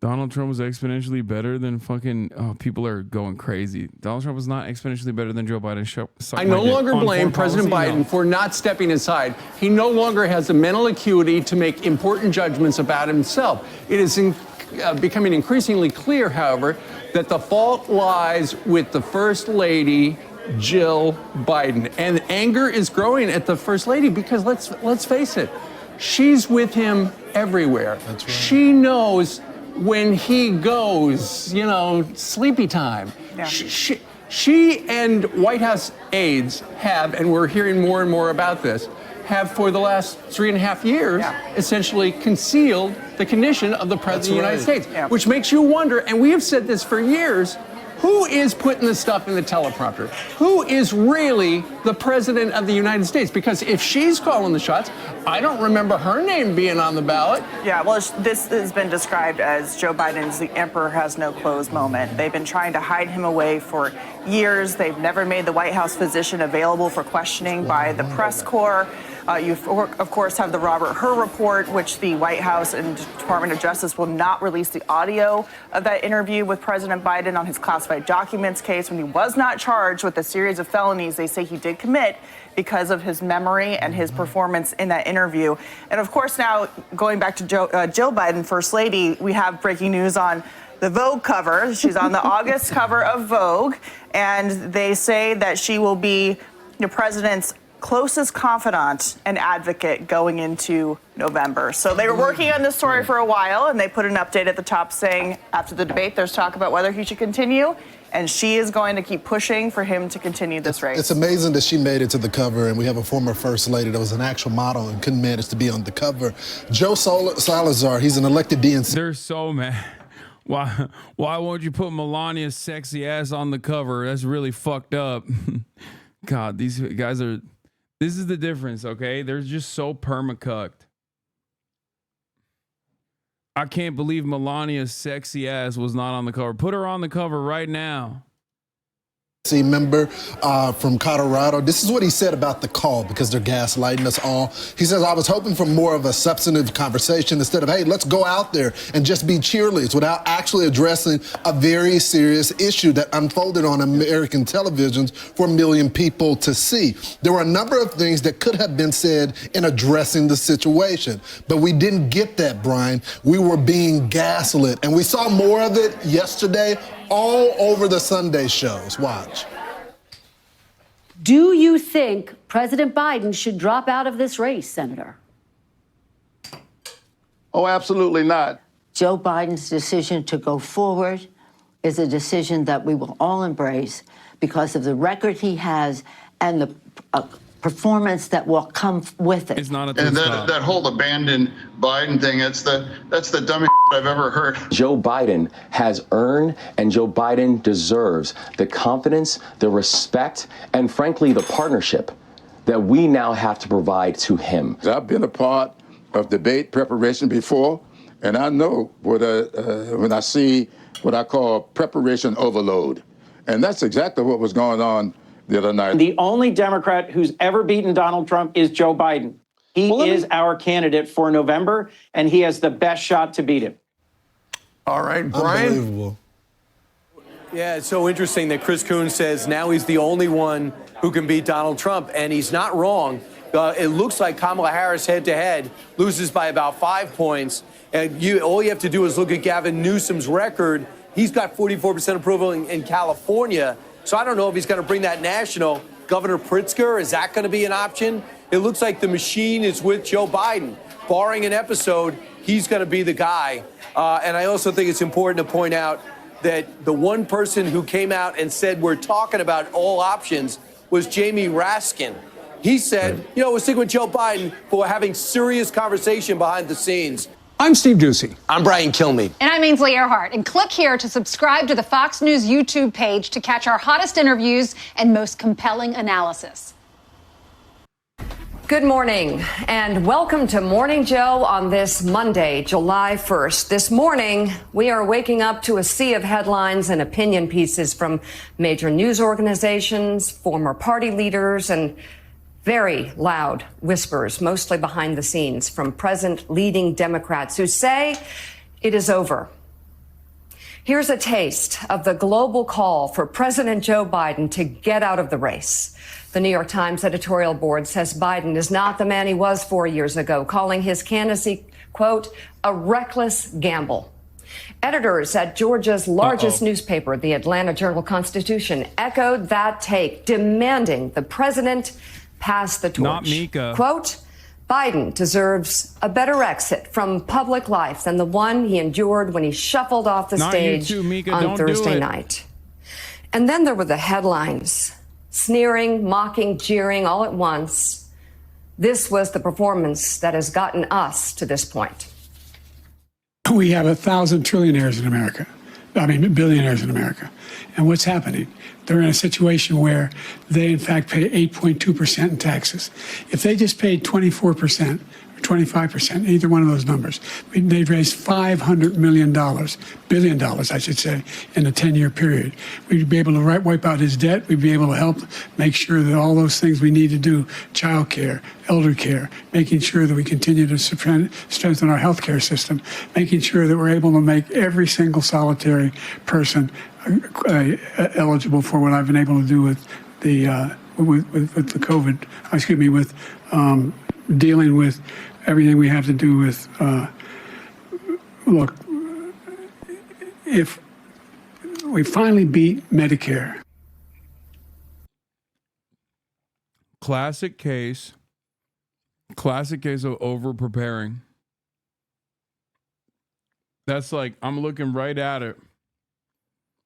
I'm telling you, you hate to see it. Another classic over prepared moment. It was bad. He said, we quote, we beat Medicare. He couldn't seem to land a thought. It was an unmitigated disaster by any measure. More than 3 days after that debate, it is still hard to comprehend what we saw from the president. The weak, raspy voice, the inability to complete basic thoughts. Most importantly, the failure to call out Donald Trump on his endless lies. Where was that? And yet, the very next day in North Carolina, there was Joe Biden, back to form, finding his voice, his winning smile, the vintage sparkle back in his eyes. Bro, that's crazy. Like, I get defending Joe Biden. That's one thing. But, like, Mika wants to fuck him. The glaze is out of control, dude. What, he's so sexy. His beautiful smile, his winning smile. What the fuck?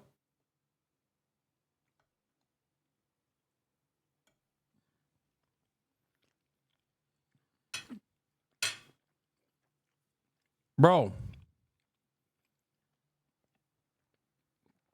That's not baby girl you're talking to.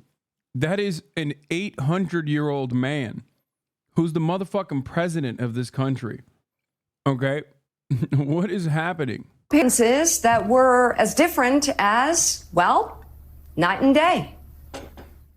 I don't debate as well as I used to. But I know what I do know. I know how to tell the truth.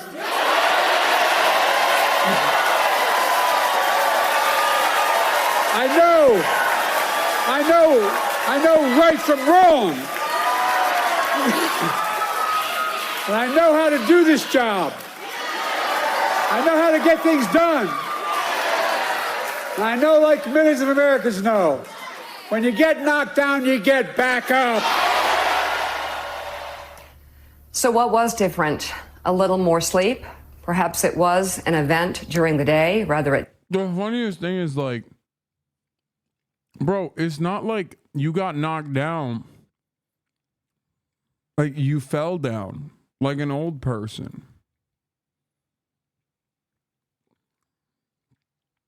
You know what I mean?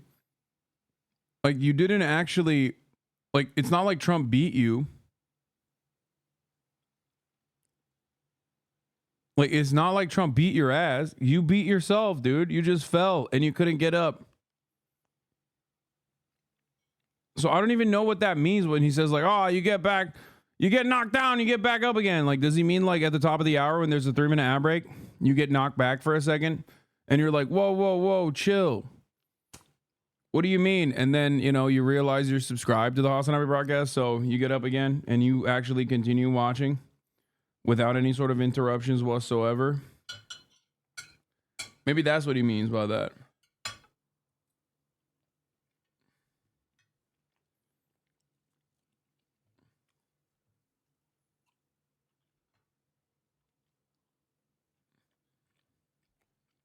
Chumbawamba ass.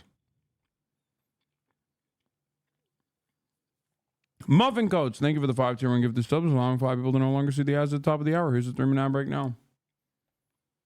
At night, on debate night, 90 minutes starting at 9 p.m., Joe Biden was fresh off back-to-back trips to Europe, first to Normandy for the 80th anniversary of D-Day and a state dinner with President Macron, and then to Italy for the G7, followed by a flight across 12 time zones to L.A. for a fundraiser with former... Oh, he was too tired, bro.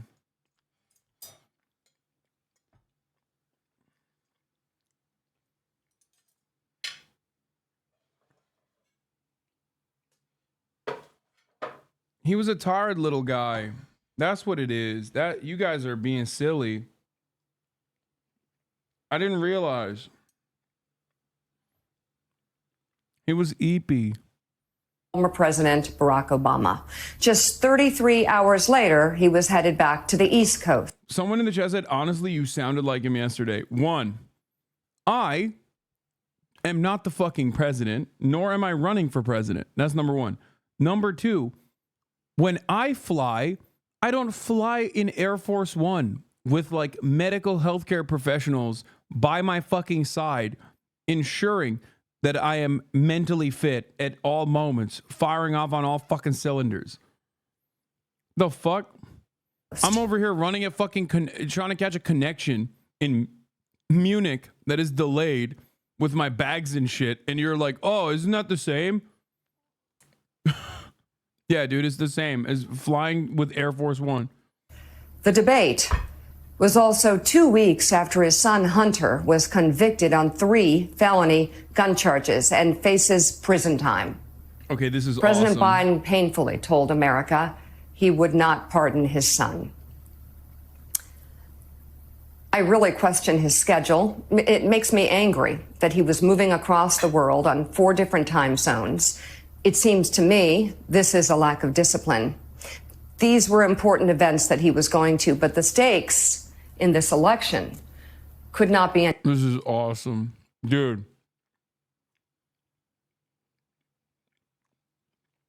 This is officially blue and on Trump level dick riding for Biden. That's awesome. He was an eepy little guy. He was really sad. I'm actually mad that they made him fly around to like do presidential duties. That's great. That's awesome. Like the setup is so sick for the, oh, well, you know, next time it'll be different. And higher. Like many, I want to know, was this a one-off episode or a sign of what's to come? Can his team and the president himself move forward with more discipline and also manage the fact that he's 81? And while we're at it, let's talk about his age. Age is wisdom and experience that in the case of Joe Biden leads to more bipartisan legislation passed than any president over the past few generations and the largest expansion of NATO's alliance in history. Under Joe Biden and his age, America is stronger economically and militarily than any time in half a century. And while facts may not. I hate when people just like openly go, oh, it's Biden's fault that Ukraine happened.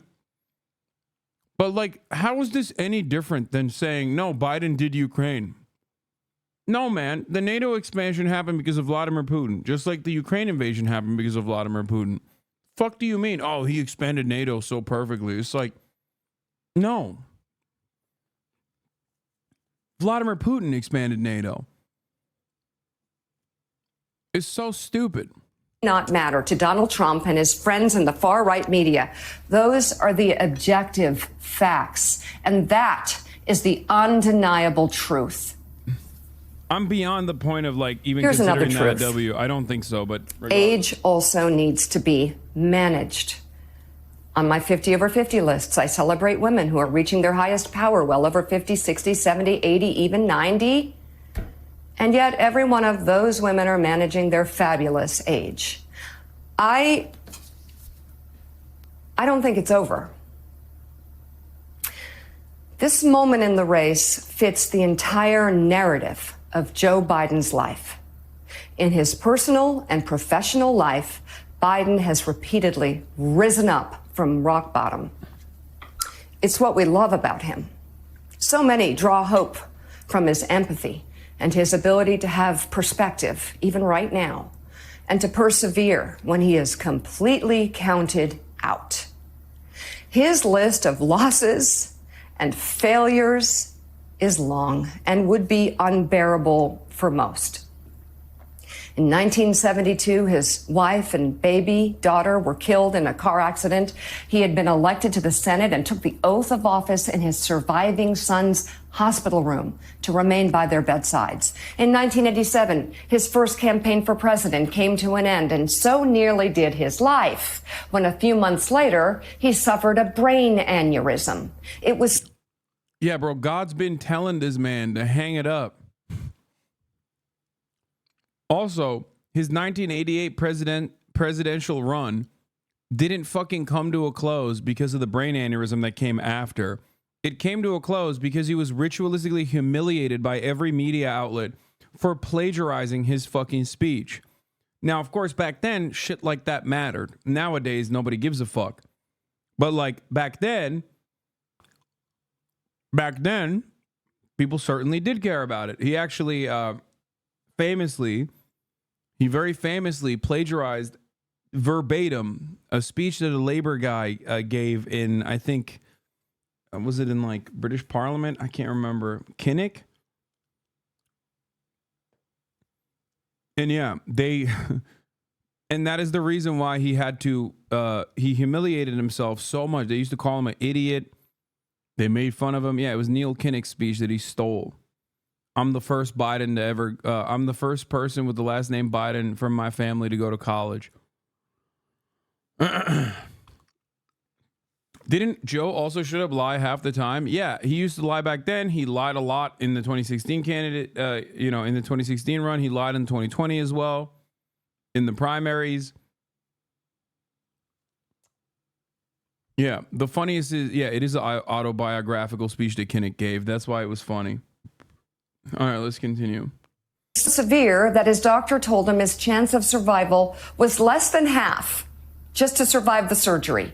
And even if he lived, a long list of physical and mental limitations were likely. At his bedside before the surgery, he told his sons he was proud of them. And then Joe Biden survived the surgery, rehabilitated, and didn't look back. In 2008, his second bid for the presidency came to another early, painful end. After a poor showing in Iowa, he finished near the bottom with less than 1% of the vote, his campaign bottoming out after another low blow.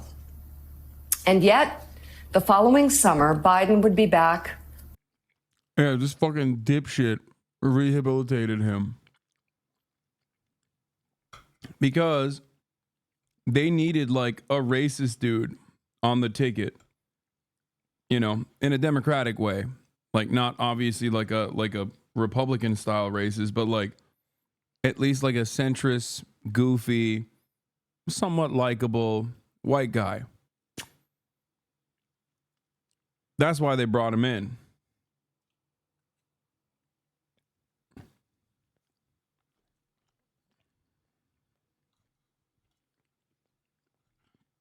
Literally, everyone was terrified of a black dude with the middle name Hussein.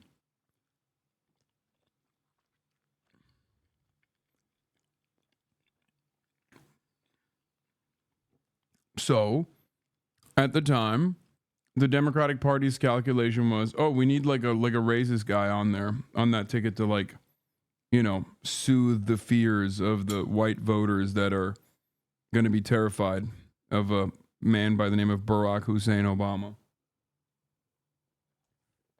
On the Democratic ticket as Barack Obama's running mate. 5 years later, a year into his second term as vice president, Joe Biden's son, Beau, was diagnosed with brain cancer, believed to have been caused by exposure to burn pits while his son was serving in Iraq as a captain in the Army National Guard. Beau would die 2 years later. The second child Joe Biden would have to bury. That is the lowest of lows in Joe Biden's life. In 2015, another political failure. Barack Obama chose to support Hillary Clinton as his heir apparent and not even his own vice president. After numerous political and personal setbacks, Joe Biden may have questioned whether he would ever return to presidential politics again. Yeah, he should have never run. Or told Obama to fuck off and ran in 2016, which he still would have lost, but.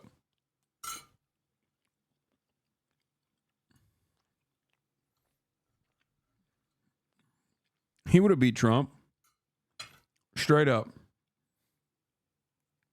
It's just so funny. She just did not say like what he has done that's good. Like, this has been 8 minutes of her being like, he's a fucking loser. Everyone around him has died over and over again. Like, he's almost died many times over. Look at the sequence of L's as he's just been uplifted for some weird fucking reason by others around him.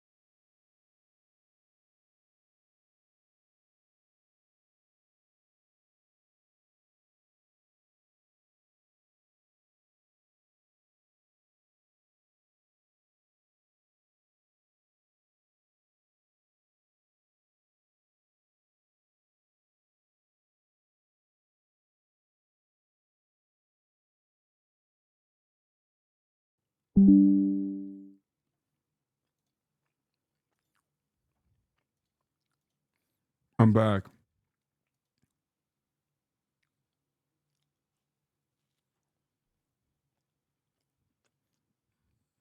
That's annoying.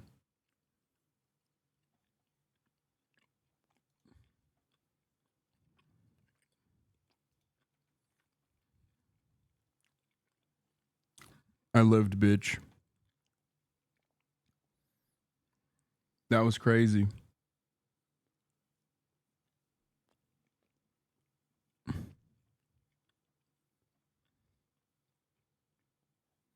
Wait, what the fuck? I'm still effing. Hotel Wi-Fi, guys.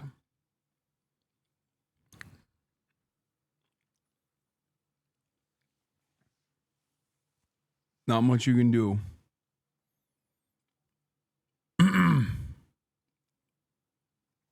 It's jumpy. It's going up and down. It might be effing a little bit. It's a little unstable, but we'll get through it. It's going to be a little unstable for a brief moment, and then it's going to fix itself again. Fucking Croatia, dude.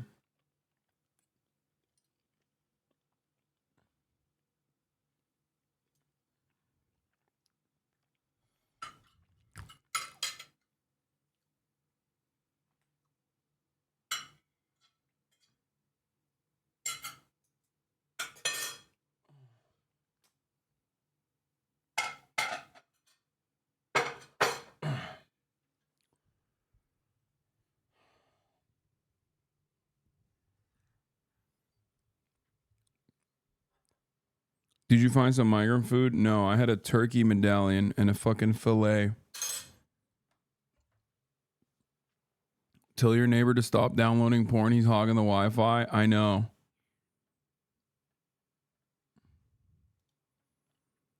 Anyway, I like that Joe Biden's big moment is Charlottesville. She's so invested in the narrative. Like he saw Charlottesville and was like, I have to put a stop to this.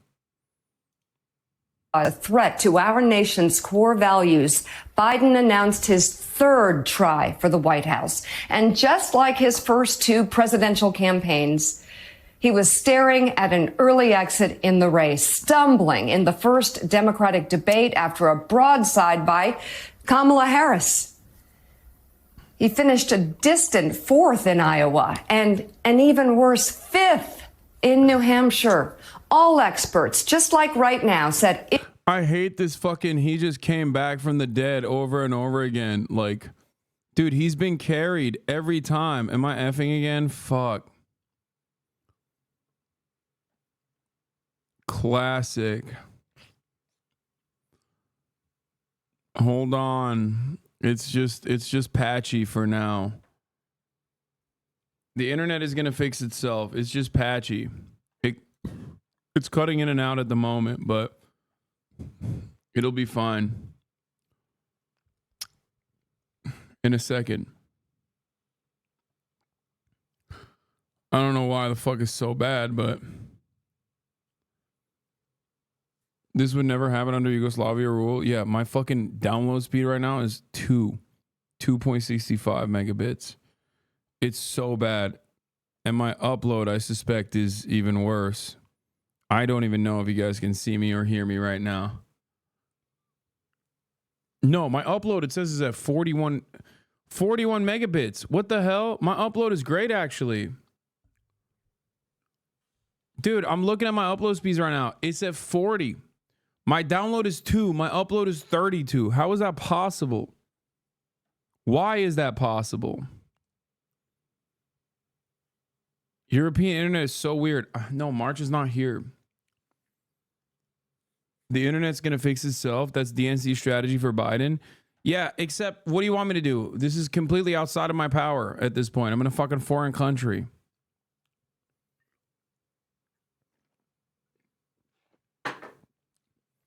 It's so funny because a chatter asked earlier, how do you have such consistent, reliable speeds whenever you're in a hotel? Like, they literally asked that question earlier, and now you understand. I do not.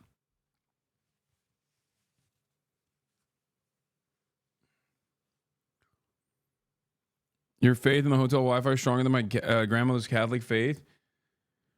Yeah, maybe the neighbor's streaming too. My fucking Croat neighbor is streaming.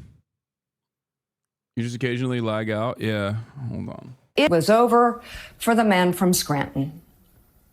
No one has gone this far, finishing 4th and 5th and vastly under expectations. And when you make an argument that you're the most electable Democrat in the field and you can't back that up, that's a serious problem. There's tremendous amount of goodwill for the former vice president. Very, very well liked in the Democratic Party, but you have to give a reason why you're running. Yeah, Biden's plummet has been really something to watch. It was quite an awkward interview on the set of Morning Joe in New Hampshire. Awkward for everyone on the set, except Joe Biden. As his political obituary was being written, Biden was joyful and ready to keep fighting. I still feel good. This is, it's a long haul. Any Democratic candidate who's beaten an incumbent has been someone who so far has been able to get a significant support from the African-American community. I think Donald Trump's demonstrated. The last guy he wants to run against is me. I mean, bro, straight up, even then, he was old.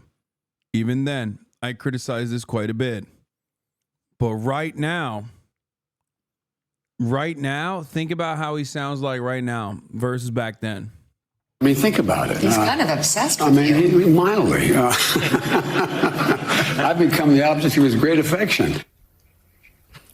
Our Joe Scarborough wrote a piece for the Washington Post at the time entitled, "No Matter How This Race Ends, I'm Proud of Joe Biden," which ended, quote, "Whether his campaign can survive the body blows delivered by Iowa and New Hampshire remains to be seen, but as Joe Biden has endured worse." And yet, once again, Biden found a way up. I just never want to hear. I never want to hear liberals or anyone else like talk shit about Kim Jong-un ever again. This is literally just some Kim Jong-un shit. Like, this is like dear leader praise, dude. Straight up.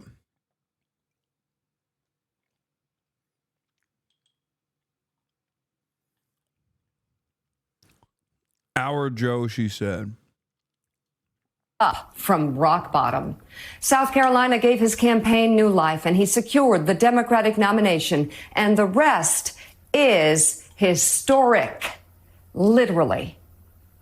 As president, his legislative wins are unmatched this century. The American Rescue Plan to help the recovery from COVID. Dude, he was always expected to win South Carolina because of Jim Clyburn. And the media literally covered it as though it was like this most unimaginable victory. And they gave him $3 billion. I remember at the time, $3 billion in fucking free media over the course of 2 days before Super Tuesday. He cleared out Super Tuesday without stepping foot in half of those fucking states.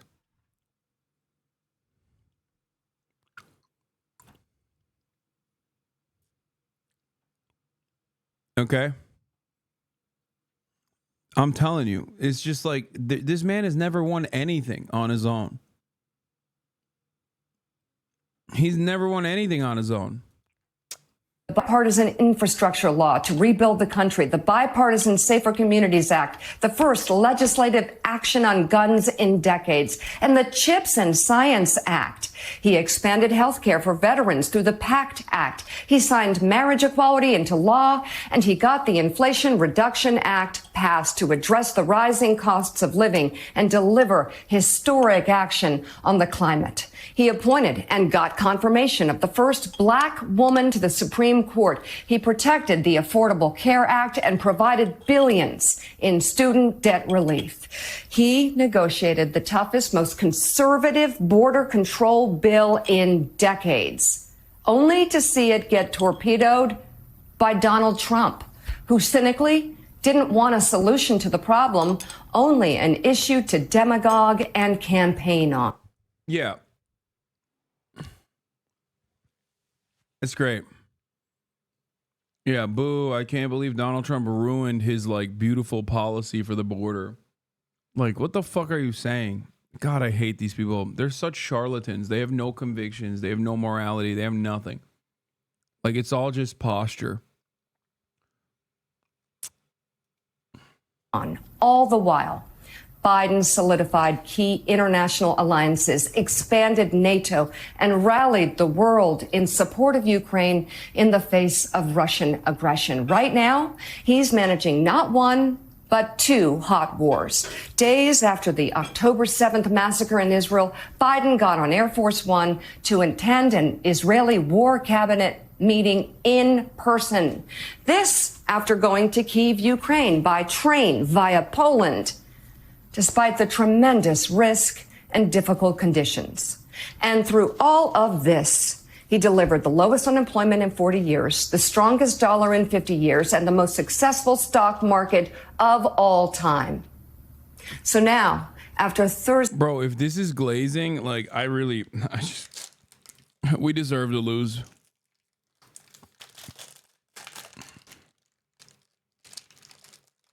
Like, actually.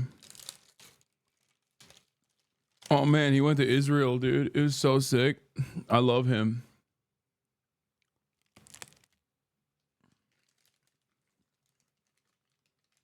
Negative real wage growth for 2 fucking years under his 4-year presidency.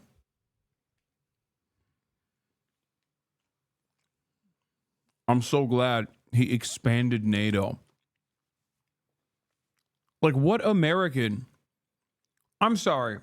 Outside of the DMV, what fucking American that isn't on Reddit all the goddamn time is like, yeah, you know, I really love Biden for expanding NATO.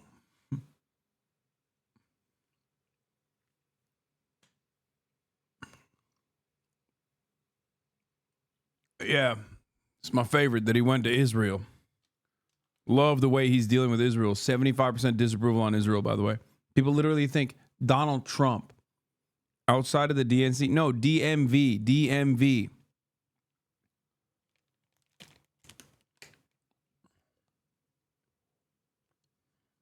I said what I said.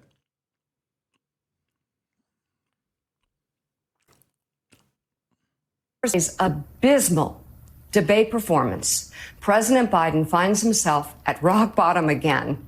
It was bad. And again, a chorus of Biden doubters. My family and I, as you know, have known this man for decades, and his family as well. And yes, I know them personally. And I still believe in Joe Biden. Yeah, no shit. I've learned that counting him out is always a mistake. And doing that now could be catastrophic for our country. Do there need to be changes? Yes. Managing him. Management. To his schedule. Changes maybe even to those around him. I'll also say America needs an explanation from Joe Biden and reassurance that the other night was a one-time event and not part of a larger problem. By the way, Biden likes to tell people, don't compare me to the almighty, compare me to the alternative. So let's take a quick... Bro. Democrats deserve to lose every election.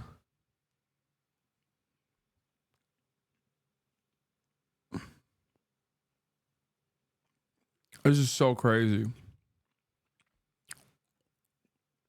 I just know your fucking parents are watching this. Is that a MEETUP bar Hasan chocolate review? No, it's a legendary Pop-Tart. 180 calories, 20 grams of protein. It's a banger. It's the blueberry one.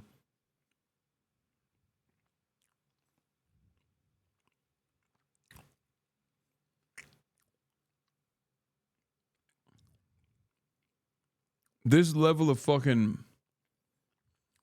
glazing is insane.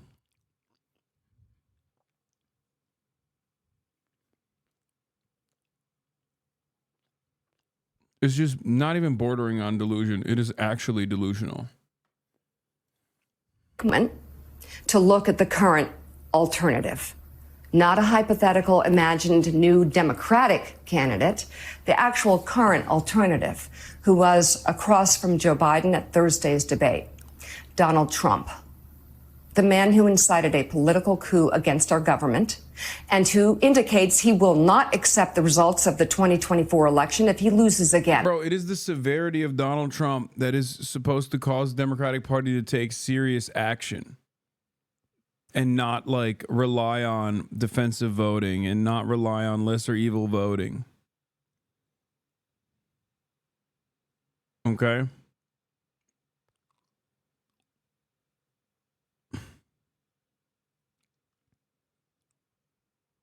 Like, that is the whole point.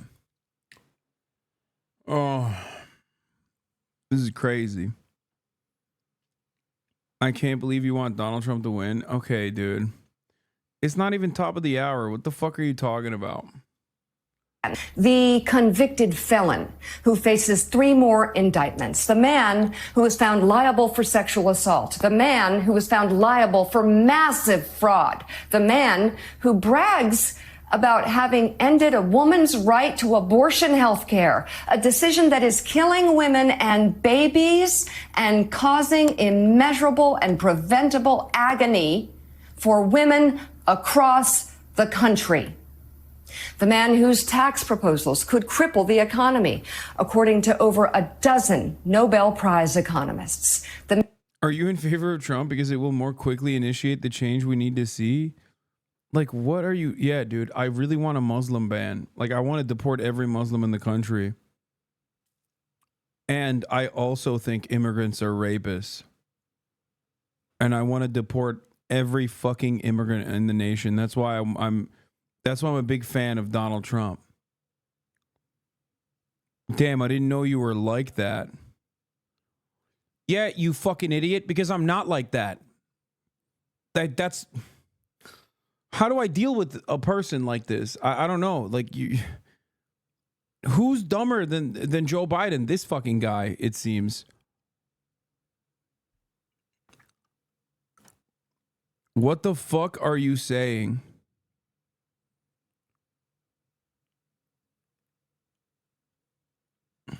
I forget that I have a lot of newcomers in this community who don't understand when I'm being sarcastic. I would have expected that, you know, someone who's an anchor baby whose name is Hasan would probably be saying sarcastic shit when he says, I love a ban on Muslims And I think all Muslims should be deported. And I think all immigrants should be deported. Like, I would expect people to be like, oh, yeah, he must be saying the opposite of what he actually believes, to imply that those are the things that Donald Trump is into.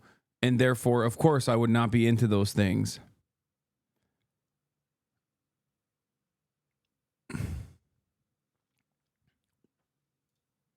The man who would end key global alliances. The man who has promised retribution against his perceived political enemies. The man who on a regular basis makes no sense at all.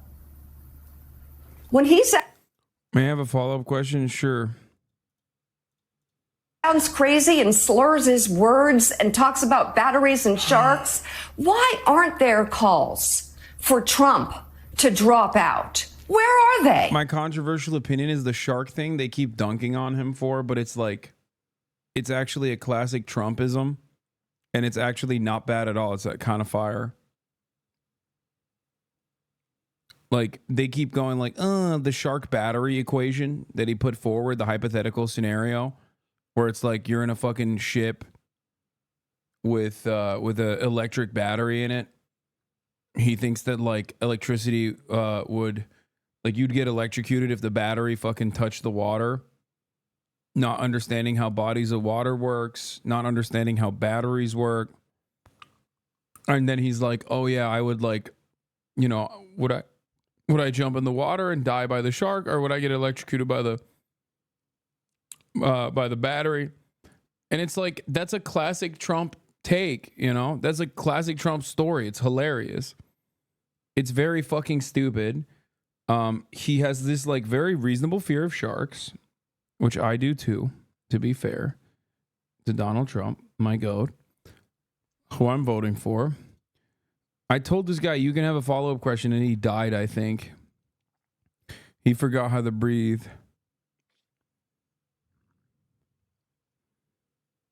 Yeah. He said, Don. In the Philadelphia Inquirer, their editorial board did take a stand, writing, quote, to serve his country, Donald Trump should leave the race. Well, there's one. But where are the other editorial heads? Leaders who were so rocked the other night. Dude, why would the fucking guy whose base wants to kill journalists, like execute them Pinochet style, why would the guy leading the fuck journalism, fake news cause ever listen to the Philadelphia Inquirer or the New York Times? If the New York Times is like, oh, Donald Trump needs to step down to save democracy, yeah, he'd be like, look, they hate me. Look how awesome it is that these fucking pieces of shit hate me. Don't you guys hate these elitist pieces of shit? Well, they hate me because I love you. Boom, it's over. It's so fucking stupid. Yeah, of course the New York Times op-ed editorial board is not writing about Donald Trump like that. That doesn't mean they like him. They literally very clearly showcase how much they hate him in that fucking op-ed. They're like, this guy's a threat to democracy, which is fair. I mean, it's like, it's not wrong. He is a threat to democracy. This guy wants to deport every immigrant in this country, which is also, again, fair. He said that. So if this is as serious as the Democratic Party claims it is, if democracy is truly on the ballot, then our hitter can't be Joe Biden. It is precisely because the New York Times and many other fucking outlets understand the severity of circumstances that they don't want a repeat of 2016 with Hillary Clinton. That's literally all this is, by the way. The major difference, however, is that there's no Bernie Sanders type person that would like terrify mainstream media and every fucking elitist piece of shit into saying, no, Hillary is our gal. So because there's no Bernie alternative that terrifies rich people, they literally see the writing on the wall. They're like, what are we doing? What are we fucking doing here? If democracy is on the fucking ballot, you can't have Joe Biden be the guy.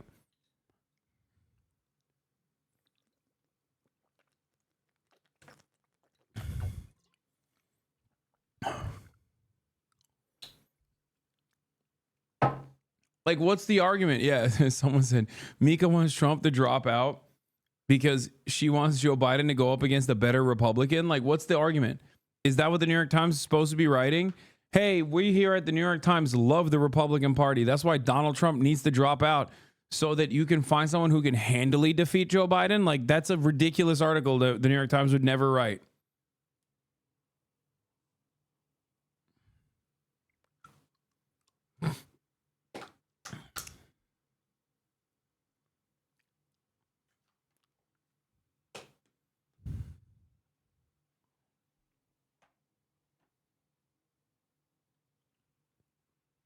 Philip DeFranco title is wild. Did the Supreme Court? Biden can legally kill Trump with SEAL Team 6 now? I mean, he's right. And he should say it. Wait, am I in the thumbo on this? Clearly official. Am I in the thumbo? Did he put me on here? Because I said that too. I've been saying that. No, he didn't put me in the thumbo.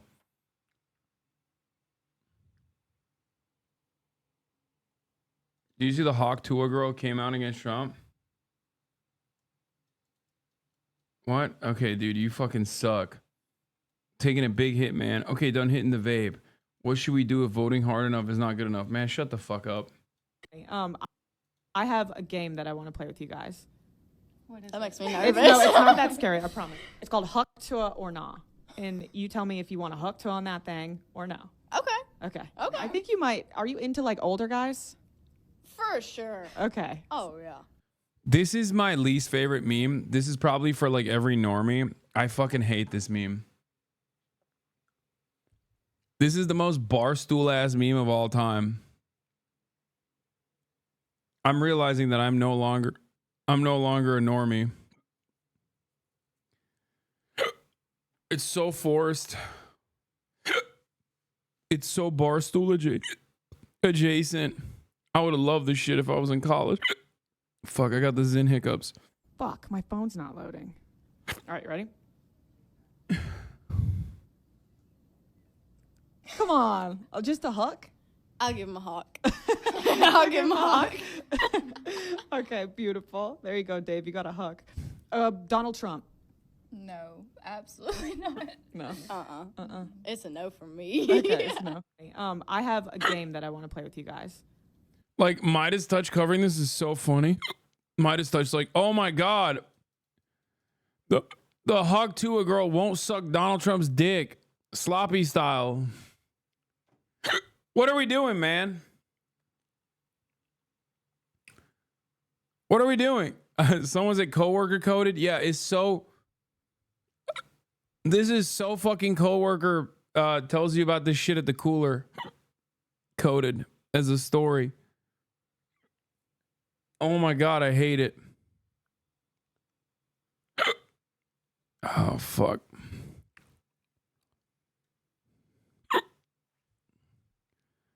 No normie even knows about this. No, they do. They do, bro. This is like 100%. Like, you're still online, but you're a normie. If you care about this kind of thing, like you read Barstool.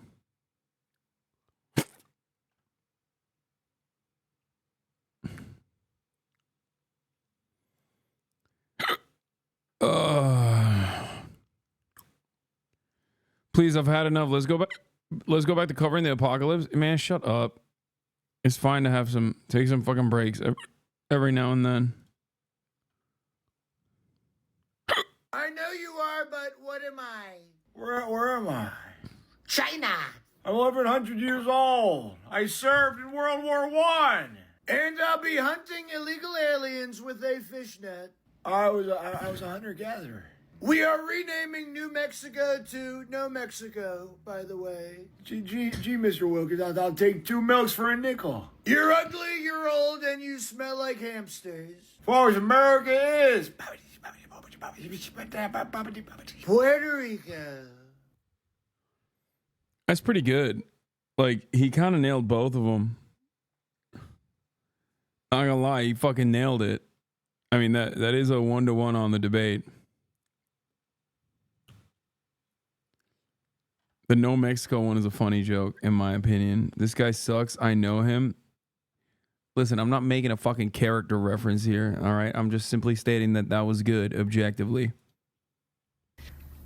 who see Trump as so unfit that he should leave the race. I can't listen to Mika any longer. All right, let's get the fucking... This actually is interesting. The should Biden drop out, Professor correctly predicted past elections weighs in, but like I was listening to it and it's just like he has a scientific method and he doesn't predict until October and there's like 13 keys and it just seems like very I don't know. It just seems like I hate these kinds of things. Cause like I'm very careful about making these sorts of predictions on elections. Like I will always be like, listen, it could go either way.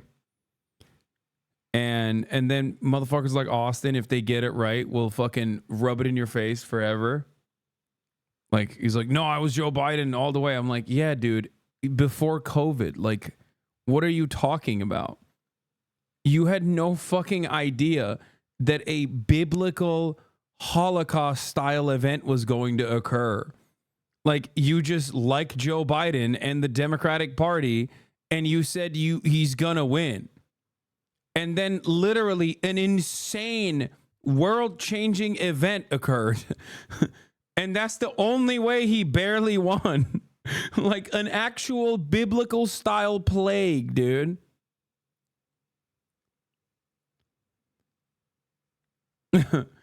It's just so silly. Anyway.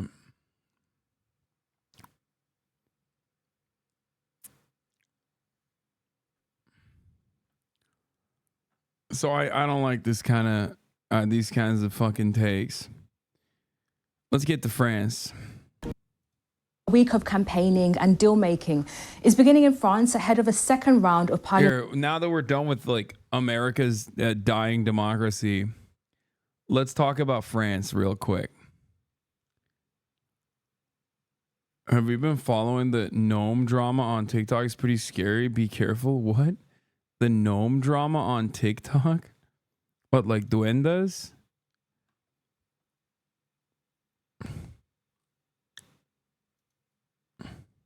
Parliamentary elections next weekend.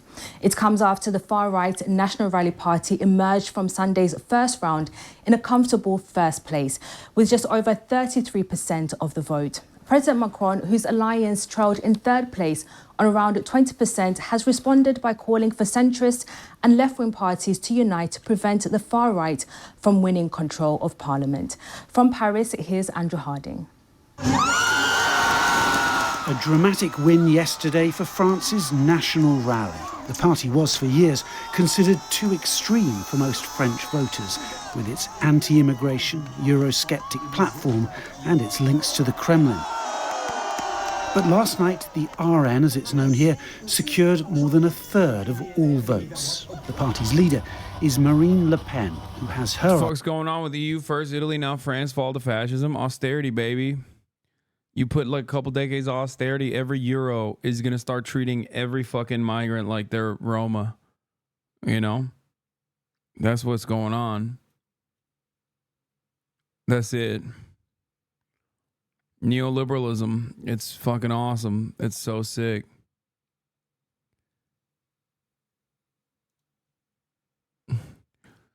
What's going on in the EU is identical to what's going on in America. Okay? You got a bunch of people who are like, man, shit is expensive, dude. And then you got one side that's going, you know why shit's expensive? Because black people and brown people. That's why shit's expensive. Don't care to follow up on that. I'm just going to say, what? Don't we hate black people and brown people? And then the guys are like, you know what? I do actually. You're right. And that's how you have these fucking parties. Okay? Blowing up. And then the other side is like, yeah, you know what? Things are fine. Things are expensive. Okay, well, it is what it is. It is what it is. I mean, don't worry about it. Also, we've decided to privatize the railroads. You're like, wait, what? You decided to privatize? Yeah, now the railroads are actually privatized. And also, it'll be cheaper for a little bit, but then it's going to get really expensive. Also, it's going to be much worse now. And you're like, what? But everything is so expensive. I can't go to work. Why are you fucking up my public transit? Like, why are you doing this? And it's like, well, because, you know, private corporations wanted to make money off of it. It's much better that way. Shut the fuck up. Also, here's a carbon tax or, you know, here's an extra tax. Also, we're raising the fucking retirement age. Not for police, though, because they're going to be defending us while you guys are rioting. And it's like, wait, what? You're raising the retirement age, but everything's expensive. Shut the fuck up. We're raising the retirement age. Also, we've decided we hate immigrants too. Don't you hate the immigrants? And at that point, they're like, yeah, we do hate the immigrants. Now you're saying you hate the immigrants, but you're also fucking like adding additional unnecessary gas taxes or raising the retirement age. I'm going to go with the fuck immigrants party instead. I'm not going to go with you. Fuck you. And that's how you arrive at Le Pen. Okay? That's it. That's how you arrive at Le Pen. All she had to do was basically go, yeah, my bad that my dad was a Nazi and I defended him viciously and vociferously. I am no longer as much of a Nazi. Like, sure, Jews control the media, whatever. It's fine. Okay? It's cool. I don't think Jews control the media as much anymore. Also, I love Israel. Vote for me. Fuck immigrants. And that's how, yeah, that's what happened. That's basically, I just gave you the exact, albeit reductive ways in which Marine Le Pen was able to retriangulate and make herself seem more moderate, but still very much the anti-Islam, anti-immigrant party, and how Macron basically tried to fucking capitulate to that, and also present himself as like an anti-Muslim, anti-immigrant guy.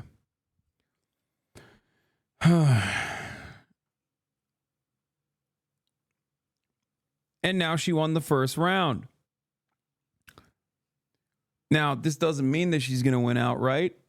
Either she needs to get majority, which is not super likely, or they're going to have a hung parliament, which is way more likely.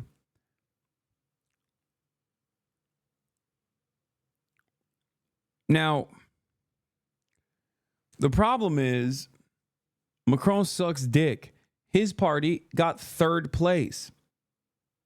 The New Popular Front, led by Mélenchon and many other groups that are like Green Party, Socialists, yada, yada, yada, they all got together and they got a close second place.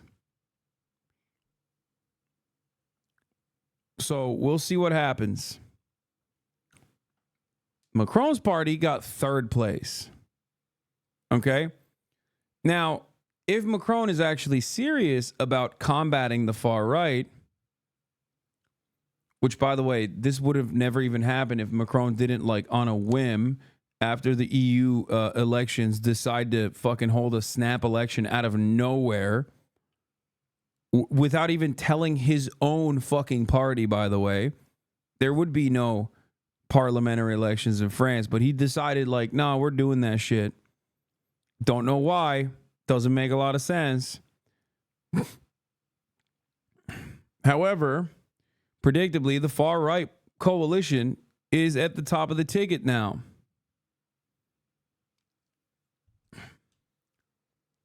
Now, will Macron actually put his money where his mouth is and push for the New Popular Front? Probably not. Seems like his finance minister came out and was like, we cannot have a kook like Mélenchon, a far-left extremist, running the country. Macron himself has simply just said, you can't vote for the far right. That's it. But he hasn't gotten himself to put support behind New Popular Front. So those are the two options.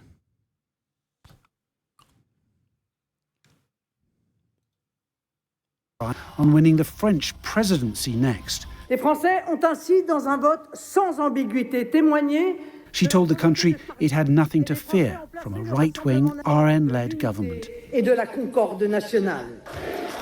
But there is a second round of voting here next weekend, and things could still change. After yesterday's vote, President Emmanuel... By the way, turnout is up 7%, and a lot of young people are voting on both sides, unfortunately. For the record. By that, I mean a lot of young people are voting for the New Popular Front, and a lot of young people are also voting for Le Pen as well. Macron called for centrist and left-wing parties to form a united front to keep the RN out of power. Will it work? It's going to be a struggle. And all this in the middle of Paris's preparations for the Olympic Games later this month. Many French are worried about their country's deep political polarisation. The road ahead will become clearer in a week's time, when a second round of voting will determine France's future. 48% of 18 to 24 are voting left, but the far right is doing 30% in all ages. That could be months of political deadlock. It could be a... It's not about a left-wing majority. It's about stopping a far-right majority. Yeah, I wish. Macron is trying to kill the radical left, France in Insoumise, but the left coalition is fucking up his plan. Yes. I think in the last election, the left was infighting, or I mean, the left was infighting, which led to Mélenchon not winning. And I don't know if he thought that that would be a repeat, but seemingly they're not.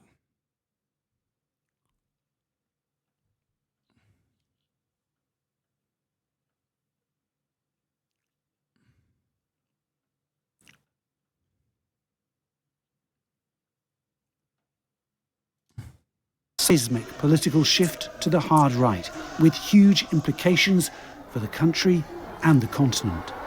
Andrew Harding, BBC News, Paris.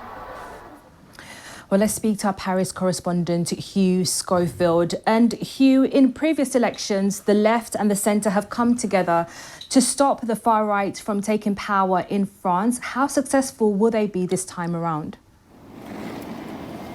We'll have to see. And they're certainly making the... Am I fucking effing again? I'm gonna lose my goddamn mind, bro. Come on, dude. Come on, dude. Hold the fucking line. Oui, oui. Oui, oui. What is happening? What the fuck is this? Why are you doing this? Internet. What the fuck? Merde. Nique la police. It is little bit F. The same noises this time round. You heard Macron there calling for a front to confront and take on and defeat the RN candidates in each of the constituencies where they're through to the second round.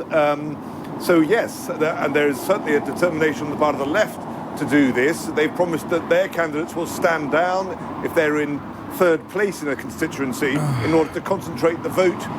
Dude, why are you always effing? Because I'm fucking your mother, okay? In the pussy. Take a week off, dipshit. God damn it, dude. You know I'm effing. I'm in Croatia, dude. What do you want me to fucking do? I have no control over the goddamn internet here.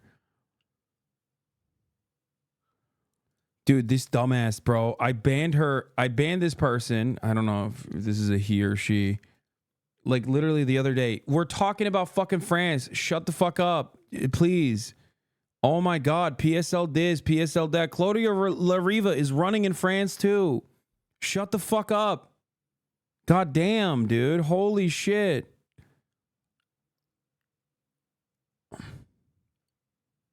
Please vote for Claudia and Lariva. Or whatever the fuck. I just, oh my God, I'm getting tired. Oh. Against the RN candidate, it could make a big difference. The left did very well in this election. They got 28% of the vote. Their forces are traditionally very, very fired up against the National Rally. So if there is a big turnout by people voting on the centre and the left to stop the National Rally, that could well limit the extent of their gains in this election. But gains there will certainly be for the RN in this election. And the key question really is... Why are you even streaming on vacation? Go to a fucking beach, man? Bro, what beach? It's literally 12 a.m. here. Okay, which reminds me, at the top of the hour, there's a 3-minute ad break. Like, what am I supposed to do, man? I was at the beach all day. Why do you hate lefties in the PSL? Like, unsub chatters hate ad break. Okay, I already ran the ad break.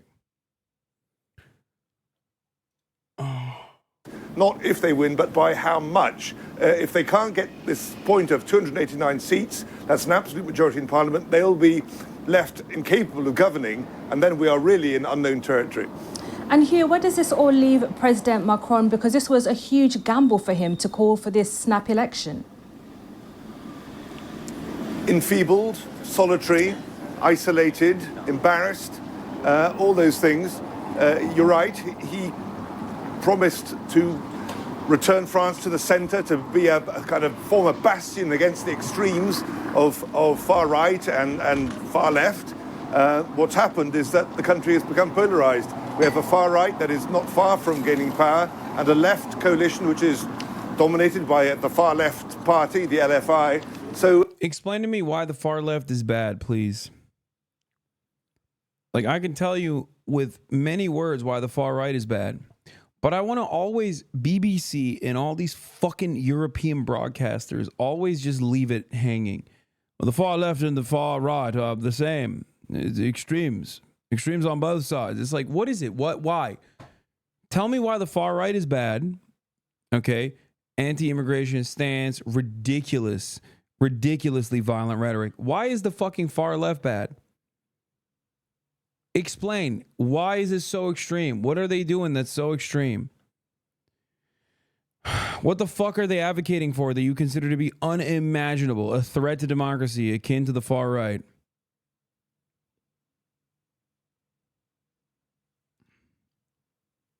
Whatever it is that he planned to do, it hasn't happened. And the immediate prospect for France is one in which he himself is a very diminished figure with very little influence inside the country and a diminished profile outside the country. And inside the country we have a far right, which may well form the next government, or deadlock in Parliament leading to, well, more crisis. Yes, and you mentioned there the polarisation within French society between the far right and the far left. How has this come about? Well, partly it's because of what Macron has done. But Macron produced himself, or sort of represented himself as being the great centre, the hyper centre, the man who would unite France. Because yeah, no, definitely he did unite France. He did do that against him, but he did do that. LFI isn't even far left. I know, dude. I'm just saying, I want to hear what they have to say. Why is it far left? And what is so bad about far left? That's what I want to know. Because they never actually fucking mention it. I listen to these reporters all the time. I listen to DW. I listen to France 24. I listen to the BBC.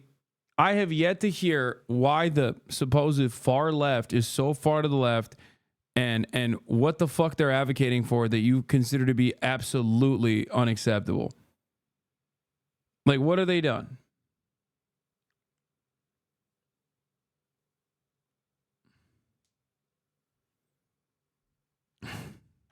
Around him would come sensible men and women of the centre left and the centre right, and that would be the obvious and logical solution to the country's problems. And if you say fucking they support Palestinians, okay, yeah. Because that's usually what it is, always. It's like, oh, the far left supports Palestinian emancipation. They consider Palestinians to be human beings, and that, of course, is anti-Semitic, which we're talking about France, okay? Anti-Semitism is literally not a burden in French politics, except the problem here is that they're humanizing Muslims. That is a burden. That is considered extreme, okay? Let's be real. Like, the notion that, like, oh, these guys are anti-Semitic, like, yeah, you want them to win more votes? Is that why you're saying they're anti-Semitic? The only thing was that in the natural course of events, there was going to be an opposition to that, and as he'd hogged the centre ground, the the opposition inevitably has come from what he calls the extremes, the extreme right and the extreme left. And that's what's happened. But of course, it's replicated in other countries. It's a polarization that's also cultural, linked to the rise of a left liberal metropolitan class and its rejection by, to put it bluntly, poor white people living in the provinces. And if as expected, Hugh, the National Rally does form the next government in France, what kind of policies could it introduce? Would it be very different from President Macron's party? Well, first of all, let me just qualify that. We can't assume there will be a National Rally government in the next after next Sunday. If they don't get this total majority, they will be incapable of forming a government, and there's a lot of talk of then forming there'll be some kind of technocratic government, like what Italy had with Draghi. So let's not assume that the National Rally are going to form the next government. But if they do, well, we know what their policies are. They are to make immigration more difficult, to make life less attractive for people who would like to come and settle here. It's to make handout state benefits available primarily for people of French nationality. And on the kind of social economic front, it's to increase people's buying power by cutting VAT on fuel and things like that, things that are going to cost an awful lot of money, reducing again the age of retirement. Whether or not in practice these things are practical is another matter, but that's what's on their manifesto. Yeah, no, that's right. The far left is extreme because they want to reduce the age of retirement. Is that what he just said? Did I hear that right? As in, like, the thing that the entire country united and, like, lit the country on fire for approximately months on end, which played a role in, which basically was like the last nail in the coffin for Macron. Really? That's, wow, how radical these fucking communist monsters want to reduce the retirement age again. These fucking monstrous pieces of shit. Probably the, what? Oh no, he said the right was doing it? Oh. Even then, what a ridiculous thing to fucking say. I thought he was talking about fucking the New Popular Front. If Le Pen wins, it'll be really funny. I don't think it'll be funny. I think it's just, all you need is the AFD at that point. You got Vichy France, you got fascists in Italy, and all that remains is Germany going to the AFD, and then it's over. It's just 1930s again.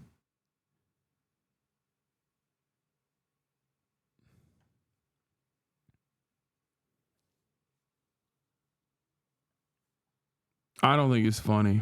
Here's why the left is extreme. Oh, fuck. Financial Times, dude. I can't read this.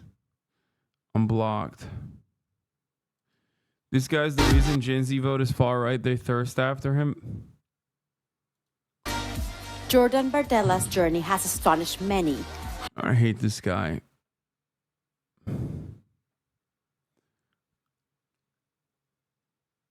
It won't be funny. Arab students are already getting beaten at night in rural areas.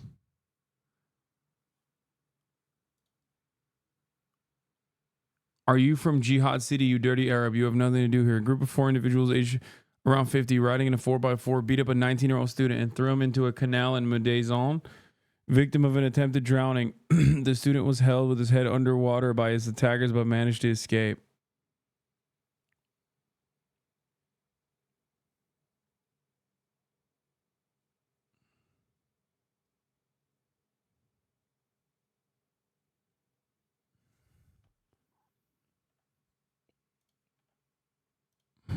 Yeah, I don't believe that the far right will actually lower the retirement age. If anything, I believe that they'll make it higher.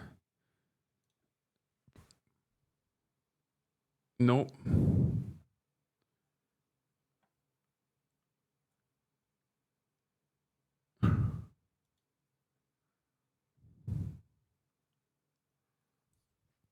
Diaspora Affairs Minister says far-right Le Pen as French president would be excellent for Israel.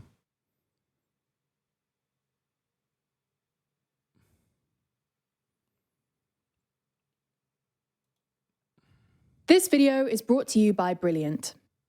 On Monday, French President Emmanuel Macron dramatically warned that a far-left or far-right victory in the legislative election could spark civil war. While many people saw his comments as a last-ditch attempt to win votes, the underlying admission was that Macron's own centrist programme has failed. Over the past few months, French politics has become increasingly polarised, and now, going into the election, opinion polls suggest that both Marine Le Pen's Rassemblement National and the left-wing Nouveau Front Populaire coalition are significantly more popular than his centrist grouping. So in this video, we'll discuss why French politics has become so polarised, and how Macron's centrist agenda ended up failing.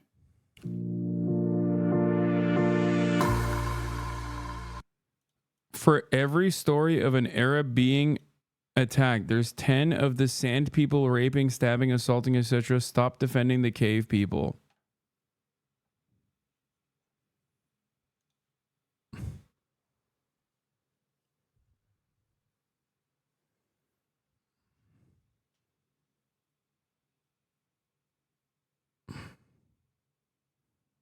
Wow.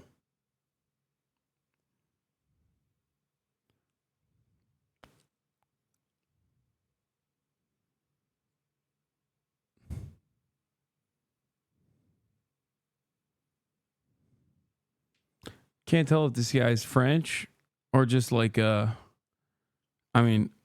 just like an unimaginable Islamophobe, but loves talking about that sort of thing whenever it's brought up. Could be French, could be just a regular French guy.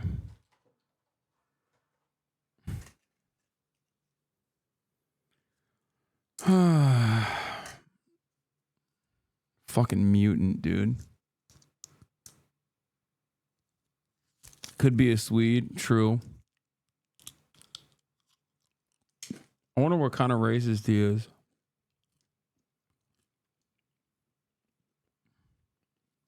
You didn't know they made races like this? Brother, are you kidding me?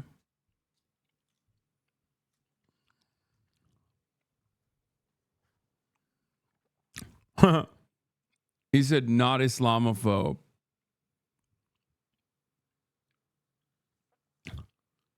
Just European who pays attention. He's not even French. He's definitely Swedish.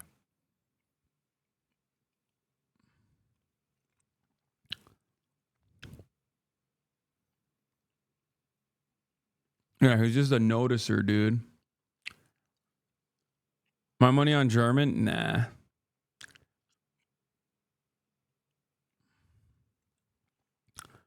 Probably a 4-cent sub. Yeah. I want to see.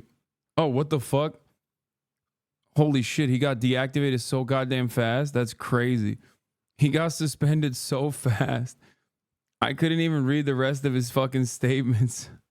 God damn.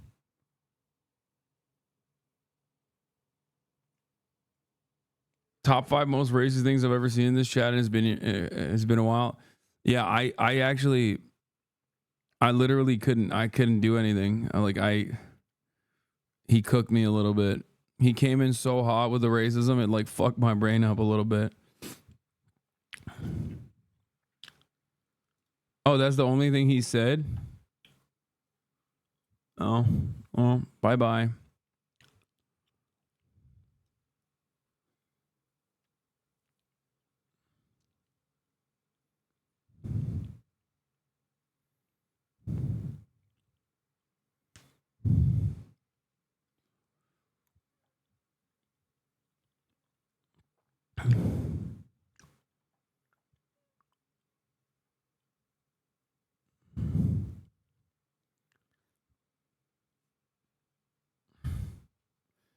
Is that automated, or is there a Twitch staff that's on in here? No, they probably reported it.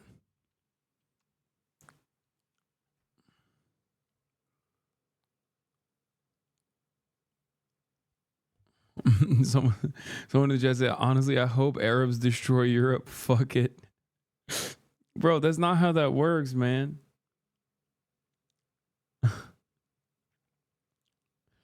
The fuck do you mean?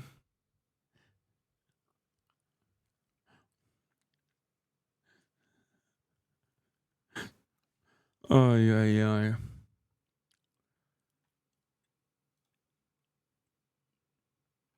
Weird all the truth tellers get banned like that. Yeah, sand people doing mass rapes.